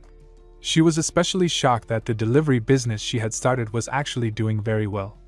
She admitted to herself that she did not begin that business for success in the first place. Her real reason had been something else, a personal goal that she had kept in mind. Still, she could not believe how far things had come in just 2 months. After folding the newspaper, she told Zhang Chun that she would be leaving now, and she asked him to charge the commission fee to the Imperial Bank account. Zhang Chun respectfully bowed and agreed. In the next moment, Sha Sha disappeared into the air, flying away at high speed. As she soared through the sky, glowing mana surrounded her body, and her thoughts were full of urgency. She wondered just what was going on at the White Tower right now, and knew that she had to return immediately to see for herself. Rena and Oscar had a conversation about the surprising success of the recovery potion. Rena crossed her arms and told Oscar that he definitely was a mage. Oscar did not understand why she suddenly said that, so he asked her what she meant. Rena explained that the results of his interview seemed magical to her. She was amazed that just one interview could cause such a strong reaction and even shake the influence of the powerful Azure Tower. She admitted that she still could not believe it, but the facts were clear because of Oscar. The sales of the recovery potion had exploded. When Oscar asked if the public's reaction was really that good, Rena confirmed it. She said that not only the city of Surin, but also many other cities had started asking for potion deliveries. She believed that their eternal discount idea had worked really well, and people were responding positively to the affordable prices. Oscar was pleased and simply said nice.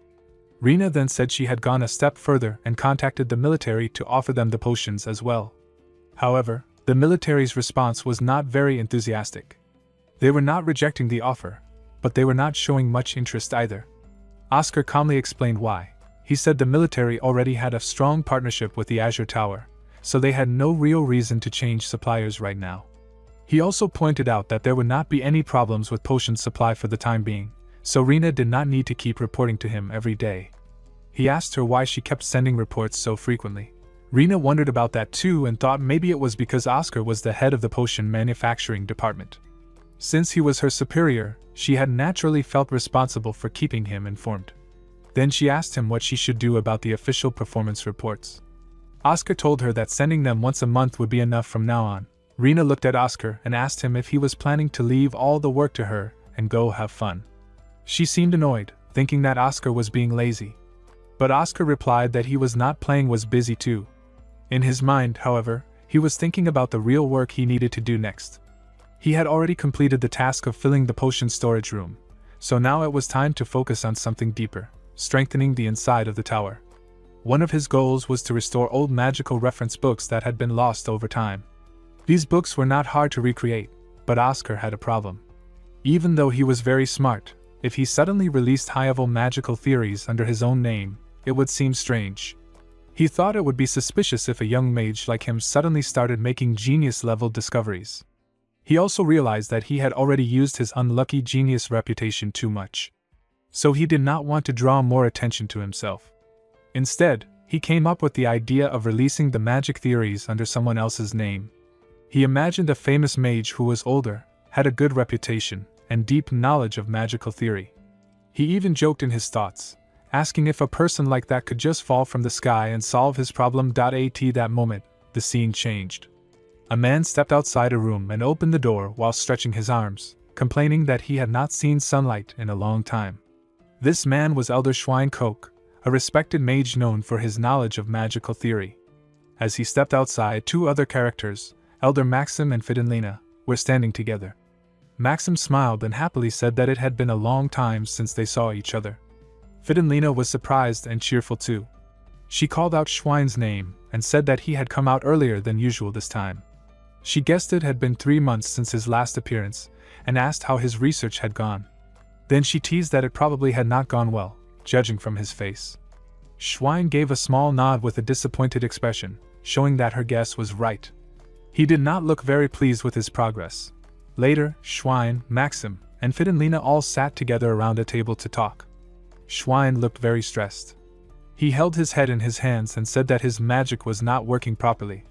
He was frustrated because he needed to present his research at the upcoming White Night Festival, but he still had not found the correct mana result value. He wondered if he should have just stayed locked up in his room instead of coming out. Maxim tried to calm him down and told him not to rush, because what Schwein was researching was very difficult. Fidenlina asked him if he had been working on this research for 7 years already. Schwein nodded and said that all he needed now was to find the correct result value, the key number that would complete everything. Fidenlina agreed that it sounded really hard. Then Maxim gave a suggestion. He asked Schwein if he had thought about using an assistant to help him, maybe someone like Oscar Krushen, but Schwein did not like that idea. He crossed his arms and said there was no way that would work because his research was too complicated for a low-level mage like Oscar to understand. Fidenlina quickly corrected him and said that Oscar was now a level 2 mage. Schwein seemed surprised and smirked, asking if Oscar had finally reached that level. Fidenlina defended Oscar and said that he had worked very hard to get there. But Schwein reminded her that she used to dislike Oscar and often complained that he never produced results and only wasted money. Fidenlina became a little embarrassed and cleared her throat, saying that was something she had said in the past. Maxim laughed and added that Schwein did not know about the recent changes in the White Tower because he had been so focused on his research. Maxim said that the atmosphere in the White Tower had changed a lot recently, hinting that Oscar's efforts had made a big difference. As Schwein looked around the room, he noticed something unusual. Everyone seemed to be in better spirits than usual. Their faces looked healthier and happier. He asked if they had won a lottery or something. Maxim laughed and said that it actually did feel like winning a lottery, because Oscar Krushen's potential had finally been put to good use. Fidenlina added that it was a shame Schwein had not seen everything happen himself, because it had been impressive. She then started telling him the full story of how Oscar had turned things around. After listening, Schwein looked thoughtful and said, "So what they were saying was that Oscar was good at alchemy." But Fidenlina excitedly explained that he was not just good at making potions, she also had the sharp mind of a businessman. She joked that it was almost like a ghost of a merchant was possessing him. Maxim agreed and said that Oscar was also such a great lecturer that no one would believe he was only a level 2 mage. In fact, Maxim believed Oscar's knowledge of theory was already on the same level as a high-ranking mage. Hearing all this, Schwein told them to calm down. He said that since they kept recommending Oscar so strongly, he would agree to meet him but warned them not to expect too much. In his mind, Schwein was not looking down on Oscar. He just understood how difficult his research truly was. He thought of it like this: even if two people looked at the same thing, the view from the first floor and the view from the rooftop were completely different. That meant the level of insight depended on how high someone had climbed in their magical understanding. No matter how talented Oscar was, he was still just a level 2 mage, and that meant his perspective had limits. Also, Schwein reminded himself that the research he was doing was not ordinary. It was about restoring the original magic of the most legendary mage of all time, the Archmage Oscar Sage, who was called the genius of all geniuses and the mage of all mages. The scene then shifted to a hall where Oscar stood, looking confused. He asked if there was really going to be a sudden test. Schwein nodded and confirmed it, placing his hand on his chest as he introduced himself. He explained to Oscar that since Oscar had lost his memory, it made sense to introduce himself properly. Schwein told him that his name was Schwein Koch, and he was one of the elders of the White Tower. He specialized in theoretical magic and had been working on recovering lost magic. Schwein admitted that he had been doing research for the past 7 years, but he now realized that he would not be able to complete it alone within the time he had left. As Oscar listened to him, he thought to himself with excitement that Schwein was exactly the kind of person he had been looking for: someone with strong magical knowledge, a high status, a solid reputation, and enough age to make everything seem natural. Schwein was the perfect match for Oscar's plan to present advanced theories through someone else.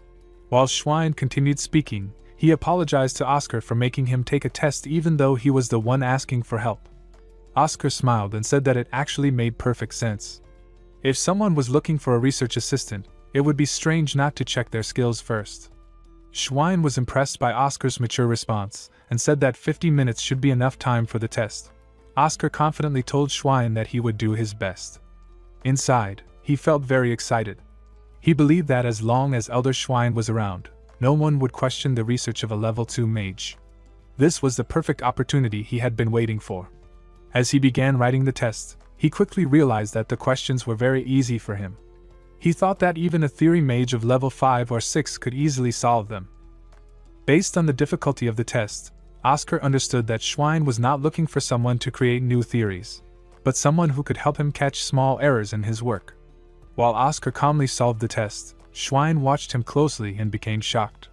He thought it was unbelievable that a level 2 mage was solving the problem so fast. Oscar was already on the last page of the test.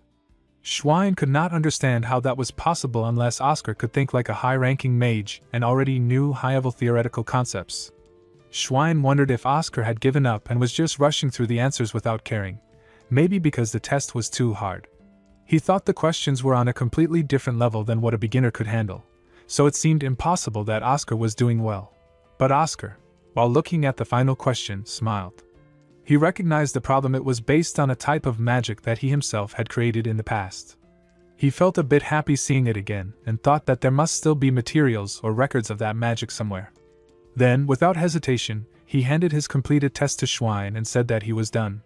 Schwein told him, "Good work," but inside, he felt disappointed. He noticed that Oscar had written the answer to the last question without showing any steps. Schwein assumed Oscar had skipped solving it because the question was too difficult. He had hoped to see how Oscar would approach the problem if they were to research together in the future. Since Maxim had highly recommended Oscar, Schwein had allowed himself to expect something special, but now, he thought maybe those expectations were too high. However, as he began checking the test, Schwein was shocked to see that all of the answers so far were correct. He became even more surprised when he realized Oscar had done all the calculations mentally without writing anything down. Schwein's eyes widened in disbelief. Normally, this kind of test would require the skills of an academy professor or higher, and yet Oscar, who was only a level 2 mage, had solved them perfectly in his head. Schwein could not believe how incredible Oscar's math and thinking abilities were. Still unsure, Schwein asked Oscar if he really believed the answer he gave to the final question was correct.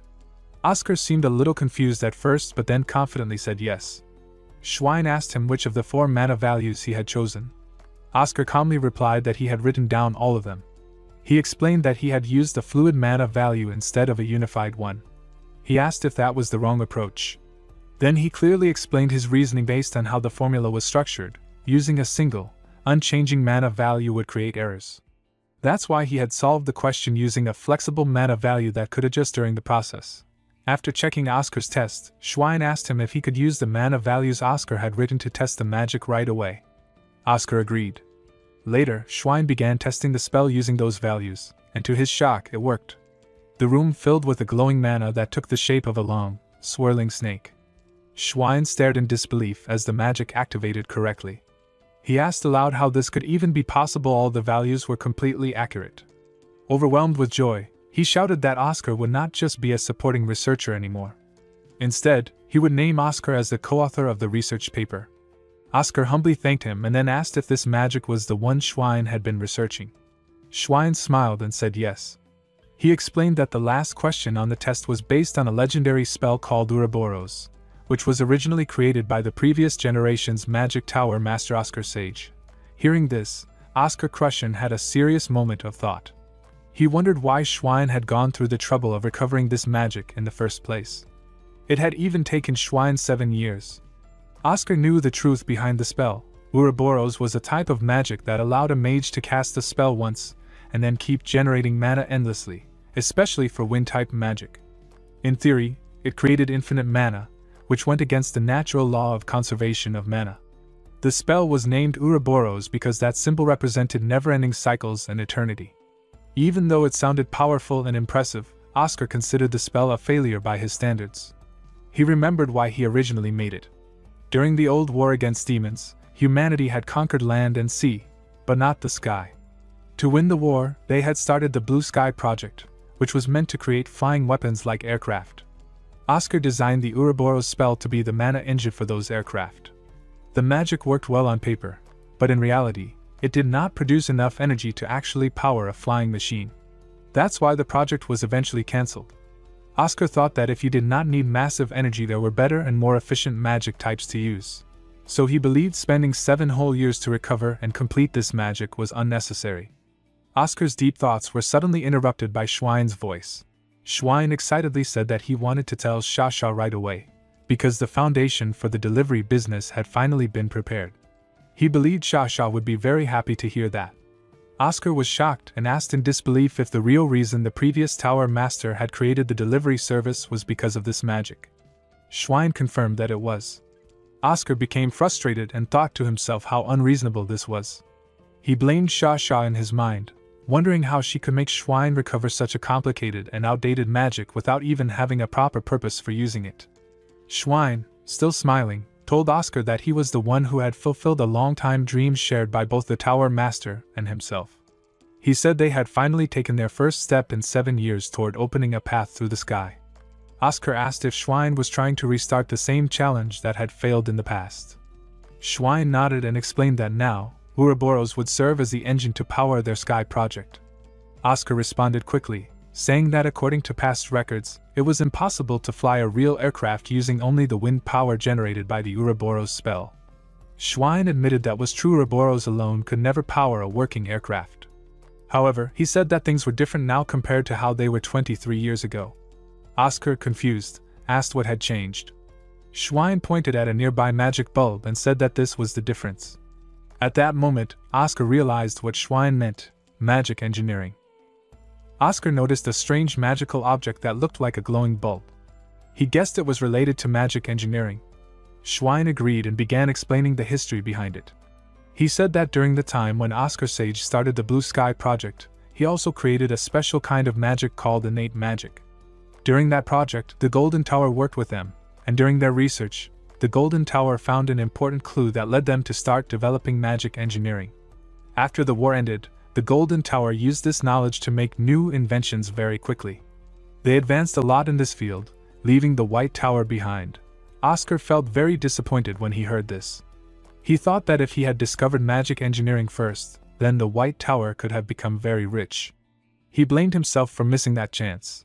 Then Schwein shared his new idea. He said that if they used the energy from Ouroboros and combined it with magic engineering, they could possibly make a flying ship, or airship. To do this, he planned to use a special battery that could store and increase mana. This battery could recharge using the wind power from Ouroboros.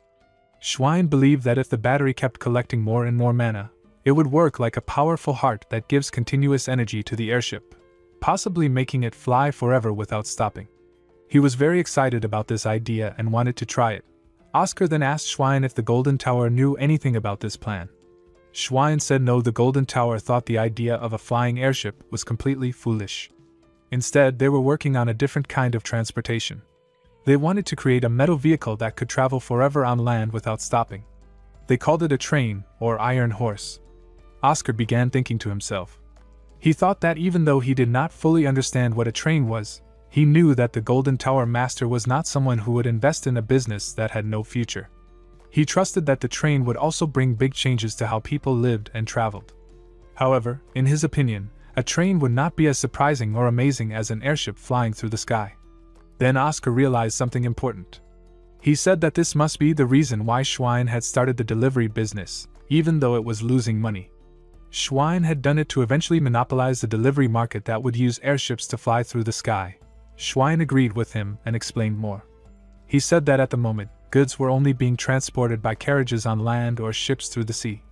But once trains started running, that would completely change the way transportation worked. However, if airships became common, even trains might become outdated and no longer useful. Schwein said that the sky was the one place that no one had fully controlled yet, and they wanted to be the first to do it. In order to begin that new age of flying transportation, he and the Tower Master had made it their goal to recover the Ouroboros spell and reveal it to the public at the White Night Festival. He told Oscar that this dream, which was an old wish of theirs, had finally come true thanks to Oscar's help, and he thanked him sincerely. Hearing this made Oscar deeply emotional. He thought about how he had once given up on this very dream, believing it was impossible. But now, his disciple Schwein had held on to that dream and made it real. Oscar realized that since his student had done so much, it was now his duty as a teacher to help complete the path forward. With renewed spirit, Oscar said that if they were going to do this, they should go even further. He suggested that they should reveal the prototype of the airship at the White Night Festival. When he saw Schwein's confused and surprised face, Oscar smiled and asked, "What if we make that our goal?" Schwein agreed and said it would definitely be more impressive for people to see the real thing with their own eyes rather than just hearing about an idea. Oscar nodded in agreement. Schwein then said he would share some important documents with Oscar. He went over to a bookshelf, picked up some papers, and handed them to him. He told Oscar to read them carefully. Oscar asked what the papers were about. As he looked through the documents, he was surprised and thought to himself that he had never seen these kinds of formulas before. Schwein explained that the documents contained research materials for making a magic-engineered battery a key part of their airship project. Oscar, eager to understand the information better, asked if he could sit down and study the documents properly. Schwein told him, of course. Oscar sat down and began reading through the research carefully. As he studied it, he noticed that it even included formulas related to the Ouroboros technique. He was impressed by how detailed and well-organized the research was. Schwein had clearly checked every possible case and prepared everything thoroughly. Then Schwein asked Oscar what he thought of the materials. Oscar, clearly excited, said that it was excellent work and asked if they could begin the research right away. Schwein was happy to hear that and said that was indeed the plan. However, before starting, he told Oscar that there was something he needed to say first. Oscar asked what it was and added that if Schwein was going to talk about keeping everything secret, he already understood and would not tell anyone. But Schwein replied that it was not about secrecy, he simply wanted to apologize first. Oscar felt confused and asked why. Inside, he became nervous and wondered if Schwein had somehow found out about something secret, perhaps about the recovery of Magicy. But Schwein did not mention anything like that. Instead, he said that he felt guilty for dragging Oscar into something extremely dangerous. Schwein explained that once they announced their research and plans for the airship, the Golden Tower would definitely try to stop them by any means, even if it meant violence or bloodshed. Oscar felt relieved to hear that this was all Schwein meant. He had been scared that it was something worse. Smiling, Oscar told Schwein it was fine. But Schwein, looking serious, said that Oscar was taking this situation too lightly. He warned him again that things could become very serious. Oscar agreed that the Golden Tower might try to sue them many times with false reasons, and they might even try to assassinate both of them in secret. Schwein was shocked and asked if Oscar was really okay with that. Oscar nodded and answered with determination. He said that yes, he was scared the Golden Tower was powerful, and he feared for his life. But if he kept making excuses because of fear, he would never be able to move forward. He was even more afraid of becoming someone who was too scared to try, who ran away forever and never grew stronger, just an empty shell of a person. Oscar then explained how weak the White Tower had become. They had lost the potion market to the Azure Tower, lost their exclusive military contract to the Red Tower, and even had to worry about the Golden Tower's opinion before doing any magical research. All of this had left them powerless and humiliated. But now, he believed that this new research project could finally give the White Tower the strength to stand up and fight back. With a smile, he said that as long as he believed in that future, he was willing to face any danger that came their way. Schwein laughed. He said that he felt strangely upset because Oscar had taken all the dramatic and powerful lines, the ones that made someone sound really cool. Oscar smiled and replied that Schwein did not need to say such things to sound cool, because he was already cool enough. Schwein laughed again and said he was surprised. He had not realized until now that Oscar had such a fun and humorous side. Then, with a serious and friendly look, Schwein reached out his hand and said that they should work well together from now on. Oscar shook his hand, agreeing to the partnership with a smile. The scene then shifted to one day later. In a large hall, Oscar and Schwein were sitting on the ground, working on their research together. Schwein looked at the magical formulas and said that the Euler equation, which they had added to the technique, seemed to be reducing the magic output. Oscar agreed and replied with a thoughtful expression. He said that yes, the output dropped, but if they removed that part, the stability of the magic system decreased a lot, especially when combining it with magic engineering. Since their final goal was to build a flying airship, they had to focus more on stability, even if it meant losing some magical power. Schwein agreed with that logic and said they should continue testing and improving it. Then the scene changed again to 4 days later. The two were still sitting on the floor of the hall, working tirelessly. Schwein looked frustrated and said that it was really hard to make changes to a technique that was already well made. Even changing one small part could cause errors in the entire system. Despite Schwein's frustration, Oscar stayed calm and confident. He thought to himself that they were doing fine, and that progress, even if slow, was still progress. Schwein looked over some documents and said that things were going well, but he had a new idea to improve safety. He suggested that, even though it would make the structure more complicated, they should consider changing the magic formation into a parallel system instead of the current one. He believed this would make it safer. Oscar agreed and said he was right, since they were already combining the formation with magic engineering. There was no real reason to keep using the series system. So Schwein said they should go ahead and try the parallel system instead. Oscar then stood up with a smile and joked that they had already missed 2 meals because they were so focused on their work. He offered to go get them something to eat. Schwein said yes, and asked him to bring more coffee. But before he could finish speaking, the lights suddenly went out. Schwein became frustrated and said, "Another blackout?" Oscar replied that there had been a lot of blackouts recently. He told Schwein they should take a break and rest for a while. Then he said he would go and bring back a triple shot of coffee for both of them. The scene then shifted to 6 days into the research. By this time, they had spent many hours working together. Schwein became thoughtful and said that recently, he had been thinking if he had never met Oscar, he might not have been able to complete this research. Oscar, ever humble, responded by saying that Schwein would have finished it on his own. Schwein smiled and, while activating a part of the magic technique, thanked Oscar for saying that. Meanwhile, Oscar thought to himself that he truly meant it. He was not just being polite. He was genuinely grateful to be part of this work. Schwein spoke with happiness and relief. He admitted that in the beginning, he thought it would be very difficult to ever announce the success of airships. But now, he was amazed that they had developed their magic system so quickly and into such a complete and powerful form. For the first time, he truly felt they could aim to make the airship a real success. He looked at Oscar with sincere gratitude and thanked him deeply for all his help. Oscar, with great respect and honesty, replied that the Manhwa power station was completely unreliable. It kept causing problems. But even in that touching moment, Schwein stayed positive. He said that the blackouts only made their magic shine more beautifully in comparison, and he truly liked that contrast. Then, suddenly, a loud voice interrupted them. It was an announcement asking for Mage Oscar Crushing to go to the Vice Tower Master's office immediately. Schwein smiled and encouraged Oscar to go.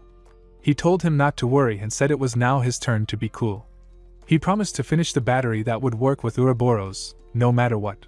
The scene then shifted to the office of Hamel, the Vice Tower Master. Oscar was standing in front of him. Hamel started by asking if the blackouts had been happening often lately. Oscar nodded and said that it felt like they were happening every other day now. Hamel explained that since the mana supply was constantly being cut off, they needed to clean out the power plant where magical energy was being produced and distributed. Oscar understood what that meant and immediately volunteered to handle the job. He said, "The slime cleaning? I will go." Hamel smiled and thanked him. He explained that the tower had not been able to clean the area recently because there were not enough people available. Now, many slimes were gathering near the power plant, which was causing the mana supply to be unstable. Oscar, ready to help, said that if he got rid of all the slimes, there would be no more blackouts. He asked when he should begin. Hamel told him to go tomorrow at 9 a.m. and meet Veronica at the entrance of the magic tower, so they could go together. Oscar was surprised and asked if it was really necessary to send a level 4 mage like Veronica to handle simple slimes, creatures usually hunted by even level 1 mages. Hamel replied that it was a basic rule for low-level mages to work in pairs for safety. But then, he also added that Veronica had been feeling worried lately, and perhaps being with Oscar would help her feel better. He said it might be nice if they could give each other some inspiration. Oscar politely bowed and said he understood. Hamel thanked him again. But inside, Oscar realized what was really going on. He thought that the slimes were just an excuse. Hamel was actually sending him to talk to Veronica and maybe help her with her personal problems. Oscar knew that Hamel looked kind and gentle, but he was actually very clever and thoughtful. The next morning, Oscar arrived at the tower entrance. Veronica stood there with her arms crossed and asked him why he was late. Oscar greeted her with a calm smile and said good morning, reminding her that he was actually 5 minutes early. But Veronica, already sitting inside the carriage, told him to shut up and get in. She said they were leaving right away, clearly acting strict but maybe also a little embarrassed. The carriage then started to move, beginning their journey toward the mana power plant, where the slime cleaning mission awaited. Veronica looked serious and gave Oscar a warning. She told him in advance that the place they were going to was not a lecture hall. Oscar calmly replied that yes, he knew they were going to the mana power plant. But Veronica corrected him. She explained that what she really meant was that she was in charge of this mission. Even if Oscar was more skilled in mana theory, she had more real-world experience. She wanted to make it clear that outside the classroom, she was the one leading the team. Oscar understood what she was trying to say and asked if she meant that he should not act like a teacher outside the lecture hall. Veronica confirmed that exactly she did not want to be treated like a student on this mission. Oscar nodded and agreed to respect her lead. After that, the carriage went quiet. A while later, Oscar noticed that Veronica looked tired, so he gently asked if she had not slept well. Veronica responded coldly and told him to be quiet if he already knew. She said she needed to rest a little. Oscar asked again, trying to understand, and wondered if she was worried about something. But Veronica reminded him that this was not a lecture hall. She did not want him to keep acting like a teacher or counselor. Oscar smiled softly and explained that he was not trying to act like a teacher. He only wanted to help if she was struggling with something. He told her that if someone has a path in front of them, it's okay to take it, meaning she did not have to handle everything alone. Veronica looked at him with frustration, not saying anything. As Oscar looked at her quietly, he thought deeply about who she really was. He remembered reading old Oscar's journal, which had mentioned Veronica Fricks many times. The old journal described her as a mage with incredible talent. Oscar became curious, what kind of talent did she have for someone like the Tower Master to praise her so much? He thought that this moment might be a valuable opportunity to get to know her better and find out for himself. Oscar and Veronica were sitting together in a carriage. Oscar smiled at her and asked if telling him what was bothering her would make her feel more comfortable. Veronica looked at him and thought deeply. She realized that the reason she had not been able to sleep lately was because of her frustration with a certain person, probably referring to Oscar or perhaps Elder Maxim. She had always admired Elder Maxim's powerful wind magic and wanted to master it herself. But no matter how much she practiced, she could not copy that wind. This made her angry and restless, so she kept training without rest or sleep. In her mind, the difficult questions Oscar had been asking her were not lessons but more like a form of payment for all the sleepless nights she had endured.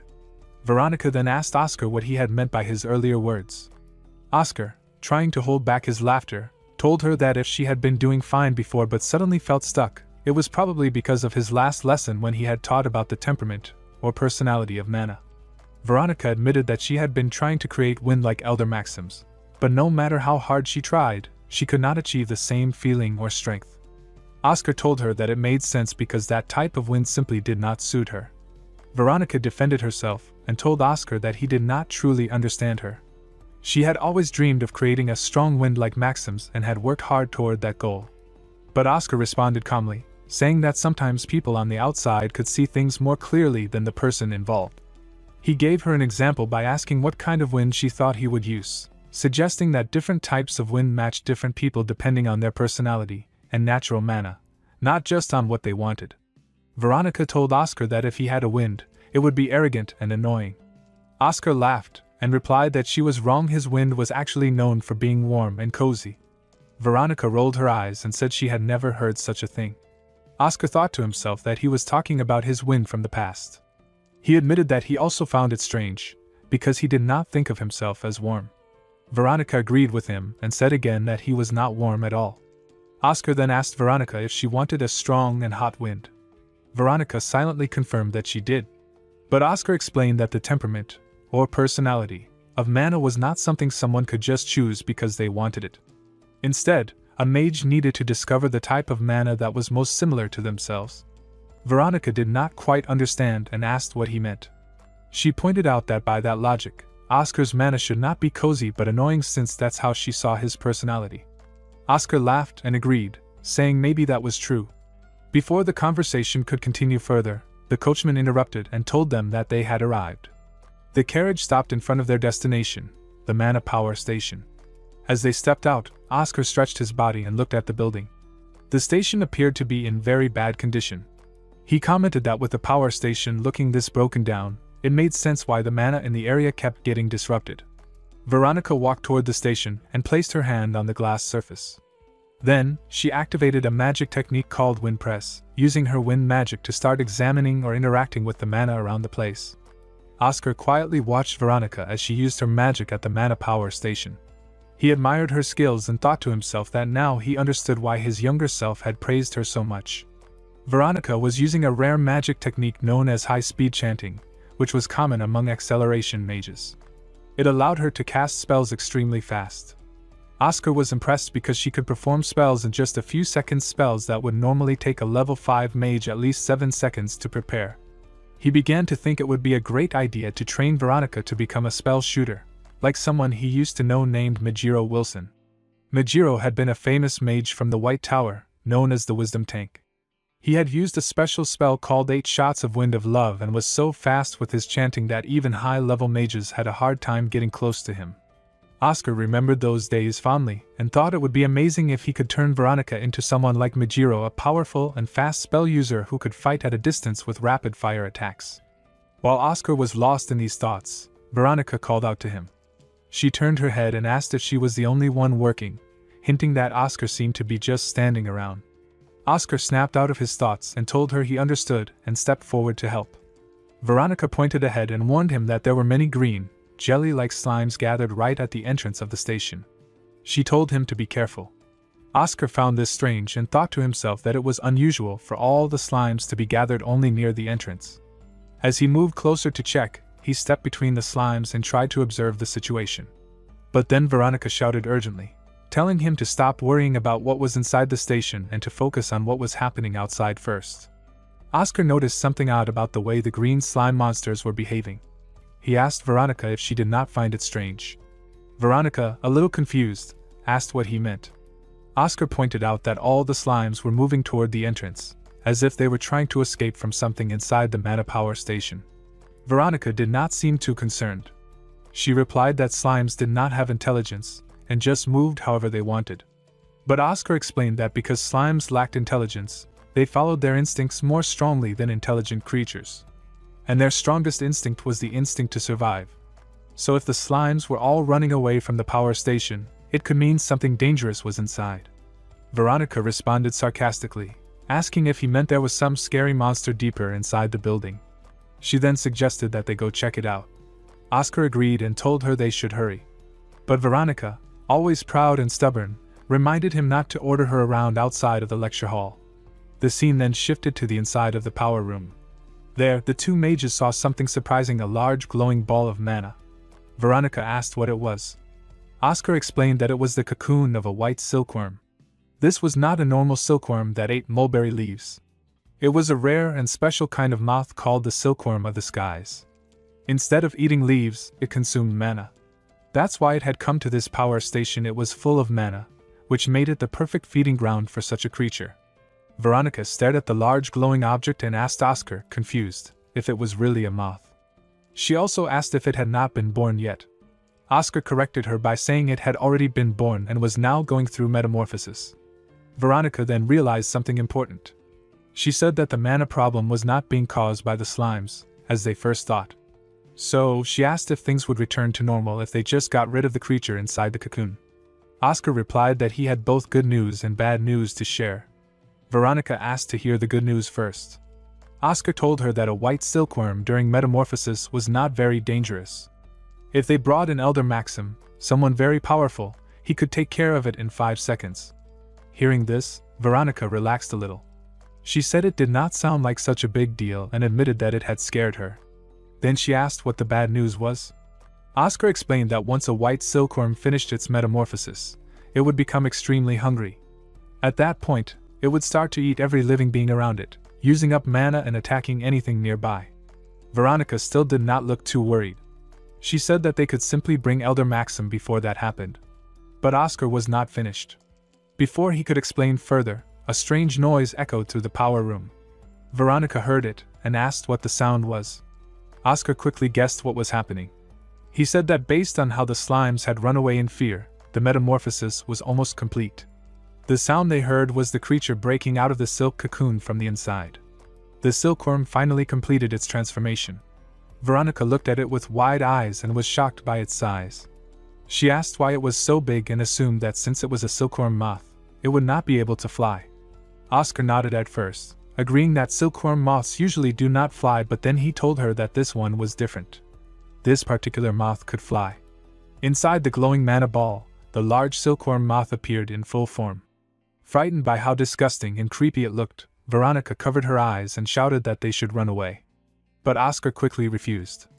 Veronica, surprised, asked him why not, since the creature was so gross. Oscar explained that if they tried to escape, the moth would fly straight to the nearby city and begin attacking people. It was extremely hungry after metamorphosis, and it would feed on any living beings it could find. That's why they had to stop it here, no matter how scary it looked. Veronica took a deep breath and stepped in front of Oscar, pushing him behind her. She told him to move back and let her handle it.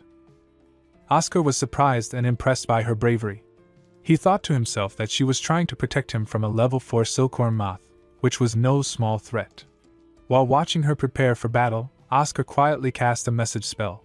He hoped the horseman who had brought them was still nearby so he could receive the magical signal and go call for reinforcements. Meanwhile, Veronica formed a magic circle and glared at the moth. She talked to it angrily, saying it was just a bug and had no right to make her feel afraid or small. She said it was making her angry. She then used 3 magic techniques: Wind Press, Gust Hand, and Jet Booster. After powering up, she shouted confidently that she was coming for it, and then she rushed forward and began to punch the silkworm moth directly. Oscar suddenly grabbed her by the collar and pushed her backward. She crashed onto the ground and shouted in shock, asking what he was doing. Oscar then extended his hand, and glowing mana started spinning around his palm. He explained calmly that if she had touched the white silkworm's feces, it would have melted her instantly. She had nearly died without realizing it. He believed that the silkworm had left that opening on purpose, pretending to be vulnerable. Even though it was just an insect, it had very high intelligence and acted with strategy. This was not a mindless monster, it was a clever and dangerous creature. At that moment, the silkworm flew into the air again, and Veronica, surprised, asked how Oscar had even noticed the powder in the air. It was not visible at all. Oscar told her that he had focused his eyes on the manna and was able to see every single particle floating in the air, including the deadly powder. Veronica shouted in disbelief, asking what kind of nonsense he was talking about and if that was really even possible.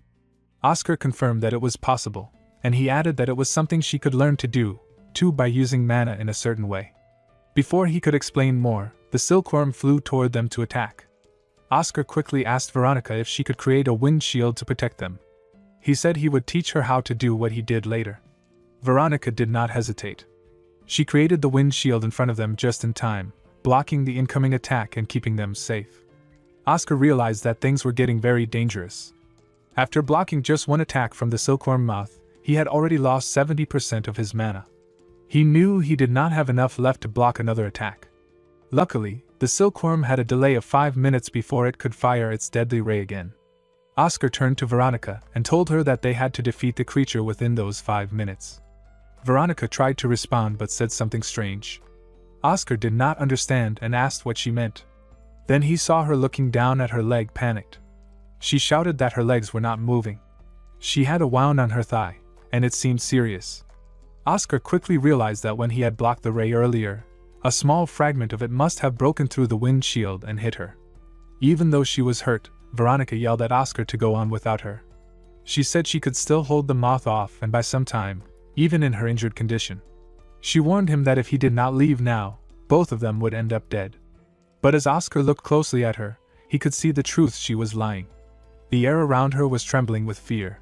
She was trying to be brave but was actually terrified. Instead of leaving, Oscar gently placed his hand on her head. Veronica looked at him with wide eyes and asked what he was doing.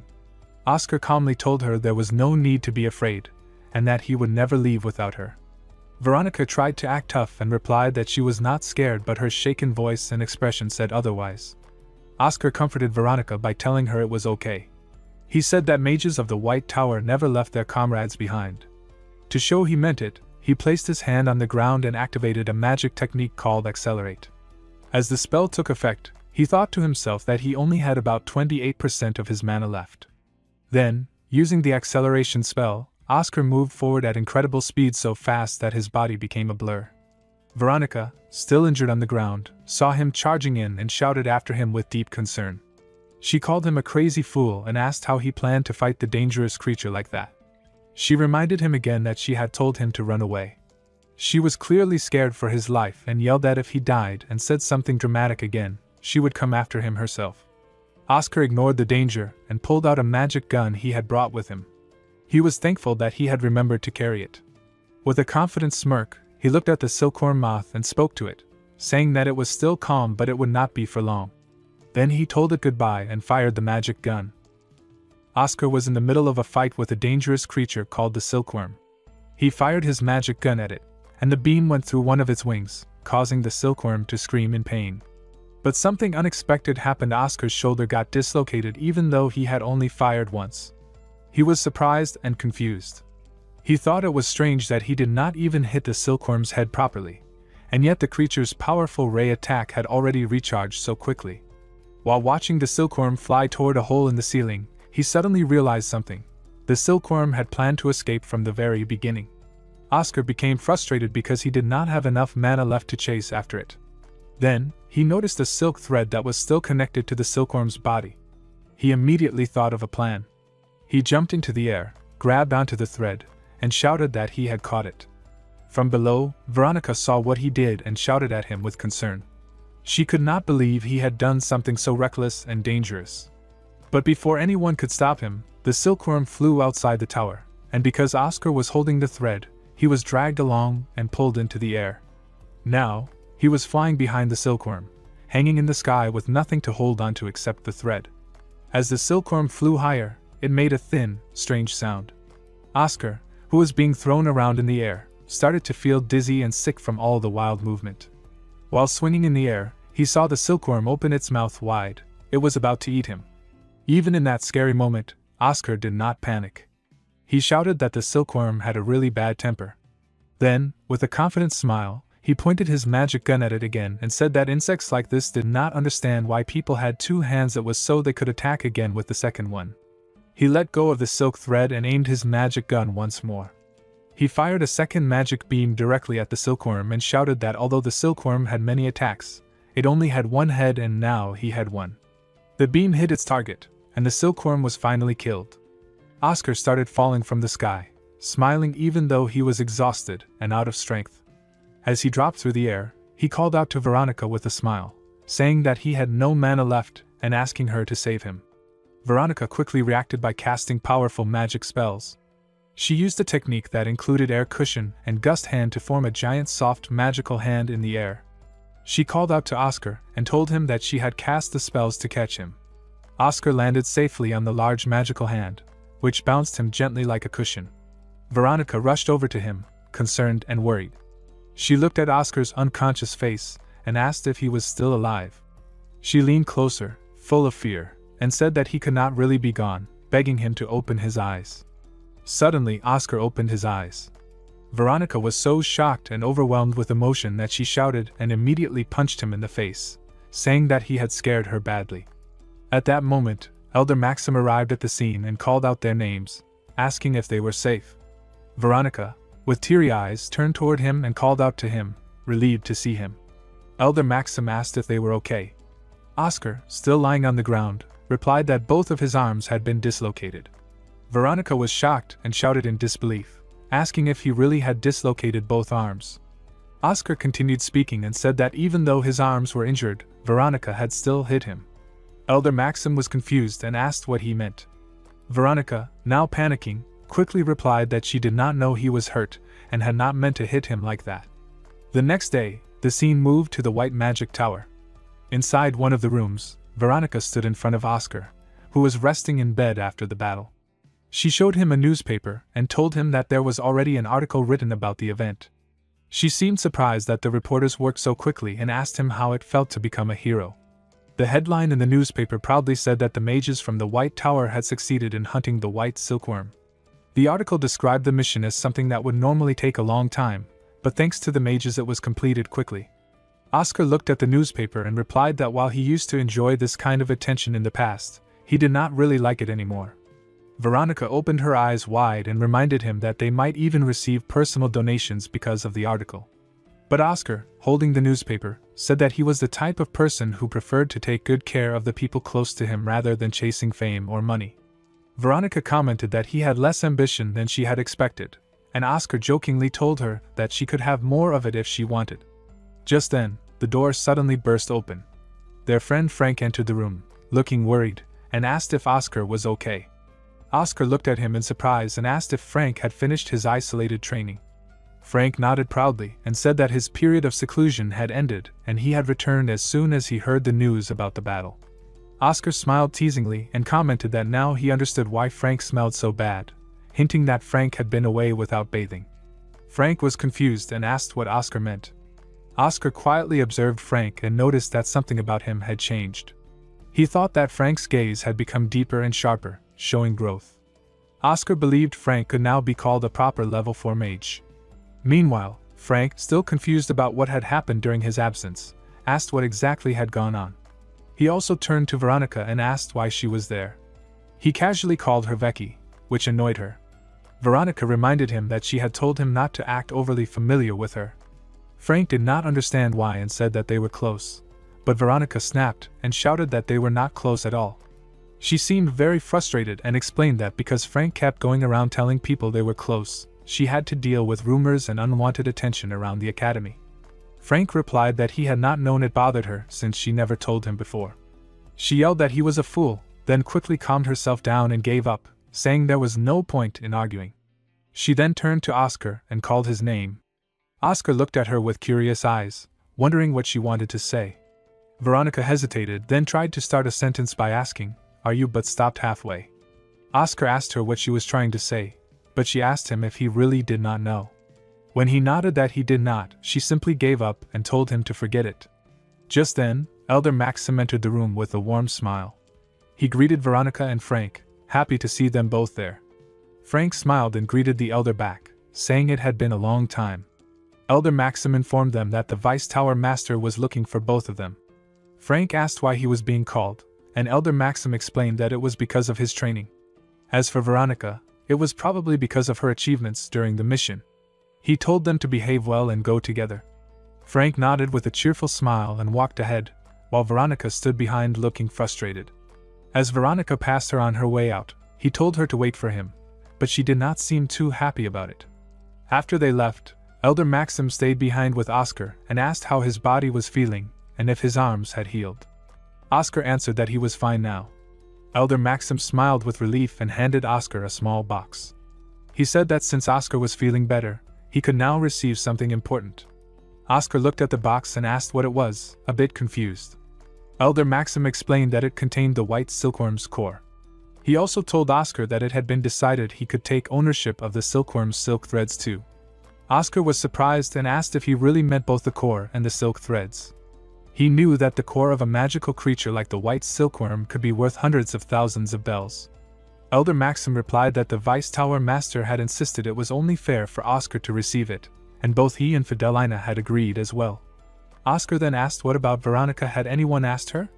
Elder Maxim replied that he had already spoken to her, and that Veronica had said she had not really done anything in the fight, so it made sense for Oscar to receive the reward.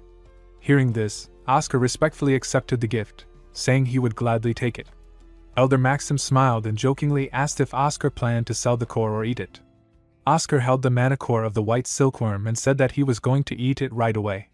He explained that since the silkworm had just finished its metamorphosis, the core would not contain a huge amount of mana, but it was still good for recovery. He added that he could not wait to use it. Elder Maxim offered to stand guard, and Oscar thanked him. Then Oscar ate the mana core, and as he absorbed its energy, his body started glowing with magical light. In that moment, he focused his mind and thought calmly to control the flow of mana. Elder Maxim watched him with wide eyes and was deeply impressed. He thought that aside from illegal elixirs, this was probably Oscar's first time taking a real magical elixir. Yet Oscar was handling the powerful and pure mana so smoothly. Elder Maxim admired him and thought that geniuses really were talented at everything they did. Later, when Oscar opened his eyes, Elder Maxim gently asked if he was awake. Oscar nodded with a smile and thanked him for staying with him so late into the night. Elder Maxim then happily told him that he had officially reached level 3 as a mage and congratulated him. Oscar also reported that his shoulders had fully healed and that he even felt stronger than before. Elder Maxim laughed and told him to rest well, then said goodbye and left. Oscar nodded politely and thanked him again, wishing him a good night. After Elder Maxim left, Oscar looked out through the glass window into the night. He did not feel tired at all. Instead, he felt focused and full of ideas. He picked up his magic gun and thought about making a new spell or design that could reduce the strong recoil from firing it. With his strength restored and his mind full of motivation, Oscar was already thinking ahead to his next magical improvement. Meanwhile, at the mana power plant, the scene shifted to a quiet but serious atmosphere. A man carrying a bag walked into the restricted area of the plant. One of the mages who was working there quickly noticed him and walked over, asking who he was. The mage warned that this area was off limits because they were still checking for any dangerous remains caused by the white silkworm. The man did not seem worried. He gave a short laugh and handed over a card to the mage. He introduced himself as Nebula Grime, a member of the Royal Special Investigative Headquarters. The mage looked at the card with wide eyes, surprised by the man's high status. He asked what someone from such an important place was doing here. Nebula smiled calmly and explained that he had been sent to investigate because it was very unusual for a white silkworm to hatch so close to the city core. He asked if the mage would cooperate with him in the investigation. Nebula Grime arrived at the mana power plant and asked the mage if he would cooperate with the investigation. The mage nodded and shook hands with Nebula, saying that he would cooperate, especially since Nebula was from the royal family. Nebula thanked him and said he would now begin reading the traces of mana left at the scene. As he walked toward the battle station, he mentioned that it seemed like a level 2 and a level 4 mage were involved in the incident. He had heard that 2 mages from the White Tower were responsible for hunting the creature. The mage explained that one of those mages had since advanced to level 3 and confirmed that they had originally come just to clean up slimes, but had ended up encountering the silkworm. Nebula felt relieved to hear that, and reached the exact place where the battle had occurred. The mage confirmed that this was where the silkworm had undergone its metamorphosis. Using his magic, Nebula was able to visualize the entire battle scene as if it were happening in front of his eyes. He noticed an area where mana was extremely concentrated and guessed that it must have been the silkworm's location. He saw that one of the White Tower mages had started the battle. Their movements were incredibly fast, but Nebula could tell that the mage had been nervous. Shortly after the fight began, the mage was restrained and suffered an injury to one leg. Then, Nebula focused on the person who had actually defeated the silkworm. However, he could not clearly see the person's appearance, only their movements. What surprised Nebula most was how clean and precise those movements were. This mage had fought with such control that they did not spill any mana during battle, which was extremely rare. In fact, it was one of the cleanest battle scenes Nebula had ever witnessed through his mana vision. He was deeply impressed and wondered just how talented that person must be. After examining the battlefield, Nebula took a step forward and picked up a shell from the ground. He immediately realized that it was an empty bullet shell and began thinking about what it meant. He noticed that a mage had used a weapon, a gun, and not just a regular one, but a modified version. He also saw that the trail of mana footsteps ended at that point. Based on the traces, he guessed that the mage had followed the silkworm when it escaped into the sky.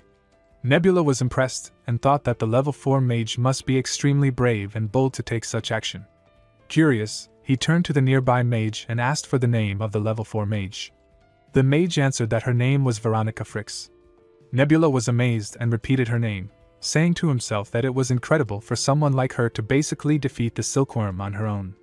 He believed her future would be very bright. But the mage quickly responded with confusion and corrected Nebula. He explained that Nebula was mistaken. The person who actually defeated the silkworm was not Veronica, the level 4 mage, but a level 2 mage named Oscar Crushen. Hearing this, Nebula's eyes widened in shock. He could not believe that someone as low-leveled as a level 2 could leave behind such a clean and precise battlefield with barely any mana traces. It seemed impossible to him. But then something clicked in his mind. He remembered the name, Oscar Crushen.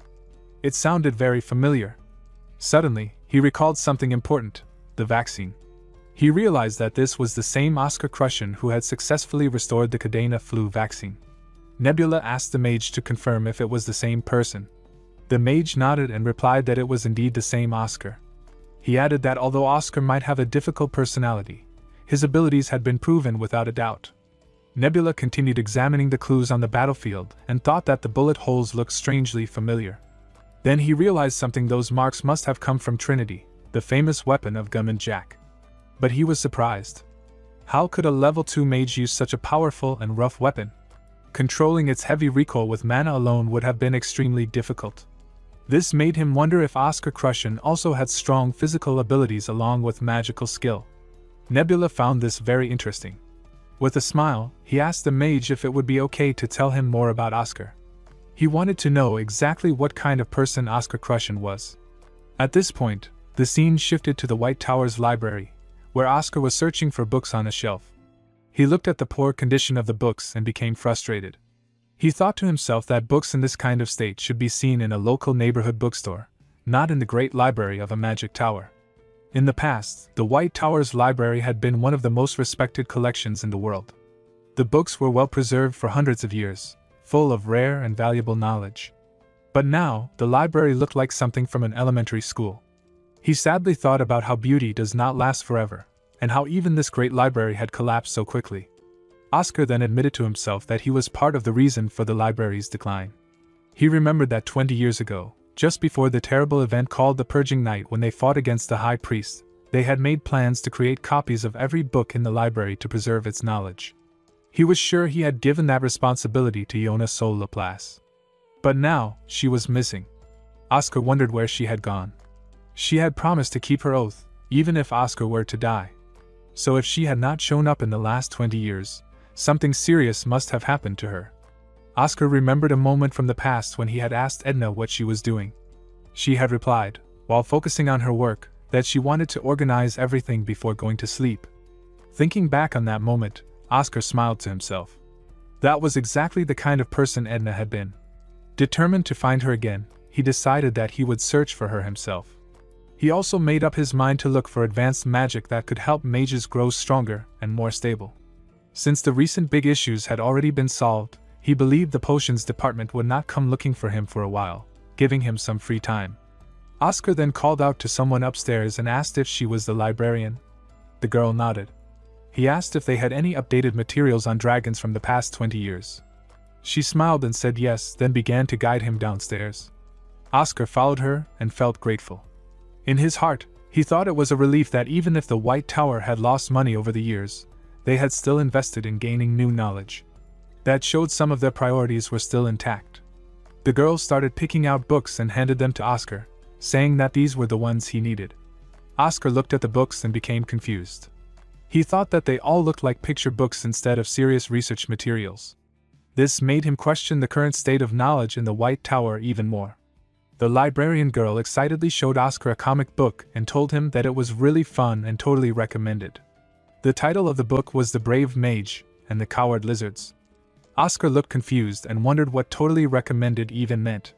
The girl explained that the story was about Oscar Sage, who had fought the High Priest alone when the dragons had run away after seeing him. She told him the book was based on real events, so it was even more interesting than other books. Oscar asked if there were any real study materials or serious resources on dragons besides these comic-style books. The girl shook her head and said there were not any in this library. To find proper information, he would have to go to the capital's main library. Oscar felt disappointed. He remembered how, in the past, there had been so many books about dragons that people could almost trip over them while walking through the library. The girl continued speaking and mentioned that she had once heard about a dragon who had stayed and fought beside humans until the very end. Oscar immediately guessed the name and said, Edna Sol Laplace? The girl nodded and said yes, that was the name.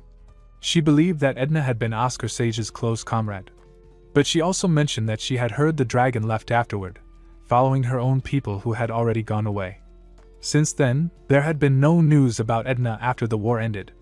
This made Oscar feel even more determined and thoughtful about what had really happened to her. Oscar strongly believed that Edna had not gone back to join her people. Even if something as impossible as the sky breaking apart happened, he thought she would never make such a choice. In the past, she had been the most disappointed in the dragons who had run away from battle. She would never abandon her beliefs. Because of this, Oscar felt sure that something else had happened, and he realized he needed a new way to find her. He became more determined to search for Edna using another method.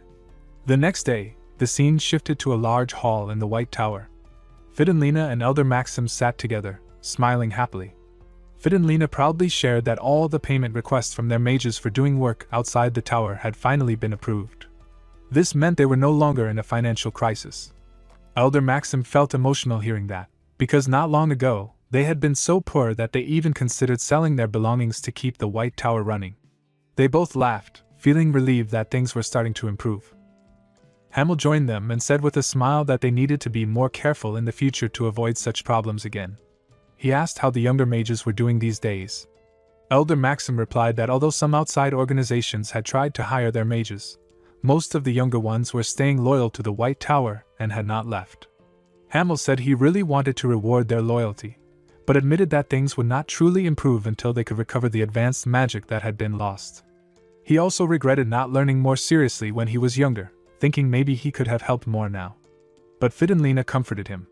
She told him not to be too hard on himself because there is a natural limit to how much advanced magic any one person can learn. Elder Maxim explained that in the past, only the Magic Tower Master had the authority to access and study all advanced magic. Fidenlina added that the real problem was that by the time Shasha became the new Tower Master, only 6 advanced spells remained. This showed how much magical knowledge had been lost over the years. Hamel, while sipping his tea, recalled that just 20 years ago, they had 64 different types of advanced magic, all of them considered rare and powerful.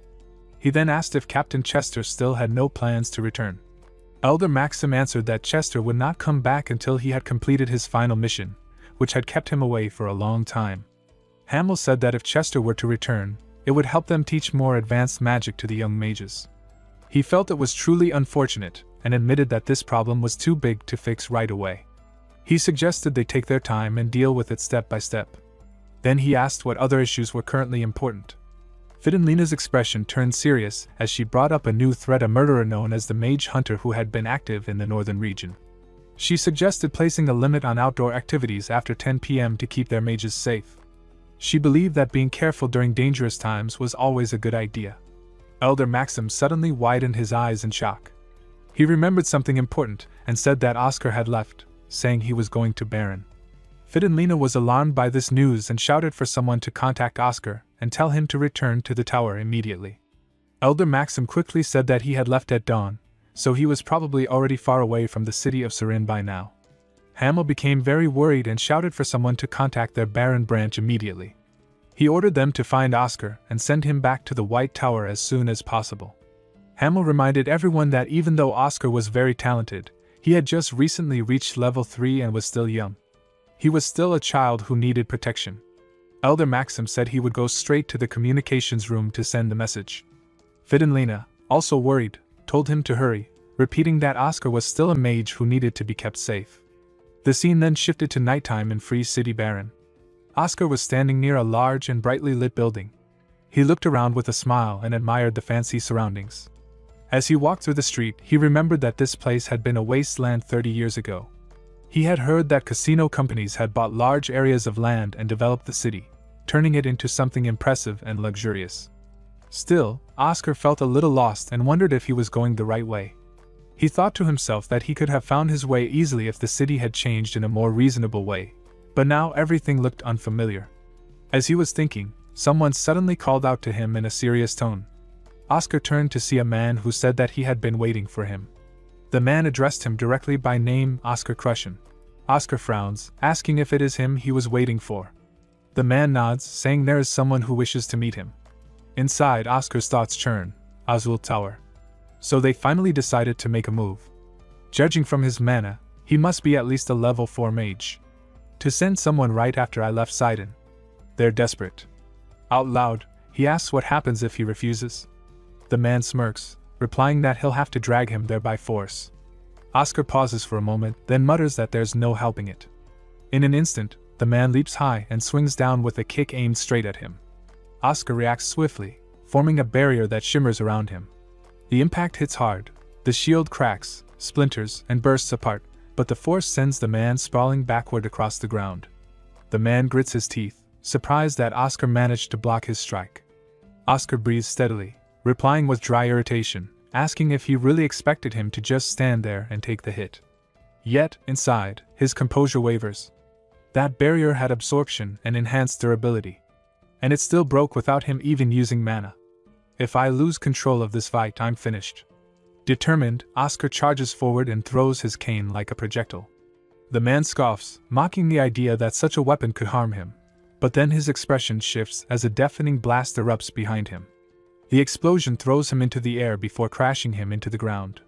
Oscar grabs the man by his shirt, lifts him with a glare, and slams him back down, thinking to himself if that strike was too shallow. The man coughs but pushes himself up again, remarking that Oscar is stronger than expected and that it's time he gets serious.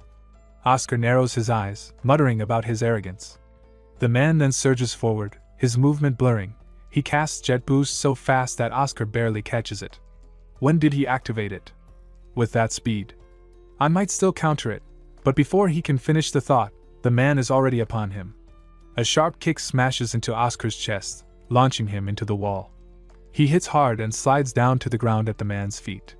The man looks down, half amused, saying that it's impressive he's still conscious and that most would have fainted from that blow. Oscar, slowly rising, wipes blood from his lip and mutters that it didn't even hurt. The man smirks, saying he'll end things with one final strike, challenging him to come at him. Oscar steadies himself, eyes narrowed as he mutters inwardly that even if he can't follow the man's movements with sight, he'll never lose track of the mana he sensed once.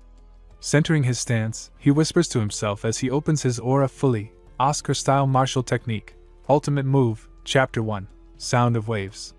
Mana ripples around him, swirling like flowing water gathering strength at the shore. He thrusts his fist forward, the motion fluid yet powerful, though to the man it seems he's only punching empty air. The man scoffs, calling it disappointing, but the smirk fades the next instant when his body twists violently as if struck by a raging current. Invisible force slams him back, the wind roaring like a storm, and he's hurled into a wall with brutal impact before collapsing into a garbage pile, coughing blood. Oscar calmly approaches, his expression cold, and warns him not to move unless he wants his organs to burst apart. The man groans, clutching his chest, and gasps out, asking what kind of principle that technique uses. Oscar replies evenly that it's resonance.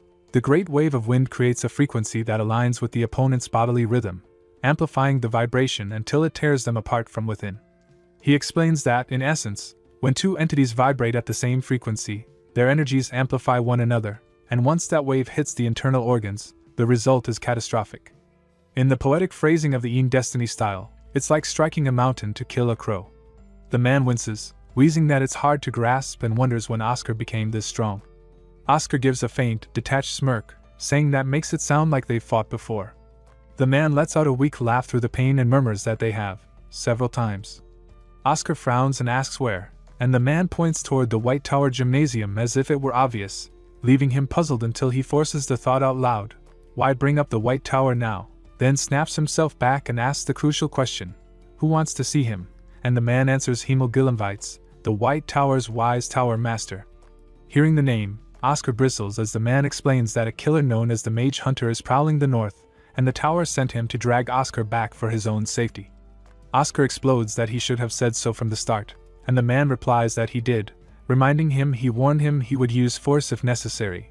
Oscar repeats with thin fury that the man threatened to haul him away by force if he refused, and the man calmly repeats that the wise tower master ordered martial force to bring him back. Oscar clenches his hair, annoyed at the man's terrible way of speaking and struck by an odd sense of déjà vu about how familiar the awkwardness is. He asks the man's name and the other man answers Killian Rockwood, a proud warrior of the forest. The name clicks for Oscar, Rockwood, and he asks if Killian knows Redden Rockwood. Killian answers yes, Redden is his father and once served as Oscar Sage's commander. Oscar's memory fills in Redden's history, born of the forest tribe, a White Tower level 8, a martial monster nicknamed the White Lion and a close aide and comrade to him.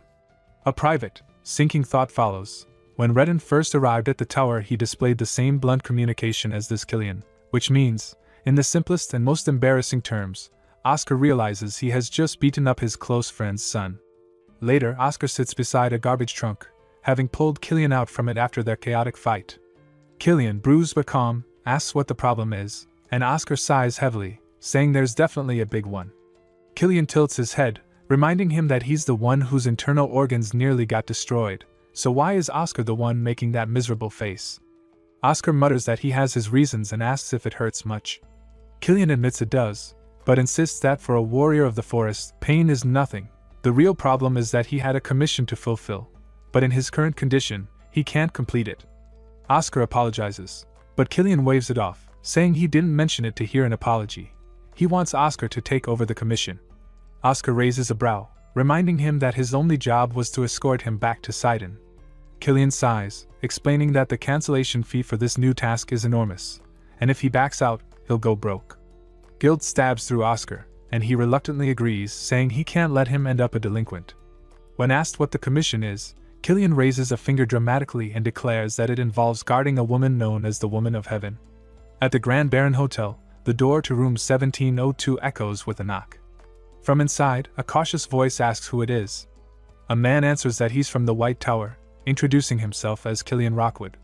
The door opens to reveal Evelyn, who smiles politely, greeting him as Marin's manager and commenting that he looks rather different from the rumors. Killian, now clean and dressed sharply, replies that it must be because he's wearing a suit, his current appearance part of a careful disguise. As he steps into the room, a voice calls from inside. Marin asks Evelyn if room service has arrived. Evelyn turns and urges her to get up, announcing that the one who accepted the commission is here. Marin quickly rises from the sofa, brushing her hair aside, and greets him warmly, saying with a bright smile that her name is Marin Maria and that it's nice to meet him. Killian steps into the room and introduces himself with calm confidence, taking a seat on the sofa as he says he is Killian Rockwood, level 4 mage from the White Tower. Evelyn politely asks what he would like for welcome tea, and he replies that he's fine. Turning toward him, Marin thanks him for accepting the commission despite not being given full details, admitting she heard his success rate is above 80% and assumed he would be more selective with his assignments. He answers that he isn't too picky about his work, though inwardly he recalls what he knows. Marin Maria, a singer who rose to fame just 3 years ago, her voice so soothing it's said to calm hearts. People call her the voice of heaven and the singing saintess. She studies him for a moment, and asks softly if he's a responsible person. Oscar, disguised as Killian, thinks that she certainly earned grand titles in a short time, and even in person, her voice carries a rare warmth. Out loud, he answers that he is. Internally, he muses that if she's referring to Killian, then yes, being red in sun and a warrior of the forest, loyalty and responsibility are in his blood. Marin smiles, saying that's a relief and that responsible people are the coolest. He returns a small smile, murmuring that he sees. Evelyn returns then with a tray, handing Marin a glass of water and taking a seat beside her. With a serious tone, she says it's time to explain the real purpose of the commission. Marin needs protection from assassination attempts.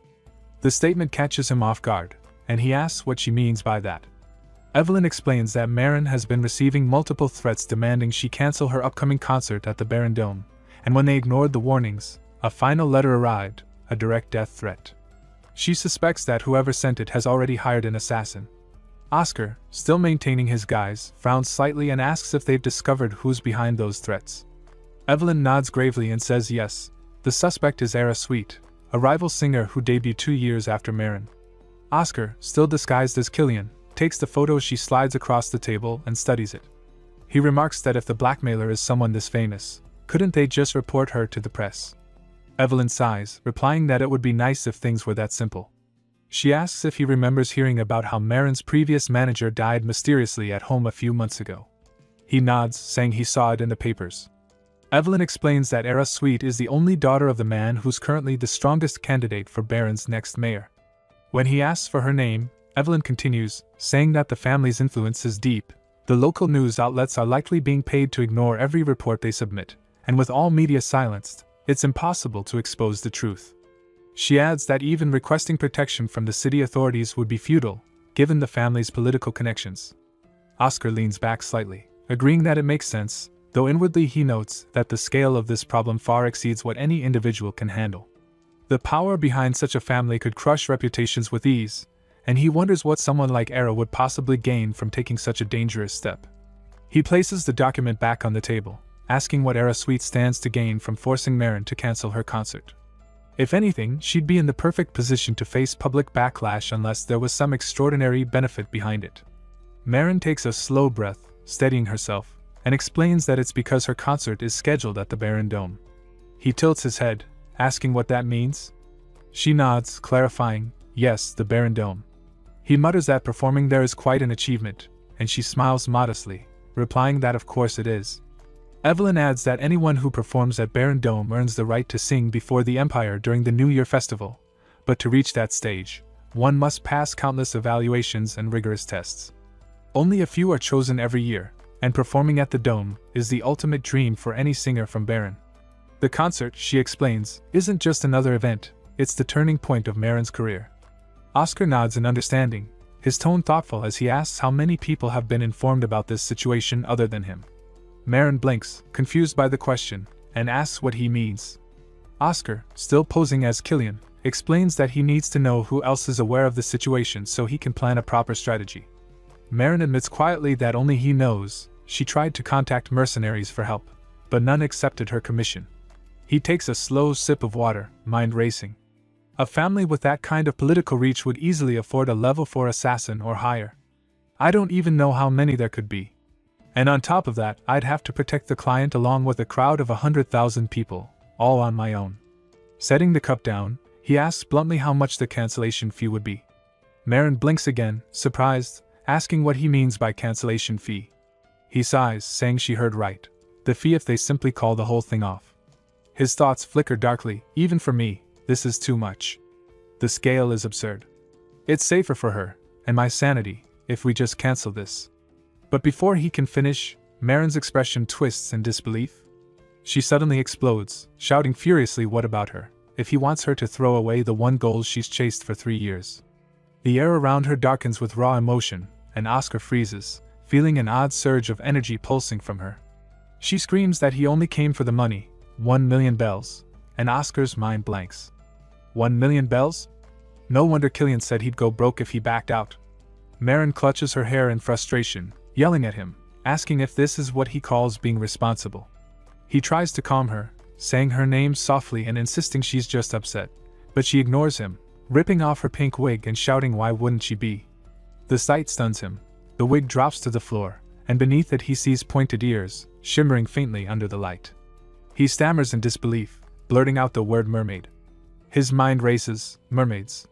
A race from ancient stories, known for beauty and divine voices, their lower halves once described as fish, though in truth they can shift their form to human legs for a limited time, needing to submerge in water to recharge. Marin, trembling with fury and embarrassment, slams her hand on the sofa, shouting that so what if she's a mermaid? Is it his first time seeing one? He quickly shakes his head, replying no, but inwardly admits it's the first time he's seen one this far inland. No wonder there was a bathtub right in the middle of the room, he thinks, glancing toward it as the reality of her hidden identity sinks in. He said he had heard mermaids could suffer homesickness if they stayed too far from the ocean. Evelyn explained that Marin was only half mermaid, which allowed her to stay in human form for longer without that longing for the sea. He asked if that meant she was half human and half mermaid, and she nodded, saying mermaids' beauty often led them into strategic marriages with other species. But she went on, saying that after those marriages, if mermaids lived far from the ocean, most of them caught an illness known as ocean homesickness, which slowly drained their lives away.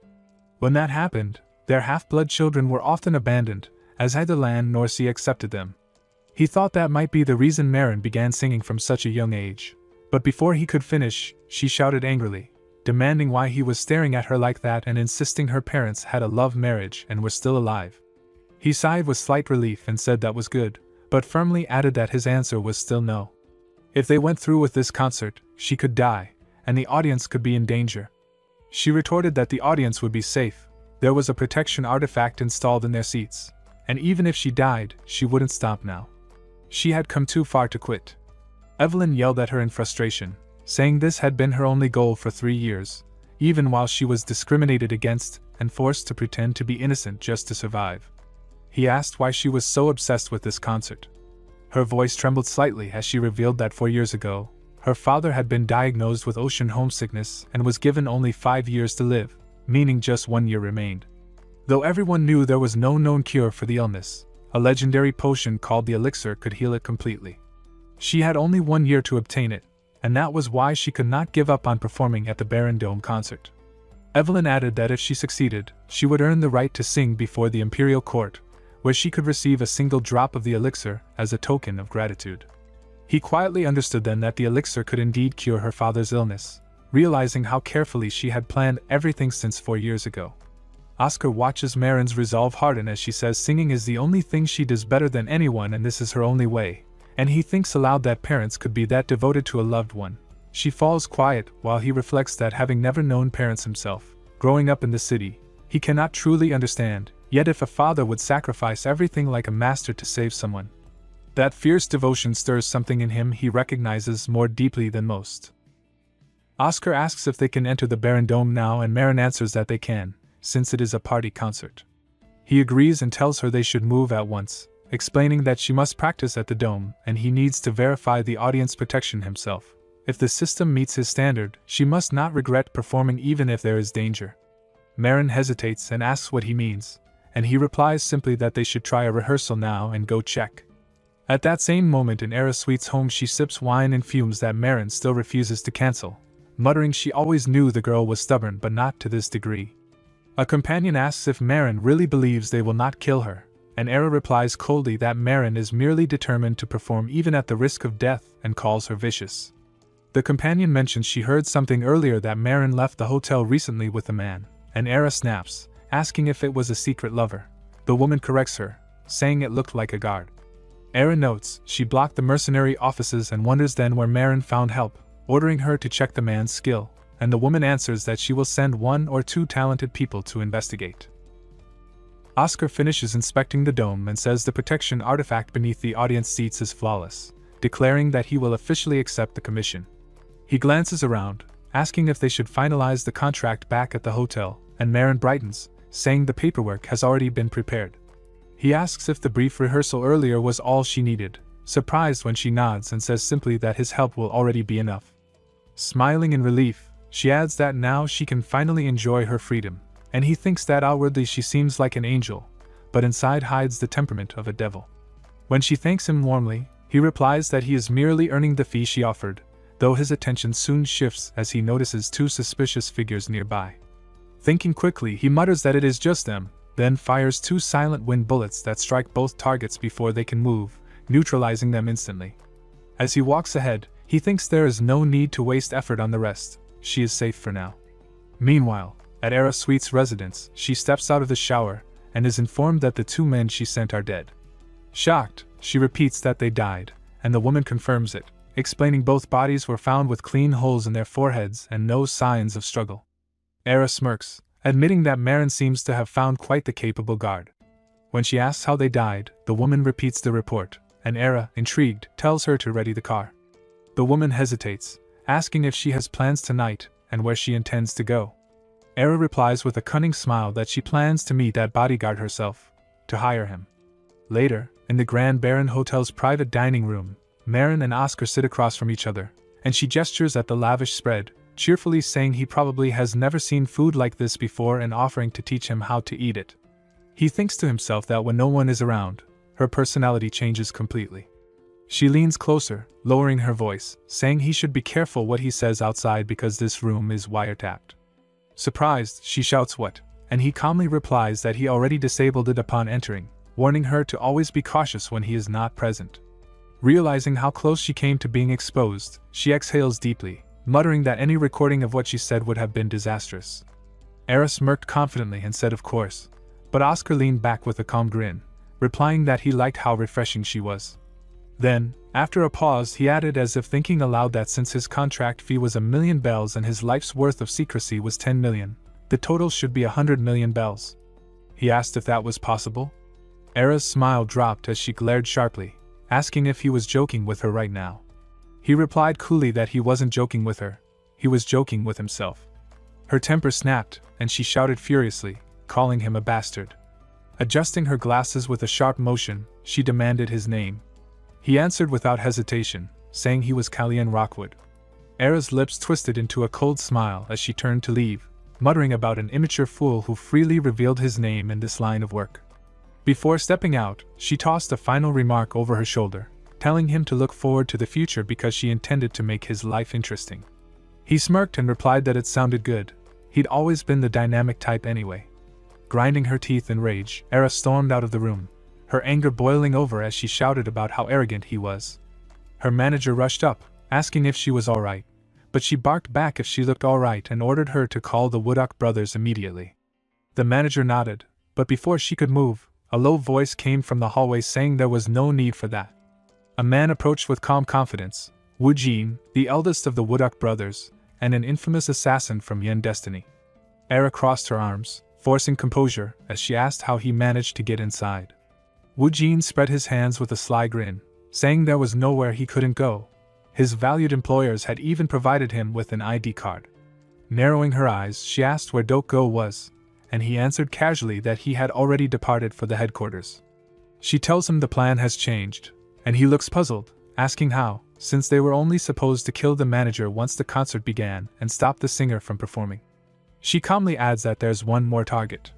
As they step into the elevator, she explains that Marin's bodyguard, Kalyan, and Rock will kill him as painfully as possible. He scoffs, saying the poor man must have earned the wrath of the Baron's prince. She asks when the mission begins, and he replies that he'll join the production team tomorrow, waiting inside the Baron Dome, while Go will enter later with the lighting team. She tells him to handle the method however he wants as long as the outcome is certain, adding that he can contact her if he needs anything. He grins, saying he loves how refreshing she is. Inside, she seethes in silence, cursing Marin, Maria, Kalyan, vowing to make them pay for daring to look down on her. But she doesn't realize Oscar has been listening to every word. Sitting on a dining chair, he muses that it was smart of him to slip a trace of mana into their talk earlier, impressed by how clearly he can hear her now. Still, he wonders why Wu Jin didn't notice anything. Maybe he isn't as skilled as he seemed. With a smirk, he stands, telling everyone to head back and rest since the concert is tomorrow. Later, Marin confronts him, asking why he accepted the offer.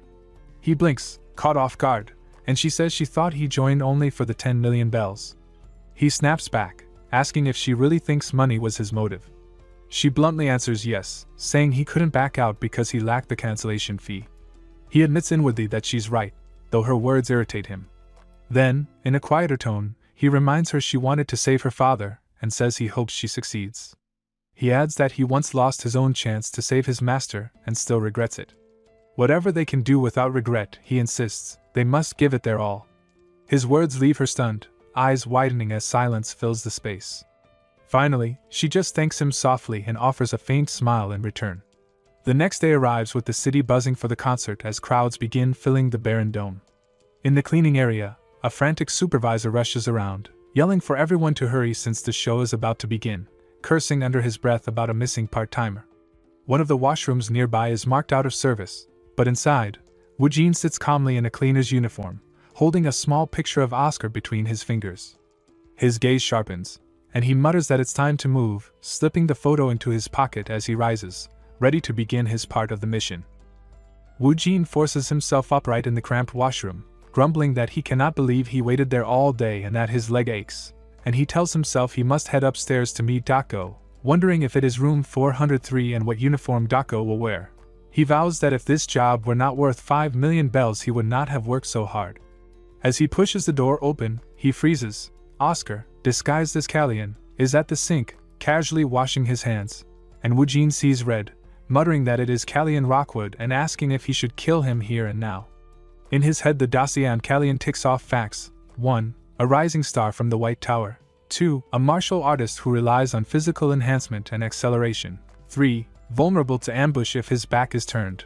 4. Roughly the same level 4 as Woojin, so victory is uncertain. He decides it is safer to strike together with his allies and resolve to follow the original plan, since failing an ambush would be disastrous.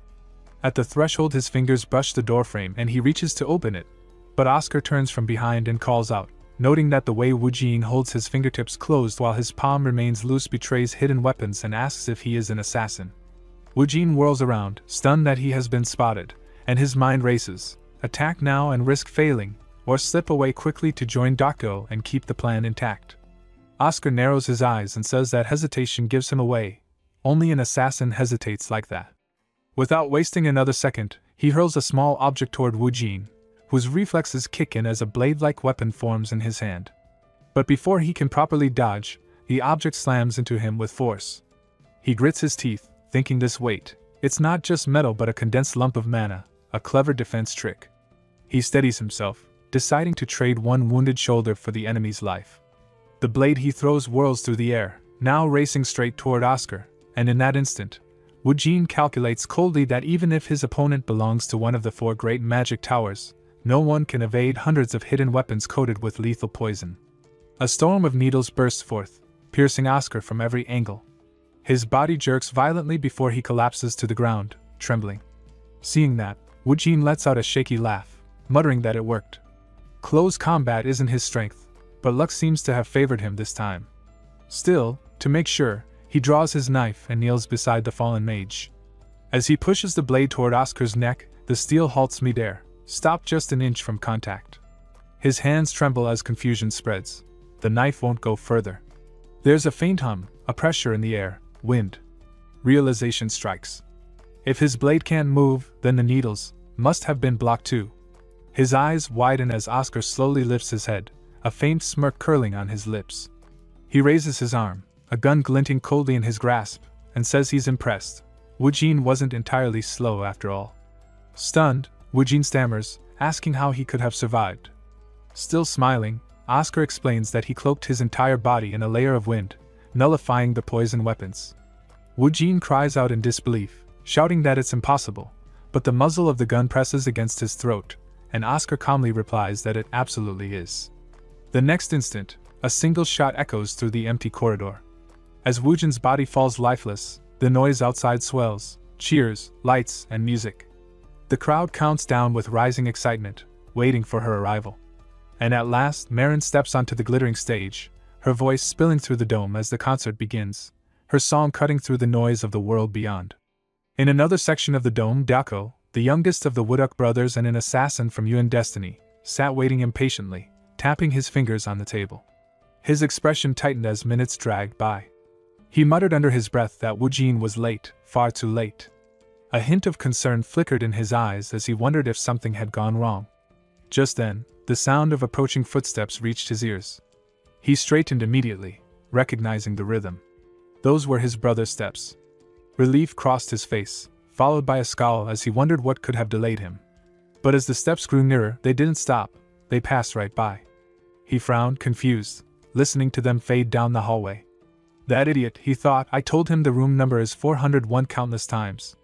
With irritation building, Daoko stood and pulled open the door, calling out that he was inside. But when the figure turned toward him, it wasn't his brother, it was Oscar. Calmly meeting his gaze, Oscar said that so this was where he had been hiding. Daoko's expression hardened, fury cutting through his confusion as he snapped that Oscar dared to imitate his brother's footsteps. Oscar replied coolly that when facing an assassin, he had to at least match their tricks. Daoko's tone darkened as he demanded to know how his brother had died. Oscar, unbothered, said he had blown his head apart. Daoko exhaled, almost relieved, saying at least there had been no pain. He admitted quietly that he had long known this day would come, though it still left a bitter taste. It was supposed to be their final commission together. Oscar raised a brow, noting how calm he seemed for someone who had just lost a sibling. Daoko said coldly that assassins couldn't afford sentiment, it was part of the profession. When Oscar asked if by last commission he meant retirement, Daoko shook his head, saying of course not. They were too young for that. He revealed that he had been scouted by one of the best in the business, a company unrivaled in their line of work. Oscar's smirk returned as he said that in that case, this would be a duel between the top assassin and the top mage, the best their industries had to offer. Daoko clicked his tongue, eyes narrowing as he retorted that the White Tower was far from the best. Oscar said calmly that things would be different this year. Across Daoko's body, a surge of purple energy began to rise, crackling in the air like a toxic flame. He laughed darkly, saying that Oscar clearly had no idea. Being among the industry's best meant reaching at least this level. The energy gathered thickly around his arm, swirling in tight coils. Oscar noted with steady eyes that instead of relying on hidden weapons, Daoko used poison chi directly. Daoko grinned and said hidden weapons were tools for those who lacked mastery of poison chi. When combined, however, they created something far deadlier. In a flash, he hurled a glowing orb filled with his poisonous energy toward Oscar, who swiftly dodged aside. The orb struck the wall, sizzling on contact. Oscar, curious, asked what would happen if a person were struck by it. Turning toward the wall, he saw the poison spread rapidly, its energy pulsing with violet mana before rebounding toward him like a homing strike. He ducked low as it shot past, but Daoko sneered that even the slightest scrape from his poison would infect its target. It was already too late. Oscar, unruffled, said he knew that much, he could sense its toxicity from a glance. Daoko, puzzled, asked why he was so calm if he knew he was exposed. Oscar straightened and replied that it didn't matter to him. Daoko's brows furrowed, suspicion flickering in his gaze as he asked if Oscar was immune to all poisons. Oscar said no, his tone steady as he explained that he had encased his entire body in mana, sealing off all external air. Daoko was startled, realizing the implication, then asked if he could even breathe like that. Oscar smiled faintly, saying he generated clean oxygen inside his body, which solved that issue. Daoko's disbelief deepened as he muttered whether such a thing was even possible.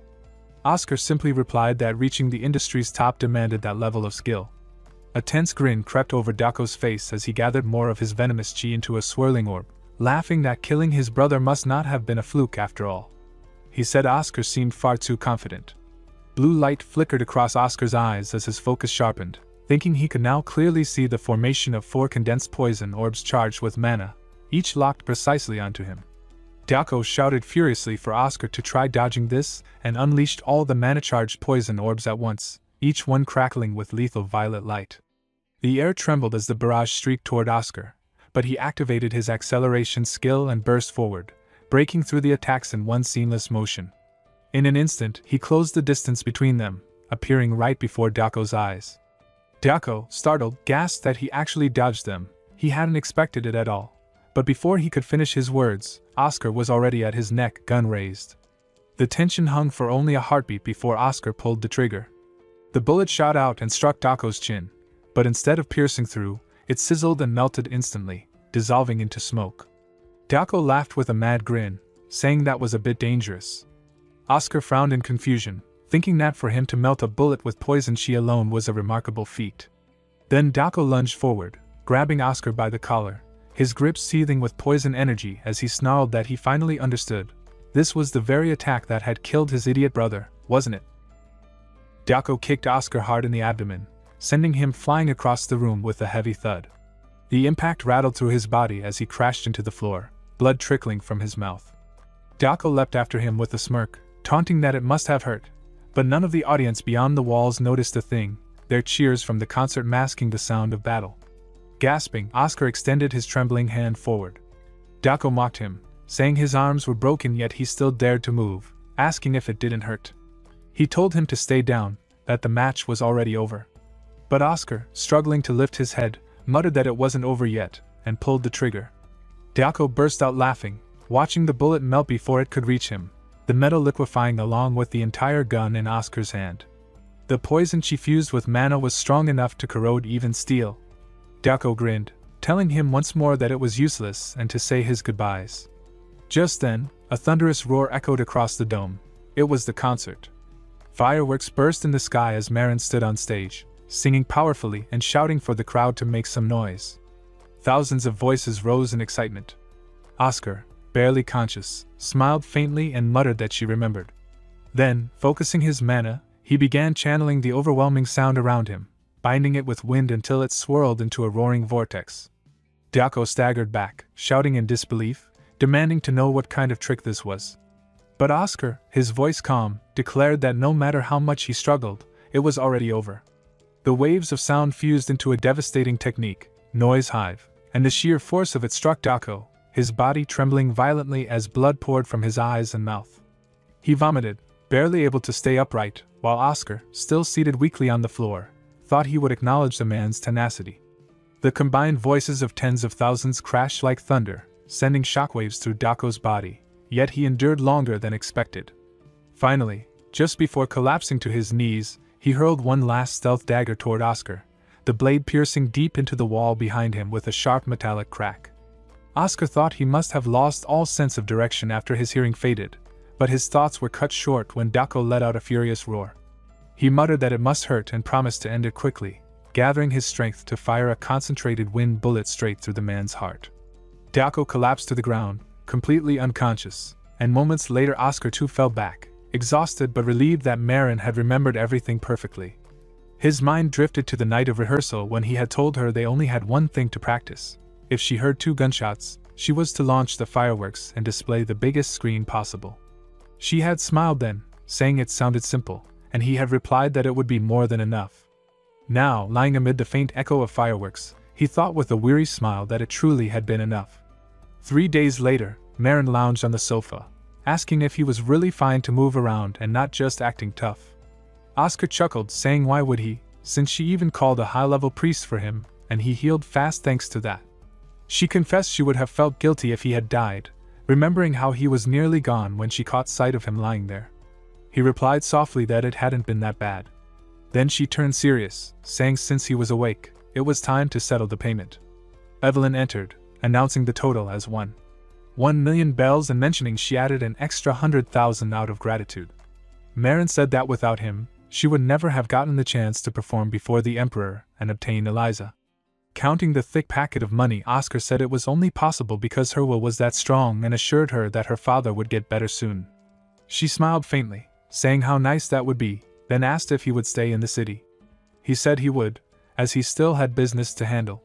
She warned him to be careful, teasing that sweet-tempered viper, must be furious by now, and who knew what she might do next. Oscar smiles and tells her she should be the one to watch her step, but she laughs and teases that his confidence is wild and still demands his real name before he leaves, which stings him for a moment. He coughs and asks what she means, and she says she recognized the colored contact lenses from the start, so she already knew he was pretending to be someone else, which makes him ask why she hired him anyway. And she admits his face when he heard her plead to save her father looked like something familiar, reckless and honest, so she took a chance. She flashes a playful victory sign and calls his courage reckless, and he scoffs softly, saying she truly lives without worry. She presses once more for his name. He falters and then says plainly that he is Oscar. She brightens, saying she thinks she has heard that name before, and Evelyn supplies the missing detail, naming him the White Tower genius who made the antidote for the Cadena flu. Marin says she saw him in a newspaper and that while he was called a genius, he seems oddly ordinary in person. He replies that she looks plain off stage too, and she protests that her stage face is anything but normal. He answers that on stage she is the greatest star, and she reaches down from the sofa to offer her hand in thanks, calling him the best bodyguard she has ever had. He takes her hand and accepts the thanks, and for a quiet moment the room feels warm. Meanwhile, at the Baron's hotel, a man bursts through a door, breathless and asking his senior whether she wants good news or bad first. She, reading a paper, asks for the good news, and he reports that Wu Jing, the elder brother of the new man they had hired, is dead, which she hears with grim satisfaction because the brother had been a problem. Then he delivers the bad news, that the new recruit also died. And her face turns furious at the bitter twist. Era explodes, furious and disbelieving, demanding whether the messenger is joking and threatening to make more bad news rain down if he lies, while the courier trembles and insists the killer is Kellyan Rockwood, her younger brother. The man pushes a photograph forward and says this is the bodyguard they hired, urging her to confirm that it is indeed Kellyan. She stares stunned. Then snaps that perhaps his face has changed with time since she last saw him and swears she must see him in person. To find which bastard is pretending to be her brother, her voice sharpening into a promise of retribution as she recalls the purple braid tattoo associated with Kellyan Rockwood. At the Sweet family estate the mood is colder but practical. Servants ask about the Hoover clan's moves and the manager reports the mercenaries are working hard but that none of them are true heavyweights worth worrying about. Mark Sweet, patriarch and Era Sweet's father, scoffs that if the Hoovers lose they should retreat cleanly, remarking on how persistent the rival family is despite Buzz Hoover having been mayor for only 2 years. And the manager apologizes for the interruption before turning the conversation to the espionage work. Mark asks after progress obtaining Buzz Hoover's secret documents, and the manager replies that their team is on it. The son is proving incompetent at undoing his father's password warding, but they are confident the top secret files do in fact exist and the crew is closing in on them. Mark Sweet laughs, saying the heavens are on their side, and then asks if participation will be complete in 2 days. The manager assures him it will and that a very fancy fireworks display will be prepared, and Mark sips his wine before asking about the bastard who made his daughter cry, demanding to know who he is and where he comes from. The manager replies that the culprits are the diva Marin Maria and the White Tower mages, Kellyan Rockwood, and Mark snaps that they must leave Marin Maria alone because they cannot touch her while she is tied to the Imperial. But as for Kellyan and Rockwood, he tells the manager to track and report their movements so they can deal with them after the Hoover family, furious that anyone would dare bully his daughter in this city and vowing to make whoever touched the purple braid tattoo pay dearly. Under an umbrella nearby, Kellyan sips coconut water and marvels at the scene while Oscar sips tea and tells him to take his time. Kellyan wipes his lips with his tongue, thanking Oscar for completing the commission, and Oscar asks how his body is. Kellyan replies that everything he beat up is fine now, and Oscar says that's a relief, to which Kellyan tells him to take the commission reward because a warrior of the forest does not steal another's achievement. Oscar grins, saying really, thank you, and Kellyan asks where he's heading next. The White Tower perhaps. And Oscar chuckles, asking if he says no, will Kellyan drag him there by force. Kellyan shakes his head, saying he already reported that there's no need to worry since Oscar is more talented than he is, and Oscar replies that's a relief, explaining that he's instead going to the Blood Tower's Baron branch because there's someone he needs to find, then advises Kellyan to take care of himself for a while. When Kellyan asks why, Oscar coughs and explains that someone named Era Sweet, the daughter of a powerful man, might come after him because he went around using his name too much. Kellyan only nods calmly, saying there was another commission he wanted to do but if there's an issue he'll drop it, leaving Oscar inwardly baffled by his nonchalant reaction before asking what he means. And Kellyan says the job was to analyze some encrypted data with a reward of 5 lakh bells, prompting Oscar to say that's a lot, but no amount is worth risking one's life over, and Kellyan agrees, saying that's true. Oscar asked if Kellyan would be returning to the White Tower in his current state and suggested that if he had time, he could wait and go back together. Kellyan smiled faintly, saying it was surprising to hear something so friendly from him, and wondered if something had happened while they were apart. Oscar gave a blunt, slightly irritated look, making it clear that wasn't the case. Kellyan continued, saying it would be good to travel together, but he had to remain in Baron for a while since the commissions were only secondary. Oscar asked what he meant, and Kellyan replied that he was there to catch the worst traitor of the forest, someone whose capture would make history, explaining that there were rumors of the traitor being active in the city. Oscar's expression grew serious as he said it was more severe than he had thought. Killian said he could not share the full details with an outsider, but that was the situation. Oscar nodded, wishing him luck in catching the traitor and saying they'd meet again at the White Tower. He extended his fist toward him, and Killian, surprised, asked how he knew the forest tribe's traditional greeting method, saying he thought Oscar had no interest in him. Oscar wondered to himself just how unpleasant his past personality must have been since everyone seemed to think that, then said aloud that wasn't true and asked if Killian wasn't going to complete the greeting. Killian smiled, tapping his heart lightly with his fist before bumping it against Oscar's, saying, "Of course not, see you at the White Tower." As Oscar walked down the road afterward, his thoughts grew heavy. It worried him to head to the Blood Tower, wondering if Edna might be hiding among them. The Blood Tower could locate the demon's lair, but if a dragon decided to hide, even that power might not be enough. Oscar begins to sense something unsettling, a sharp surge of energy that feels far beyond normal limits. His thoughts race as he wonders why he can feel the aura of someone who must be at least a level 7 mage. Standing before him is Kaya, her presence wrapped in an overwhelming aura of murderous intent. The air between them grows tense, but before he can speak or react, a car passes swiftly across the road, and in that fleeting moment, Kaya completely vanishes from sight. Oscar blinks in confusion, unable to grasp what just happened. Elsewhere, Kaya walks alongside her subordinate through the quiet streets, the faint hum of manna still lingering around her. The subordinate, glancing at her uneasily, says she's being too lenient just because the man is her brother's friend. He reminds her how she simply watched when they ate together earlier, and insists she should make him pay the debt for killing the new recruit. Kaya, calm but sharp, replies that the boy hadn't even been officially inducted yet, and if anything, it's a relief they didn't lose a loser who got killed by a level 3 mage in the first place. She adds that such trivial matters aren't important right now. She turns her gaze to him and asks a sudden question, her tone deliberate. If she were to completely hide her presence, would he be able to find her intentionally? The subordinate, taken aback, admits that he doubts it. It would be difficult even to sense that she was there at all. Kaya's eyes narrow thoughtfully as she asks when he thinks there's a level 3 mage in the city who could locate her when she's hidden. He frowns, muttering if this is some sort of 20 questions game, saying there wouldn't be anyone in the entire continent, let alone in Baron, capable of that. For a moment, she grows silent, reflecting on the sensation she felt earlier, then murmurs that she can't shake the feeling she made eye contact with him. Her subordinate dismisses it, saying it's probably just her imagination. But Kaya shakes her head, firm in her conviction, it wasn't just a feeling.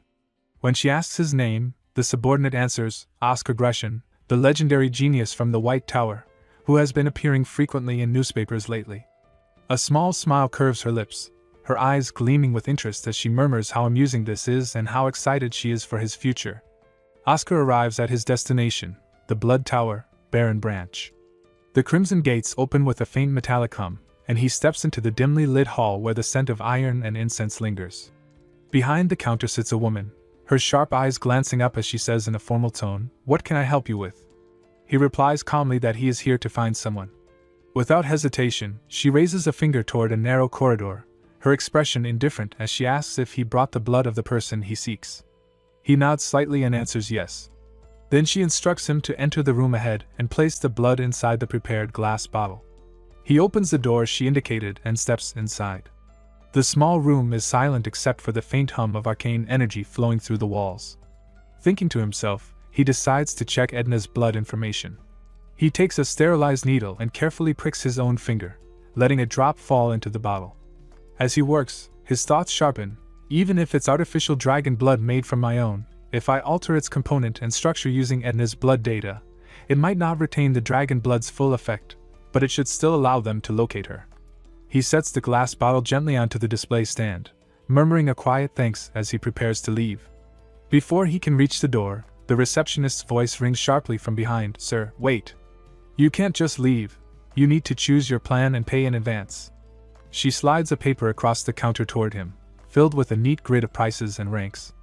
Oscar pauses, visibly taken aback, his tone turning bewildered as he repeats, "Pardon? I have to pay." She responds matter-of-factly, "Of course." He frowns, a thought flashing through his mind. 26 years ago, I used this place 100 times without ever paying. Since when did they start charging? She tilts her head and presents the full menu, listing a variety of options: basic range tracking, extended search, and others. After scanning it, he finally says, "I'll take the content ultra-wide range tracking, the special one." Then he mutters under his breath, "This used to be free, but I guess things have changed." The woman, maintaining her polite tone, replies, "Pardon, but I think you're mistaken. The Blood Tower's tracking service has never been free." Oscar says he once heard that the special plan used to be free before the era of the White Tower Master. At his words, the woman's tone shifts, her expression darkening as she narrows her eyes and asks sharply if he is from the White Tower. He immediately denies it, claiming they have no connection, though the lie hangs heavily between them. She exhales in visible relief, saying there is a new directive requiring them to charge 30% more to White Tower mages. Curious, he asks why only the White Tower faces such a penalty. She folds her arms and explains in a bitter tone that the former Tower Master, Oscar Sage, once used the special plan 108 times for free, exploiting his position's privileges. Because of that, the Blood Tower's finances nearly collapsed, and even now the elders grind their teeth whenever his name is mentioned. Her words sting, and Oscar stands frozen as she goes on, explaining that after the war ended, the Blood Tower would have vanished from history if the royal family hadn't stepped in to pay his debts. She adds that there was once a time when the Magic Tower Masters and Imperial Royals enjoyed free services here, but that privilege was abolished entirely, thanks to him, she mutters with disdain, as if repeating a name that still tastes sour. He murmurs inwardly, "So it really was because of me." Breaking the tense silence, he asks the price for the special plan. She replies calmly, 1.5 million bells. He blinks, stunned, then shouts in disbelief, "What? Can I pay it in installments?" Her expression doesn't change as she answers, "Of course not." He sighs and bargains, saying he can pay 1.1 million now and the remaining 400,000 within a few days. Would that work? She replies firmly, "If you fail to pay the rest, you won't receive any tracking results, nor will you be refunded." He nods, resigned, and says that's fine. After he transfers the amount, she hands him the parchment, saying if he agrees, he must sign the contract. The results, she adds, will take at least a day, or up to 3 days at most. He signs quickly, thanking her with forced cheer before stepping out, leaving the shop with a faint smile. Later, Oscar bursts through the door of Callian's office, slamming it behind him. Startled, Callian opens it, asking what brings him there. Gasping for breath, he straightens and says urgently that he needs him to explain the commission he mentioned earlier. At the Hoover family estate, Callian leaned back, saying he heard the commissioner was the son of Barron's previous mayor, wondering what was going on. Oscar asked him to explain the situation before their meeting and whether it was fine to meet him so late at night, since it sounded urgent. Callian replied that the team was regrouping as quickly as possible, but the qualifications for the applicants were so strict that progress had been difficult. Oscar said it must be because the commission involved decrypting encrypted information. Callian nodded, saying to explain that, he first needed to describe the background. He asked if Oscar knew who the former mayor of Barron was, and when Oscar guessed Buzz Hoover, Callian confirmed it. He explained that Buzz Hoover had wanted to change Barron, which despite its glittering appearance, hid the suffering of many trapped in gambling, drugs, and alcohol. The corrupted corporations ignored this darkness, even feeding off it. Oscar said since that vicious cycle was making them money, and Callian agreed, saying Buzz Hoover declared a war against the drug organizations. When Oscar asked about the outcome, Callian said it succeeded. In just 2 years, drug distribution in the city dropped by 86%. Oscar praised the result, calling it impressive, but Callian continued that after that victory, Buzz Hoover suddenly died in his own estate, just before the inauguration of a treatment center for addicts. Oscar frowned, saying that sounded suspicious. Callian said many thought the same. Some believed the drug organization murdered him, while others whispered that a powerful noble addicted to drugs had hired the Purple Brigade. But the truth remained unknown. Oscar leaned forward and asked what exactly needed to be decrypted. Callian explained that the data had been encrypted with magic seals cast by Buzz Hoover himself, making it one of the most secretive sets of information on the entire continent, the final record he left before his death. Oscar said there was a high chance those files were linked to whoever killed him.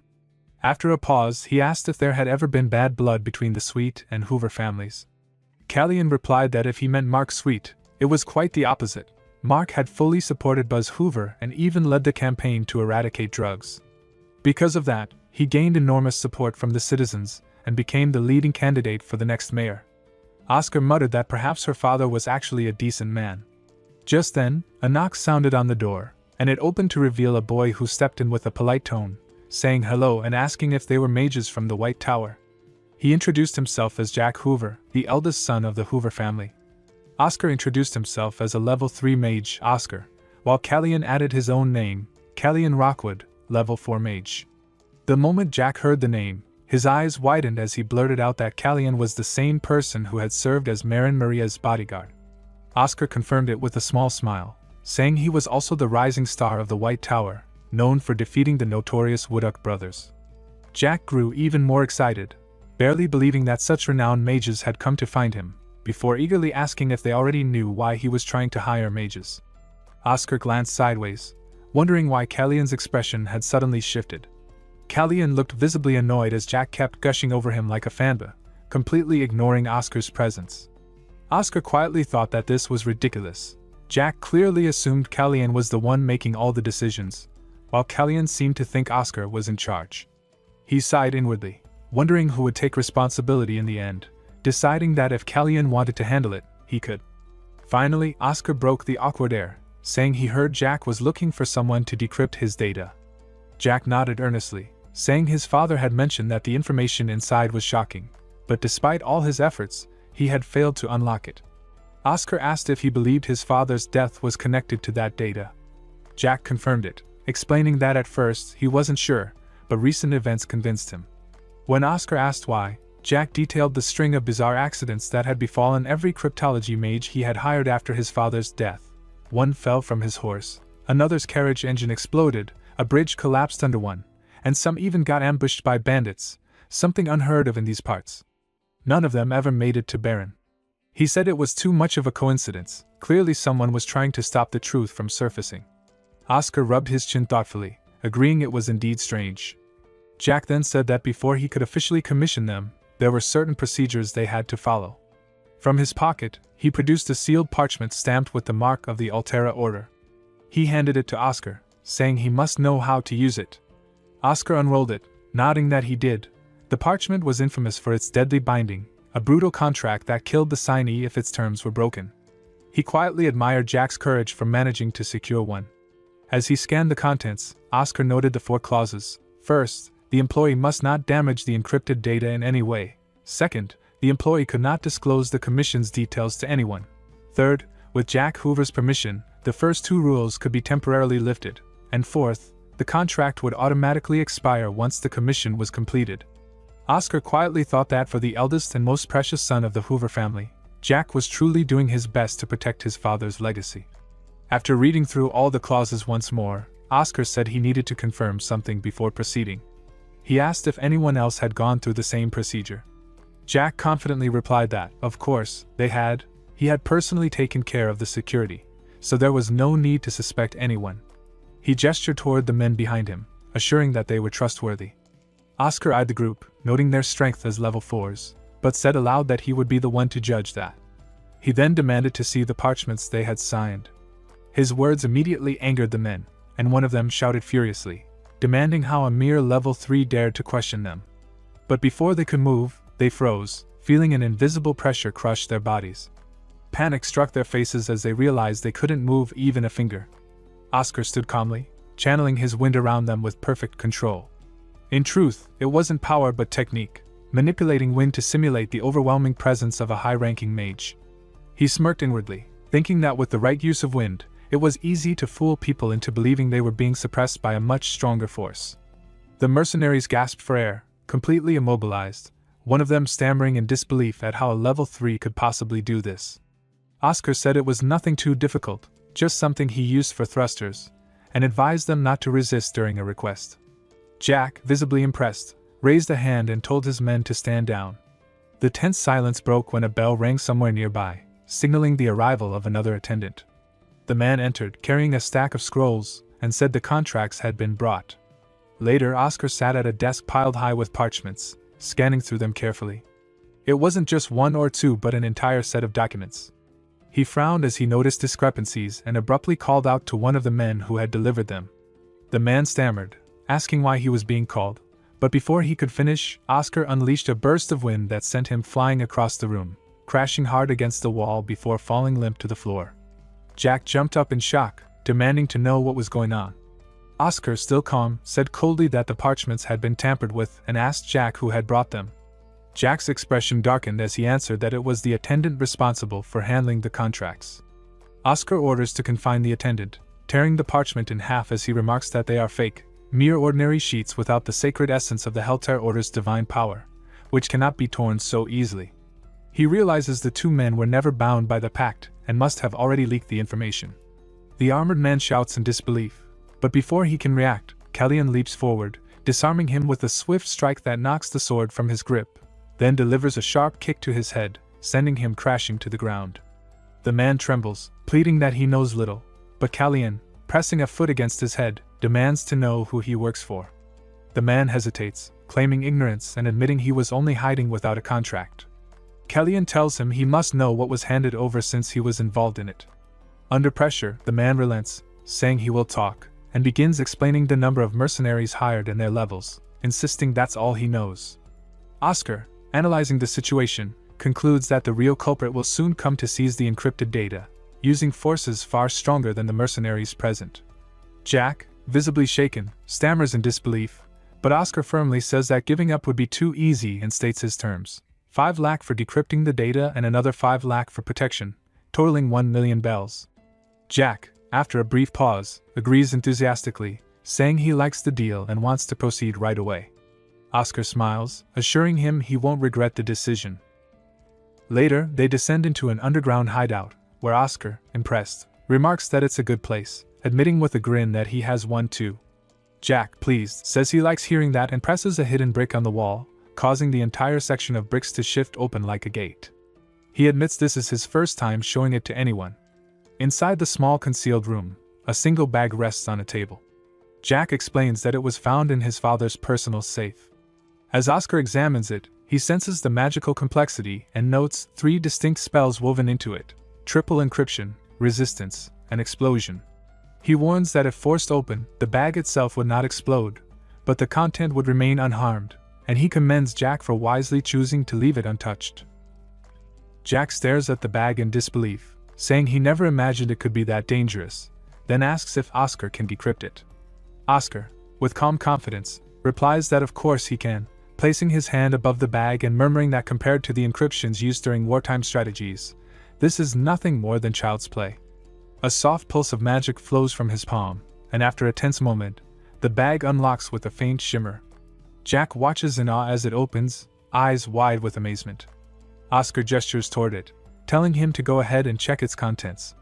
Kellyan, observing quietly, admits that although it looked easy, he himself couldn't perform such a difficult spell, acknowledging the complexity behind Oscar's skill. Jack carefully pulls out a bundle of papers, his hands trembling as he begins to read. His eyes glisten with emotion, tears forming as he stares at the words, whispering softly in gratitude, thanking them over and over.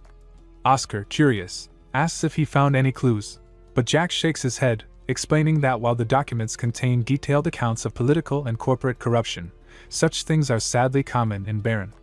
If his father was killed only for this, then there must be something deeper. Oscar studies him for a moment, thinking that children in Baron seem to mature far too quickly, and senses that there's something hidden beneath the surface. He finally suggests, if there isn't much in the letters, they should check the diary next.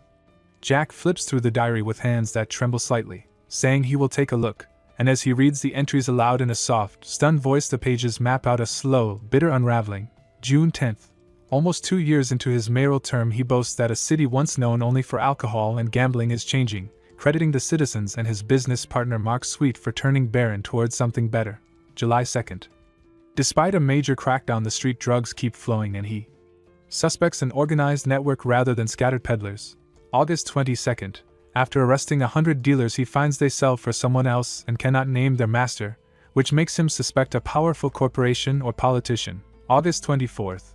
He writes that he spoke with Mark and found it eerie how much Mark already seemed to know about the investigations, so he thought to place a tail on him. Then the entry stops and Jack falters, hands shaking as he cannot go on, and Oscar offers to read the rest.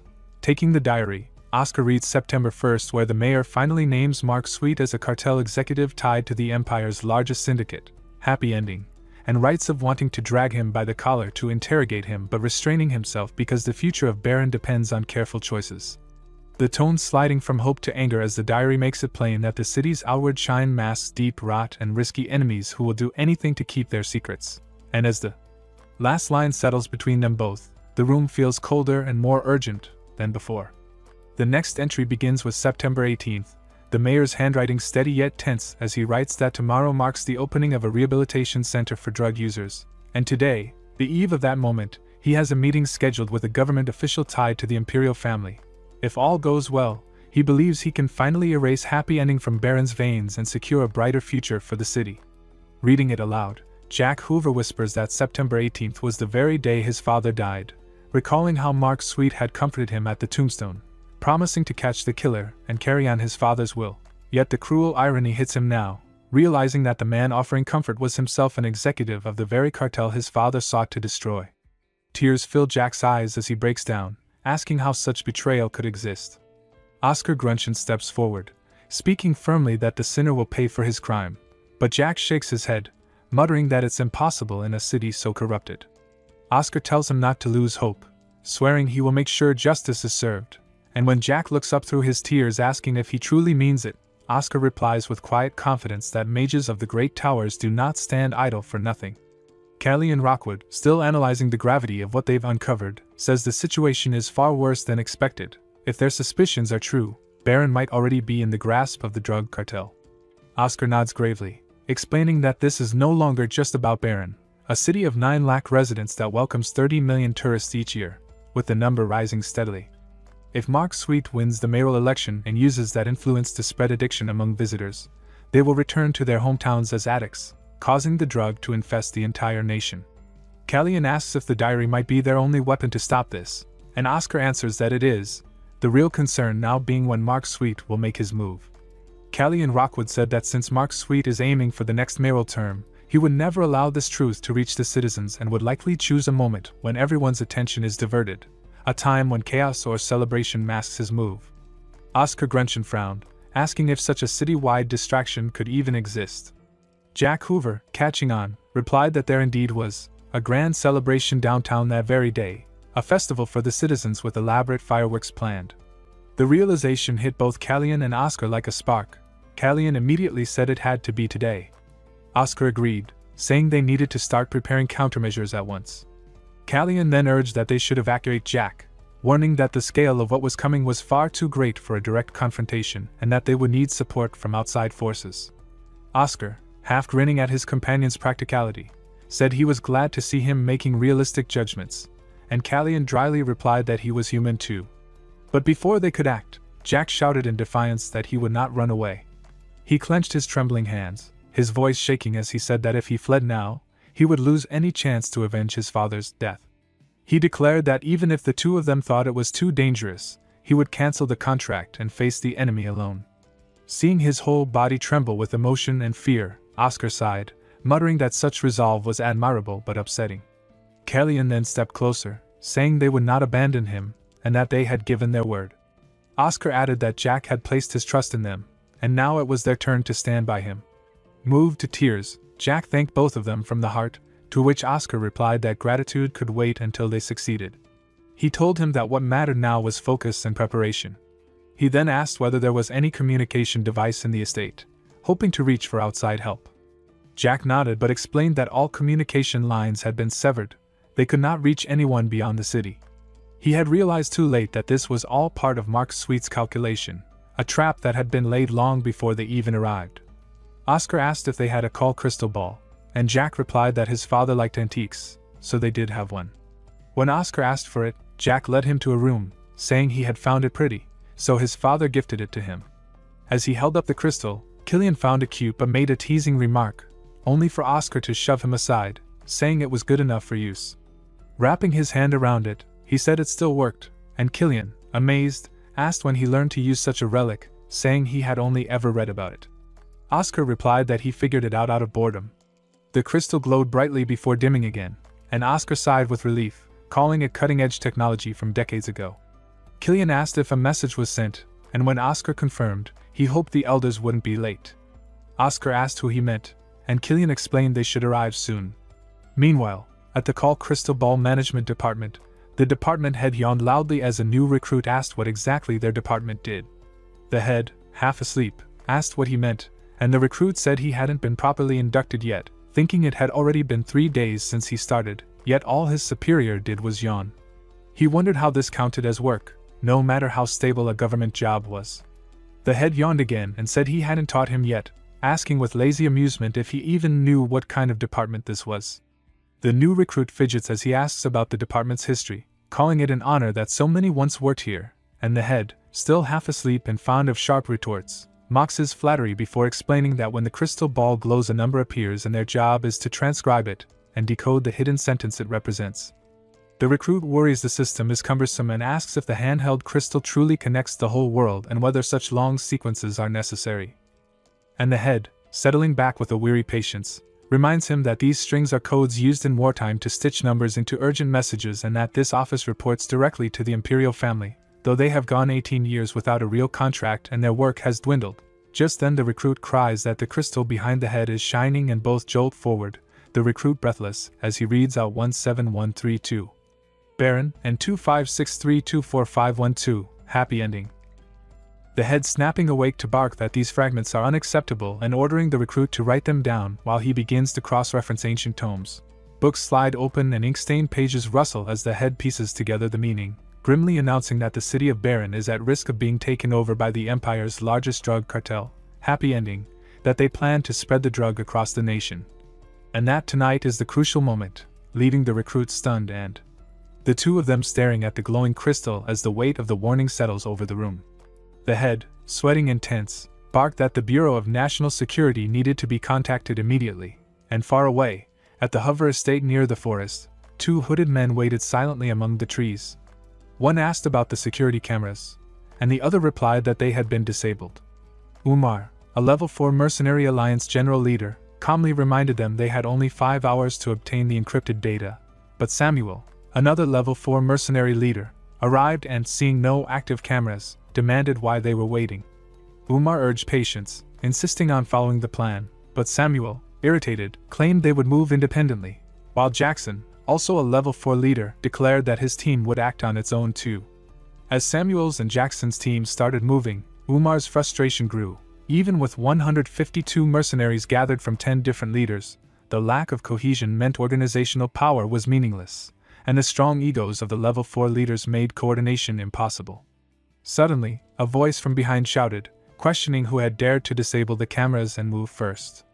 Another man suggested disciplining the offenders, but Umar, unfazed, reminded them this was expected. The employer's daughter, Era Sweet, had placed a bounty of 3 lakh bells on the mage Callion, so such reckless behavior was predictable. Hearing this, the men cheered, ready to move, but as they advanced, a sudden scream pierced the air. One man fell, clutching his leg, screaming his ankle had been hit, and Umar yelled a warning, realizing it was a trap. Panic spread as another man, trembling, pointed out that Jackson, the leader of his mercenary team, was dead, his body lying motionless on the ground, and the forest seemed to close in around the stunned, fearful mercenaries. Umar could not comprehend the chaos unfolding around him as one of his men yelled in panic, asking which bastard had moved, only for another mine to explode nearby. Another comrade tried to advise caution, saying if you step on one, do not lift your foot, but the man hadn't realized that he, too, was blasted away moments later. Confusion escalated as they realized the mines were not triggered by footsteps. A swirling blue light danced through the forest, striking each of Umar's comrades one by one.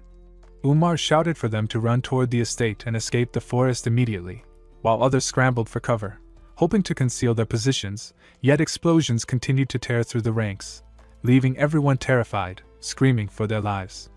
Perched high on a tree, Callion's red eye glowed intensely as he observed, commenting on their frantic movements, a clear signal that he intended to eliminate them.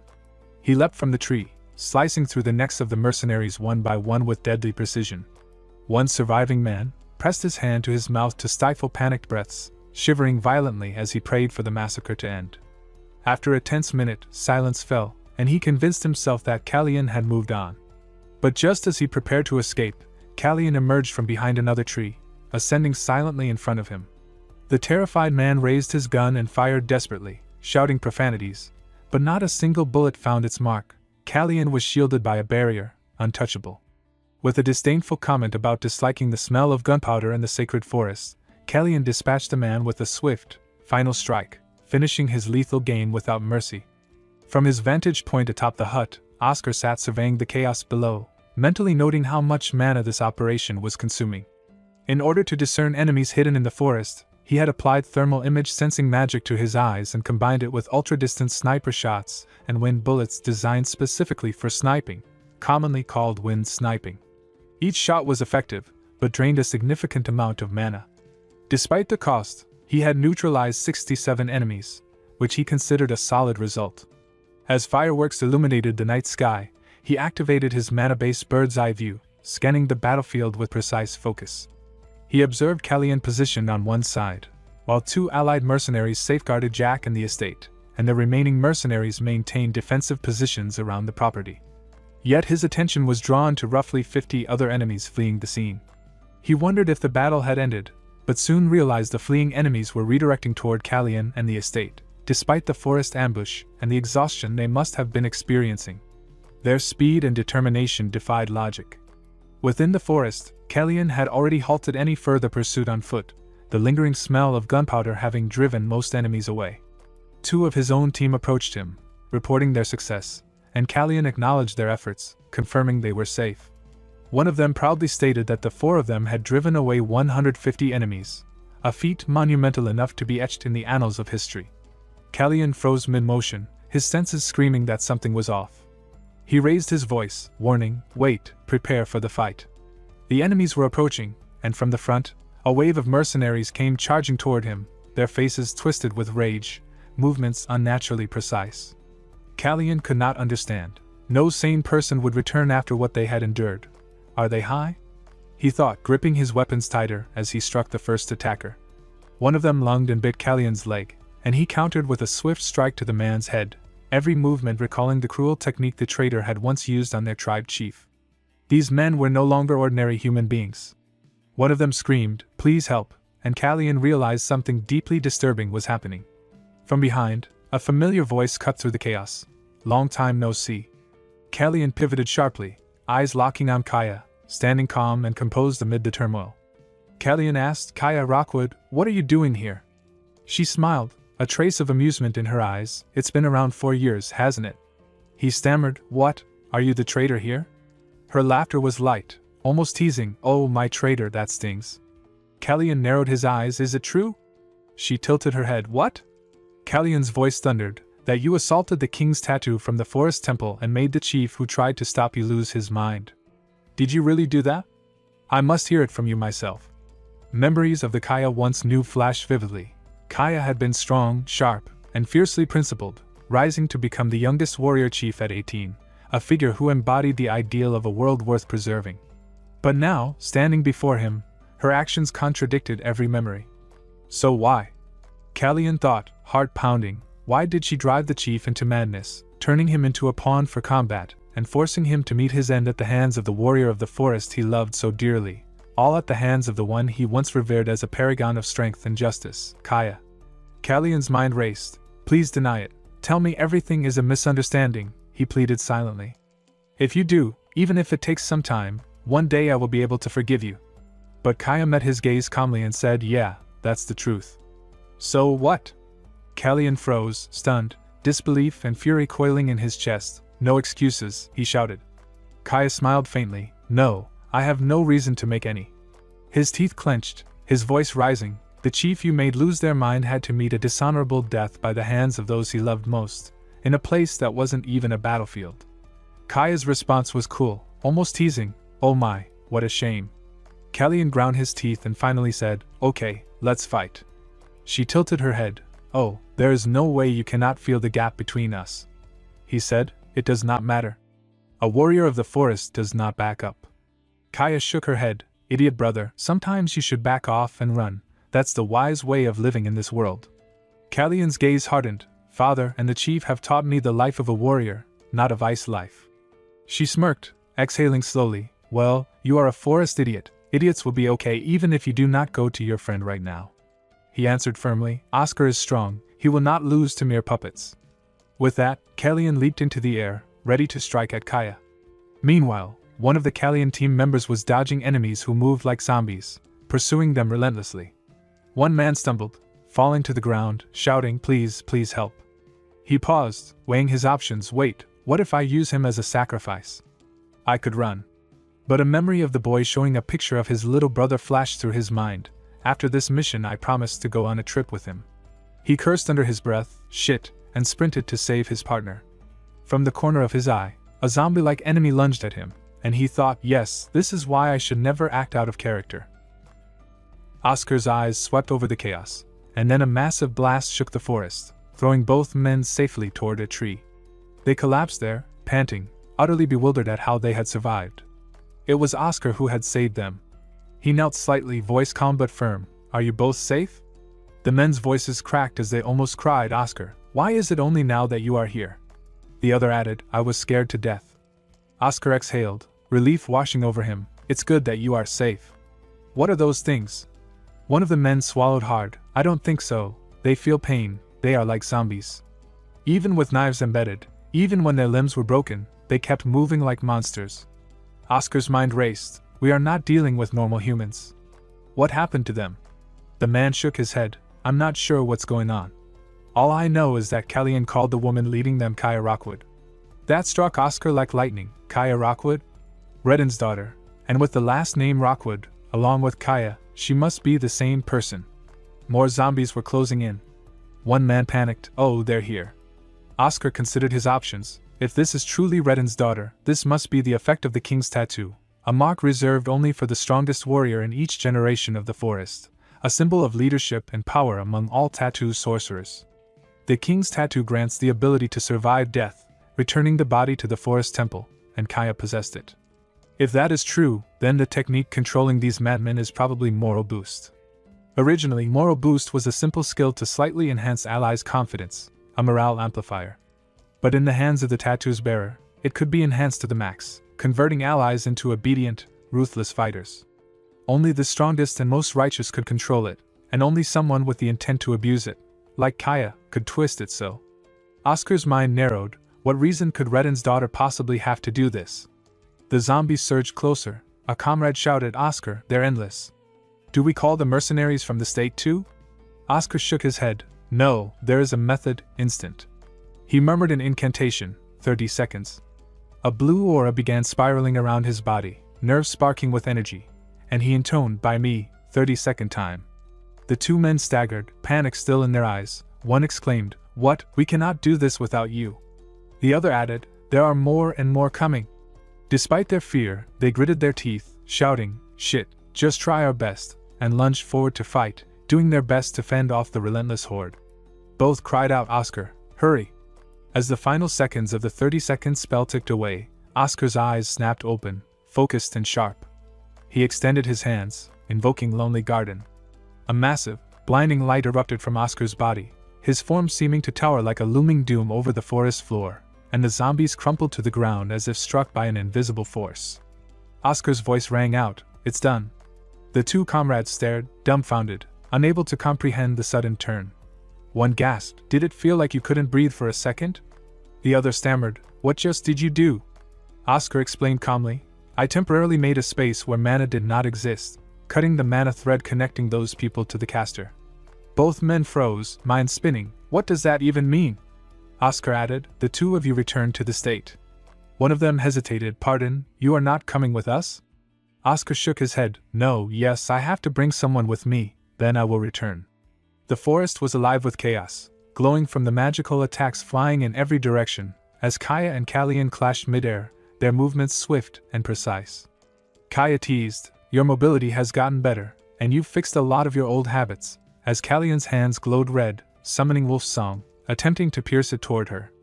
Kaya intercepted with a touch, saying, "Yeah, you've definitely improved, but you're still too honest. You need to fool your enemy." Wolf Claw deactivated, and Kalian shouted, "A warrior of the forest does not use such nasty tricks." Kaya laughed, "That's why I call you a dumb," though she felt her mobility boost being cut off. She swore she would never turn it off, but before she could think further, a voice called to Kalian, "Bend down." From the front, a wind bullet shot straight toward Kaya, and Kalian bent just in time. Kaya blocked it with her hand, muttering, "A bullet made of wind, White Tower. Is it the same bastard who cut off my mobile booster?" Even with support, the White Tower would not have arrived already. Other than my brother, the only White Tower mage in Baron is a level 3 mage.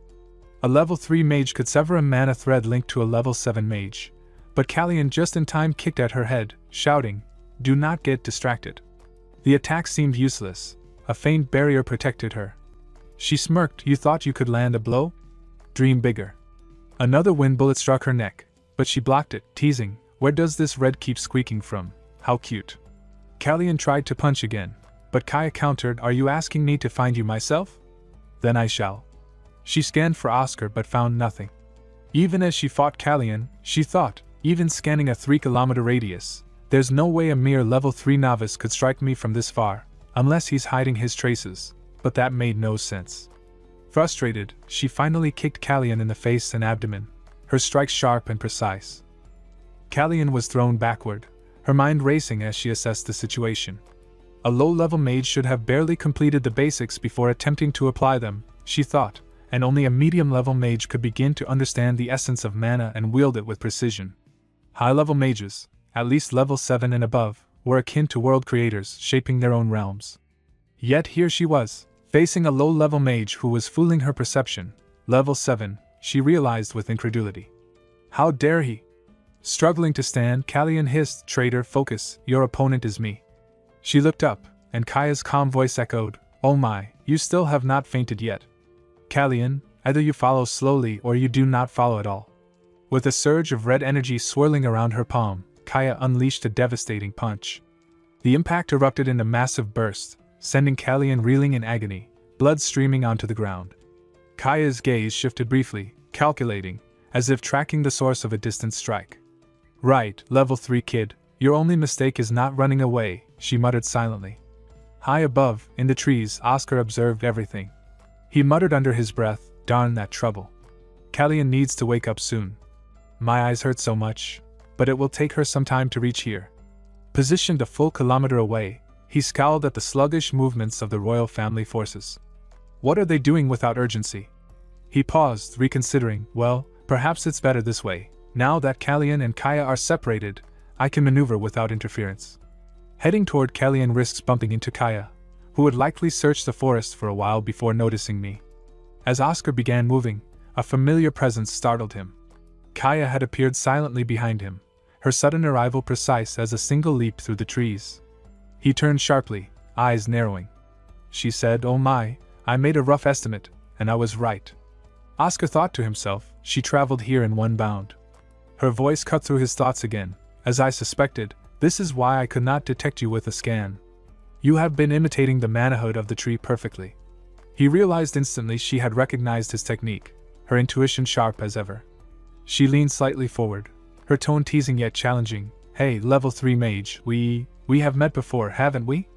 Every word hung in the air, a quiet acknowledgement that their paths had crossed once already, entwined by fate and skill. Oscar braced himself. This encounter was about to escalate, the forest around them alive with tension, the delicate dance of strategy and power just beginning to unfold. Oscar noticed Kaya and said they had seen each other from across the street, and Kaya clapped, acknowledging their eye contact from that moment. He asked what brought her here, and she answered that she needed the data Jack Hoover possessed, adding that he already knew, so why ask? Oscar pleaded for her to stand back for her brother's sake, but she crossed her fingers and refused, explaining that they had a reason to intervene in the mayoral election. He brushed his hair, questioning why she had become Mark Sweet's subordinate, and she shouted indignantly that she was the tattooist, not beneath some druggie, revealing her role beyond the Purple Berry Gauge Mafia, which Oscar recognized, recalling Kallian's earlier warning that a powerful, drug-addicted person had hired them. At that moment, Kallian awoke and hurried toward Oscar, asking if he was safe and commenting that he had arrived faster than expected. She admitted that facing Kaya alone was impossible, but Oscar insisted they had no choice and had to fight, reminding her they had promised Jack Hoover to make them pay for their sins. Kallian agreed, noting the answer was obvious. Oscar instructed her to buy 10 seconds at his signal. As they whispered strategy, Kaya laughed at their secretive talk, and Kallian prepared herself, standing in stance. Kaya mocked, asking if their strategy meeting was over. Oscar clashed his palms, thinking that 10 seconds were hardly enough to act, but facing a warrior of the forest changed everything. Kalyan shouted, her entire body suddenly radiating with red energy, the tattoo on her face glowing fiercely. Kaya noticed immediately, commenting on the tattoo activation and questioning how far Kalyan was going. Kalyan replied that she could feel the great power pulsing through her body and that this was the full strength she could reveal. Her expression hardened as she commanded, "Come," and without hesitation, the two collided, moving with lightning speed in a blur of attacks and dodges, their fight so fast that no onlooker could follow. Kaya laughed, calling it little fun, daring Kalyan to surprise her and push beyond her limits. Kalyan clenched her teeth, attempting to strike, but suddenly stopped mid-air, exhausted. Kaya smirked, realizing she had used her mana to the limit, and thought about the annoyance of her persistence. Kalyan fell completely to the ground, fainted, and Kaya reflected that even across generations, the family's strength remained, noting that Kalyan was out of the fight and now it was time to face the genius. She advanced toward Oscar, but he was nowhere in sight. Just then, he appeared behind her, chanting a spell, Lonely Garden. Kaya's eyes widened as she found herself encased in a dome that blocked air and mana.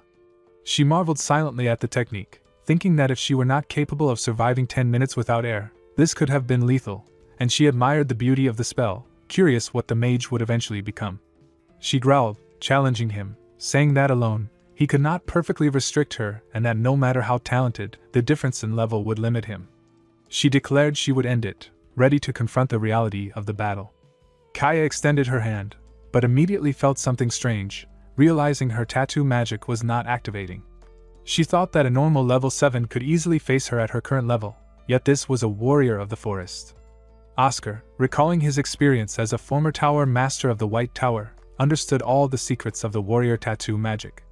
He knew it was a school of magic created and taught by the 5th Tower Master, with information carefully recorded in the White Tower, accessible only to those who became Tower Masters.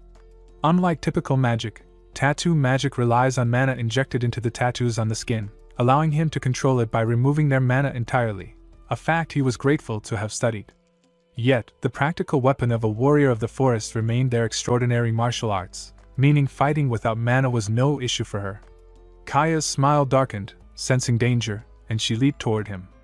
Oscar knew he could not limit her movement at his current level, so he unleashed the Oscar Star martial technique, ultimate move with Chapter 1, summoning the sounds of waves as water formed around the dome encasing her. Kaya initially thought it was an illusion, since her protective magic was deactivated, but soon realized the dome had burst. She smirked, laughing at the afterimage meant to mislead her, wondering if her excitement or the real threat drove her exhilaration. She taunted, marveling at the thrill of facing such a master, saying she usually could not enjoy fights this much, and teasing that she might wait to see him bloom fully. Oscar thought he had no mana left, no energy to respond to her provocations, and that he merely needed to buy time.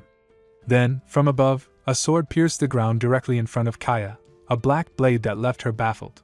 Before she could react, someone landed and declared, introducing themselves as Senior Superintendent Walker from the Imperial Minister of Home Affairs Bureau of National Security, Kaya Rockwood, announcing that Kaya was under arrest for murder, arson, and 17 other charges.